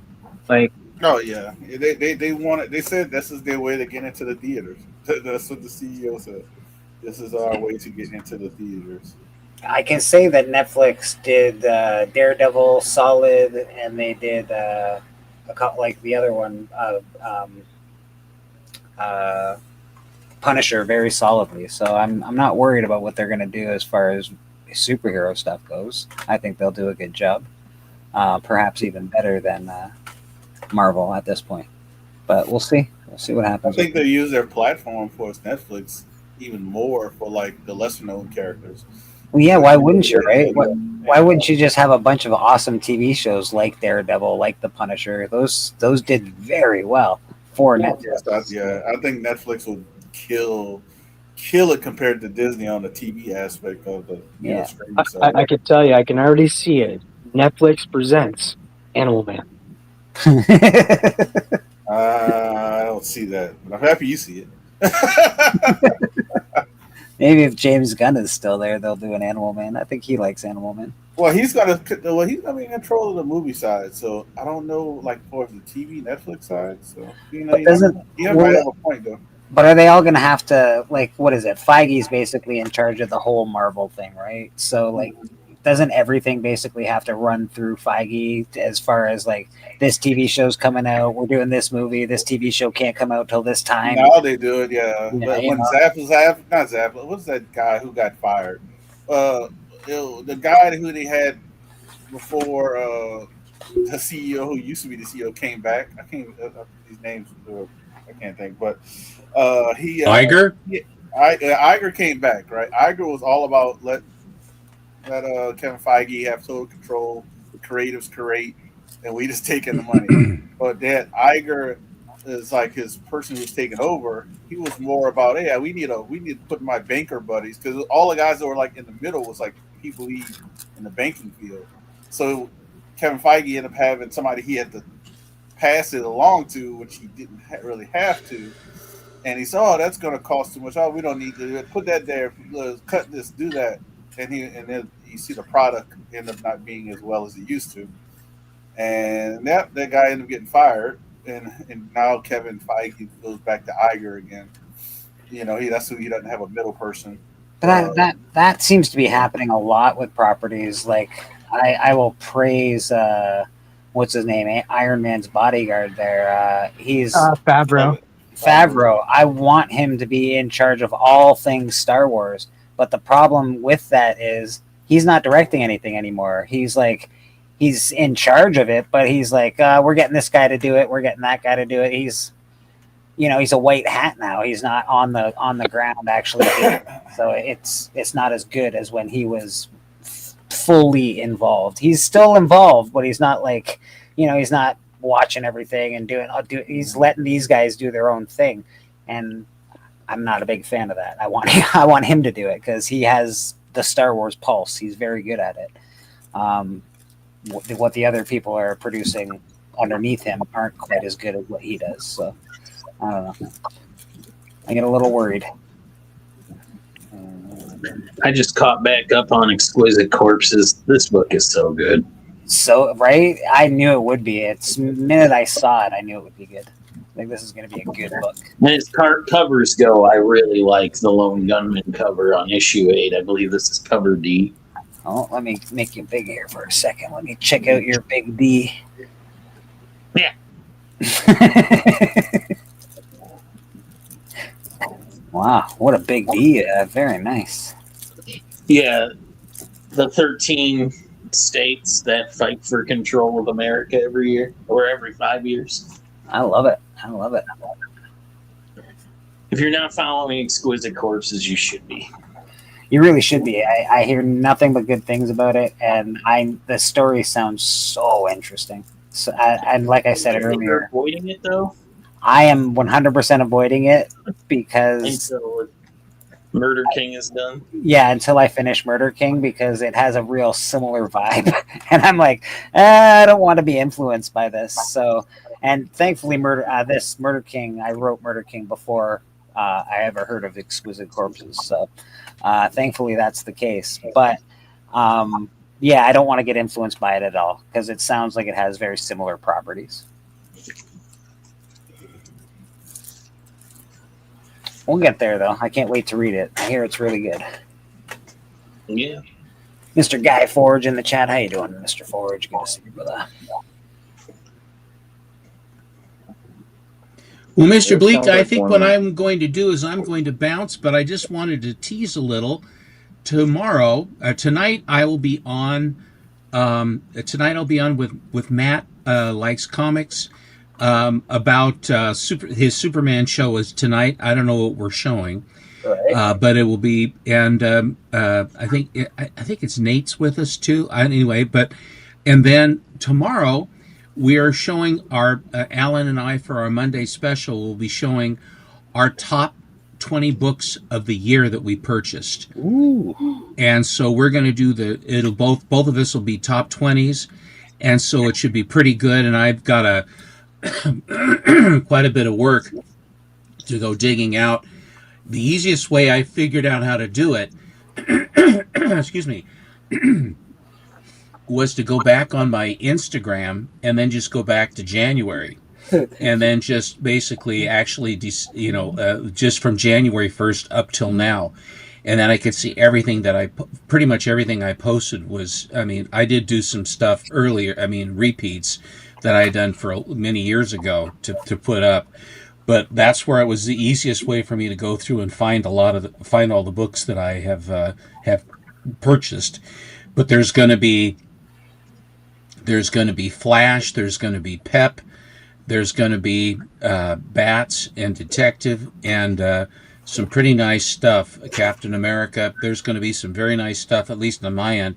And I know that Alan has been buying books from Yaniv, where he's basically asked Yaniv to give him time payments on stuff. And as he has been paying off these things over the intervening months, books that he put away maybe a year or two ago, that he's finally managed to pay them off completely. So there will be those coming up as well. So it should be a really, really fun show, and that will be tomorrow. Awesome. That's always a good show when you get to see some of these books that you guys purchased over the year. If you don't know, you should watch tomorrow. There's going to be some awesome stuff to see. That's for sure. It was a pleasure to be on, and Rad, I want to say it looks really beautiful how it coming along. I like the little teaser shot of Betty, and but gentlemen, it's an honor and a privilege, and I'll look to see you next Sunday. and I'll be on the interwebs as I go. All right, brother. Thank you very much, Steven. We appreciate you, my friend. See you guys. Bye Take now. care. Take care. Yeah, man. I'm impressed with Beckerman right now. Yeah, so am I. I'm very impressed. He's been here the whole show. In fact, we'll probably start going around the horn very soon. So I'm more impressed with Beckerman and Chris watching that terrible game, 42 to 7. Like, I'm very proud of it. Like, you know, Beckerman's my new friend. That's all I gotta say. You've been left in the ditch, Boston. Yeah. You know, when our team stuff to let us down, it's okay. We don't have to watch the game. We can watch it on our phone, you know, and stuff like that. Amen, brother. Amen. Huda, you had a pop up yesterday. You went on Big Lion Cat show. I haven't seen that. Yeah, which a lot of people don't know. Well, I shouldn't say a lot of people who like popped around in the last few years don't know. You know, the New York Warriors, Big Lion Cat, and all them. They were doing auctions way before Astonishing auctions. I always made the joke when Astonishing will say the longest running auction on YouTube, but I'm the longest person doing auctions on YouTube. So you could say that, but I've been around before any of those guys were selling on YouTube. That's Band of Brothers' claim to fame. The longest running person doing auctions on YouTube. Who Dat Comics? Yeah, so it's kind of, but because what's his name? Steppo didn't know, like, really. He's like, oh man, there's nobody there. I said, well, because they don't do auctions like they used to. They used to have 50, 60 people in their auctions back in the day, you know, easily. And I told him, I said, the reason why I'm here is because these guys are some of the OGs, original. I said, but if you want to get deals, because nobody's there. I mean, at the end of it, Big Lion Cat was doing like 5 book lots for $1, and guess what? He sold them for $1. And I saw. And some had some 20-cent books. He had a couple of Silver Age books that he sold for like $2 or $3. It was like 5 books, and I'm like I didn't want to buy it. Because I was like, yeah, I can get them all right now, but I just wanted people to chat to get on him because he was literally giving books away for like 20 cents a piece. And like people talk about dollar bin books, that was your dollar bin books, really less than that because they were 20 cents. It's not like they were bad books either. So, oh no, you know. Oh, every lot had at least one book that was worth like $20. Yeah. I actually felt bad near the end. I was like, "Oh God, damn, these guys are just giving away books at this point in time." Yeah, he was giving away some stuff at the end. But even Big E's Comics and those guys, they threw up some books for really cheap. Like Big E's threw up a book that lasts over, like the average sale was $1,300 instead of $1,000. You'll see me do that. It's like, yeah, you'll see me do that once in a while, but that's only when I know that there's nobody watching and no one's going to buy my books.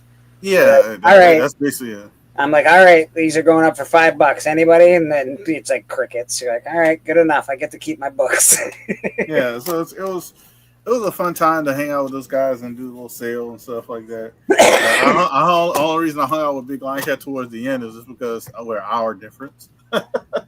So I can hang a little bit longer than the other guys, but yeah, it was a good little time, good little fun time. So are they making their way back to the YouTubes, doing some more auctions? Is that what's going on? I don't know about making their way back to doing more auctions, but I think they did a Coffee and Comics because the funny thing is, I want to say their Coffee and Comics was way before Cliff's Coffee and Comics. Well, yeah, wasn't Bueller the originator of Coffee and Comics? I think Bueller was, and I think New York Wars came like right behind them. Right. Like within a few weeks or months, or it might have been around the same time frame.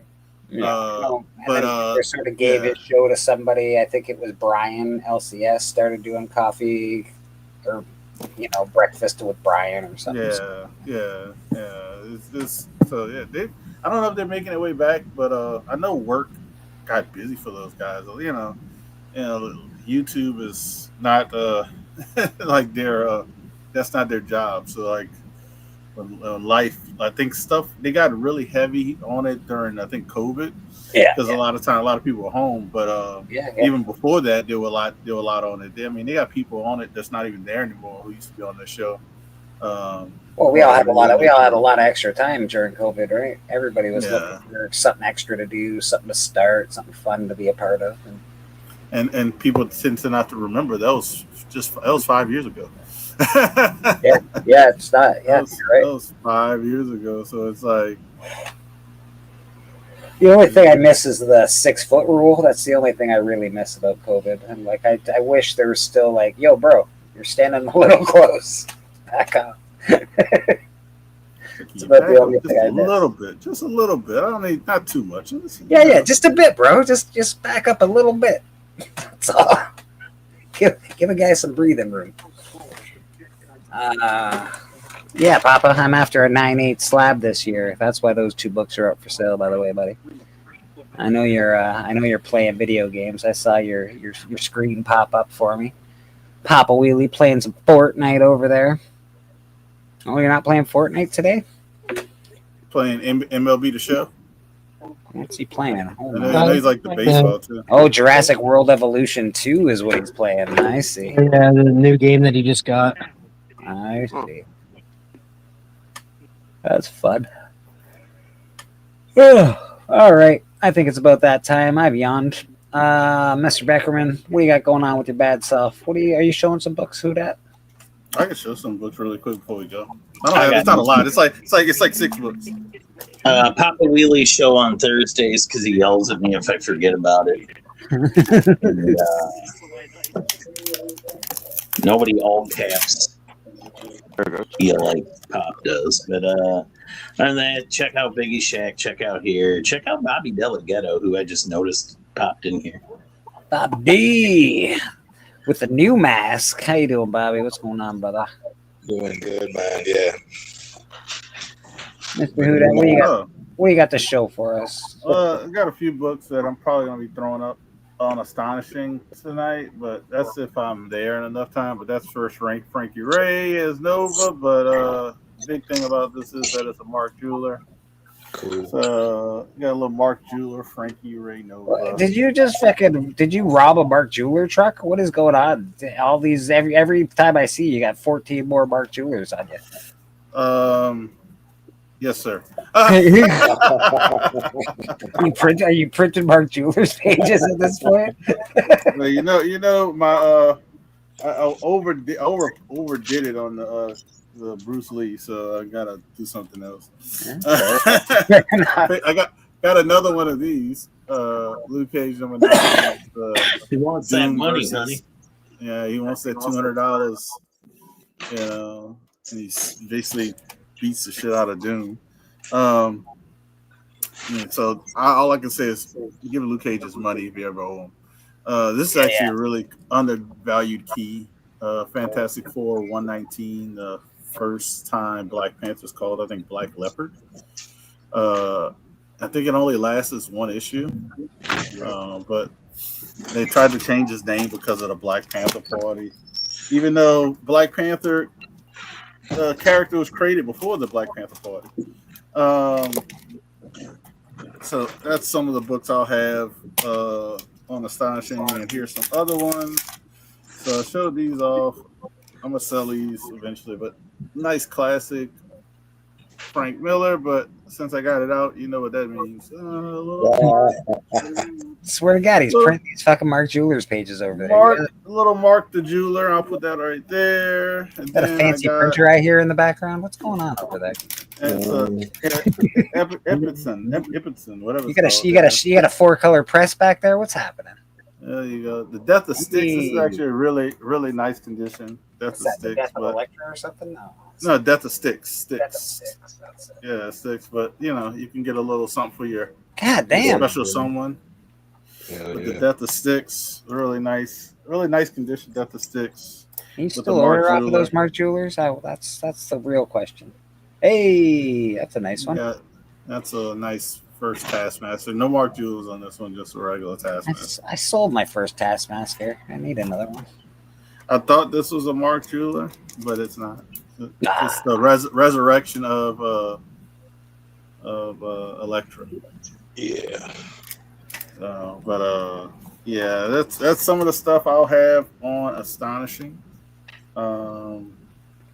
You know, so if people are interested, I'll be like a little bit over an hour late, so I won't be there when it initially starts. But yeah, definitely come check us out. I think Bleak's gonna. I don't know if you. Well, I know Tony's gonna be there. I saw him post his stuff. I don't know if Bleak's gonna be there, but I know Tony Sanders will be there. Tony got some big books he's gonna be throwing up on too. I did fix my back wall recently, so there's a lot of I don't know. Every book on there is like a key, so there's a lot of good stuff up there. That's true. All right, so Mike, you're not doing anything. You're going on Papa's on Thursday for the Sweet Chan music. You're here from Biggie Shack Network. Biggie Shack Network, of course. And of course, you're here Sundays when you feel like it. And hey, I'm here most Sundays. Sure are. Sure At are. some point or another. It's just whether it's live still. TM, what do you got going on with yourself, man? Gonna organize my collection. Pretty busy week this week for me personally, my personal life. So I don't know if we're doing too much on YouTube. Okay. Fair enough, brother. Fair enough. Get that shit done. Rad Art and Comics, what do you got going on with yourself, sir? Same thing I'll always be doing, Pinky. Trying to take over the world. Pinky and the brain. Amen. Bobby D, good to see you here on the panel. You made it a little late today. You got anything you want to say to the people? Oh, glad I could make it, man. Just shout out to the peoples. You know, I love you. And yeah, I showing off my new mask. It was a gift from our friend Old Wolf. Yeah, Tony Old Wolf. Yeah, did this for me. Showing off the new mask, baby. 3D. He did 3D, huh? 3D printer, huh? Yeah, man. Straight MF. He's gotten really good with that stuff. He did, man. I'm doing this for him. Don't tell him, but this is going to be. I did this for him. This is there's an artist, Sean Chen, I believe his name is, and he showed how to do this. So I was doing these, yeah, where it's like it's like awesome. That's so great. Yeah, he I thought they said Boston Chris at first. So did I, bro. I was like, what? Boston Chris? And he pops out. I did that one, and I did this X-Men one where Nightcrawler's vamping. Yeah, boom. Dude. Yeah. Y'all don't know Bobby's work is usually for sale, and it's all interactive, awesome shit, man. If you don't have a Bobby piece, you're missing out in life. You're definitely missing out. Yeah, man. I made it to my LCS. They moved, and yeah, you know me, I don't like change, but it was necessary. They had to move, and how did I not get the invite to that field trip? Yeah, man. Well, it was like a last minute thing, but you know, let me know, and I'm ready to go, man. Yeah, it's a little bit of a ride for me, but it's probably closer to you. It's probably a lot closer to you. Yeah. Yeah, a little bit. A little bit, yeah. That's it, man. I just wanted to say I love you. I'm glad I made it. Yeah. Hey, man, we appreciate you here, Bobby. We appreciate you here, brother. Biggie Shack, what do you got going on with yourself this week, sir? I'm gonna be taking it easy. I might probably do a club and do some regular episodes and stuff. I don't think there'll be a book club, but yeah, just some normalized stuff we do on the network. You know, I do have the top 10 network collectors list I'm working on, so I'm gonna be hitting people up asking for what books they got so I can put them in consideration. Just a little thing I do sometimes to entertain myself more than anything. And goodwill and peace towards men. That's what I'll promote this week. So there you go. Amen. Sounds good to me, brother. I always liked when Biggie started the say your Jack Kirby's and your Joe Kuberts. I always enjoyed, you got to say a couple of Jack Kirby's and say a couple of Joe Kuberts and ask the comic gods to forgive you for your sins this week. Papa Wheelie, you got Sweet Chin music. You got Saturdays. I know you like to go on Mad Spidey and the Spidey People. you play video games every day. You're always playing Fortnite. Apparently today you're playing Jurassic World, Jurassic Park. Very cool stuff. If you're not paying attention to Papa Wheelie, check him out. He's on a bunch of auctions as well. He's on Band of Brothers auction, which will be starting again after January. Give you guys a little bit of break from buying and spending your hard-earned money. So January we'll be selling some books again here on the channel. Yeah, that's Papa Wheelie. You got anything else besides the Sonic auction that you're doing? I guess me and Chris are doing a show tomorrow. He's telling me. Oh. I really don't want to do it tomorrow, but I'm trying. That's probably the best day. But because I got so much stuff going on Tuesday, and then you got New Year's Eve and New Year's Day. So yeah, tomorrow, just look out for it. And graphic content. People are more welcome to join if you want to join and talk. Stuff you might have picked up throughout the end of the year, your comic lists, the 2025 comic lists, and where you're going in 2026, stuff like that. And probably will talk about a couple of cons. I'm not going to many next year, but that's about it, man. Just an end of the year review of what we've been kind of going this comic world. I'm not writing any more comic want lists because every time I write a comic want list, those books go up in price. So I'm never showing a comic want list again. I'm going to show a comic I'm not looking for list, and hopefully those books go down in price. So that's what I'm going to call it from now on. These are the comics that I'm not looking for this year, and hopefully that'll change the stars in the sky, and those books will start going down in price. That would be excellent. Blade, stop going up in price. Surfer 3, can you just calm your tits a little bit? Just relax. Yeah, man. Yeah, so that's here. And every Sunday we do a comic book church. Everybody's welcome. You're all welcome in the chat. If you want to pop on, you're more than welcome. You want a link, just ask me for a link. I don't put it in the chat anymore like I used to because weird shit happens when you do that. Yeah, if you want a link, just hit me up on IG. Or you can hit TM up. He sends out links for me as well. Yeah, man, that's about it. Very happy. This year's been awesome so far. Ended really well. I can't thank Steppo and Susie enough for being a part of my life. I can't thank you guys enough for being a part of my life. I started the new year, so I think this New Year's my first book will be coming from Who Dat Comics. I bought a book, and that should be dropping its way up sometime in the new year.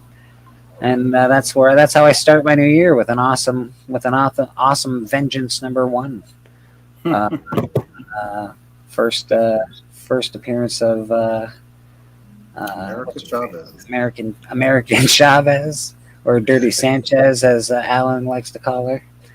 I will say I'll probably be. I thought you were getting Vengeance of Bane. No, I already have the Bane one. I probably will be on YouTube, but on Biggie's show for 2 to 4, just not on my own channel. Yeah, whenever I like to pop on Biggie's channel when he does that too. Sometimes I'm at work, so it's a little harder for me, but it's not so bad. I usually, if I have a break, I'll pop on there. And you mentioned books on coming for the New Year's and stuff. I do have a couple of books that are on their way. One from Paul. It's Justice League 2000, Justice League 200. And that a 9/8, beautiful George Perez cover.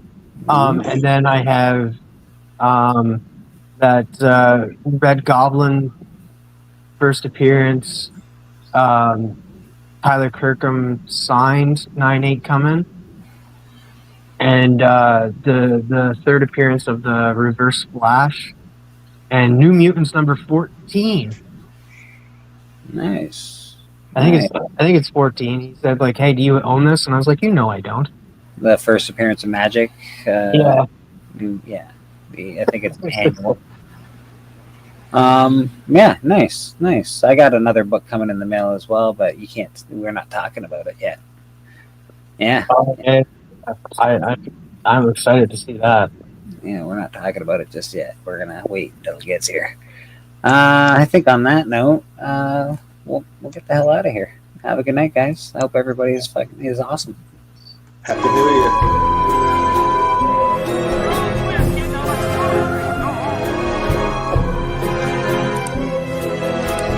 So they put us through the turnstiles and turned us loose inside. And here we go.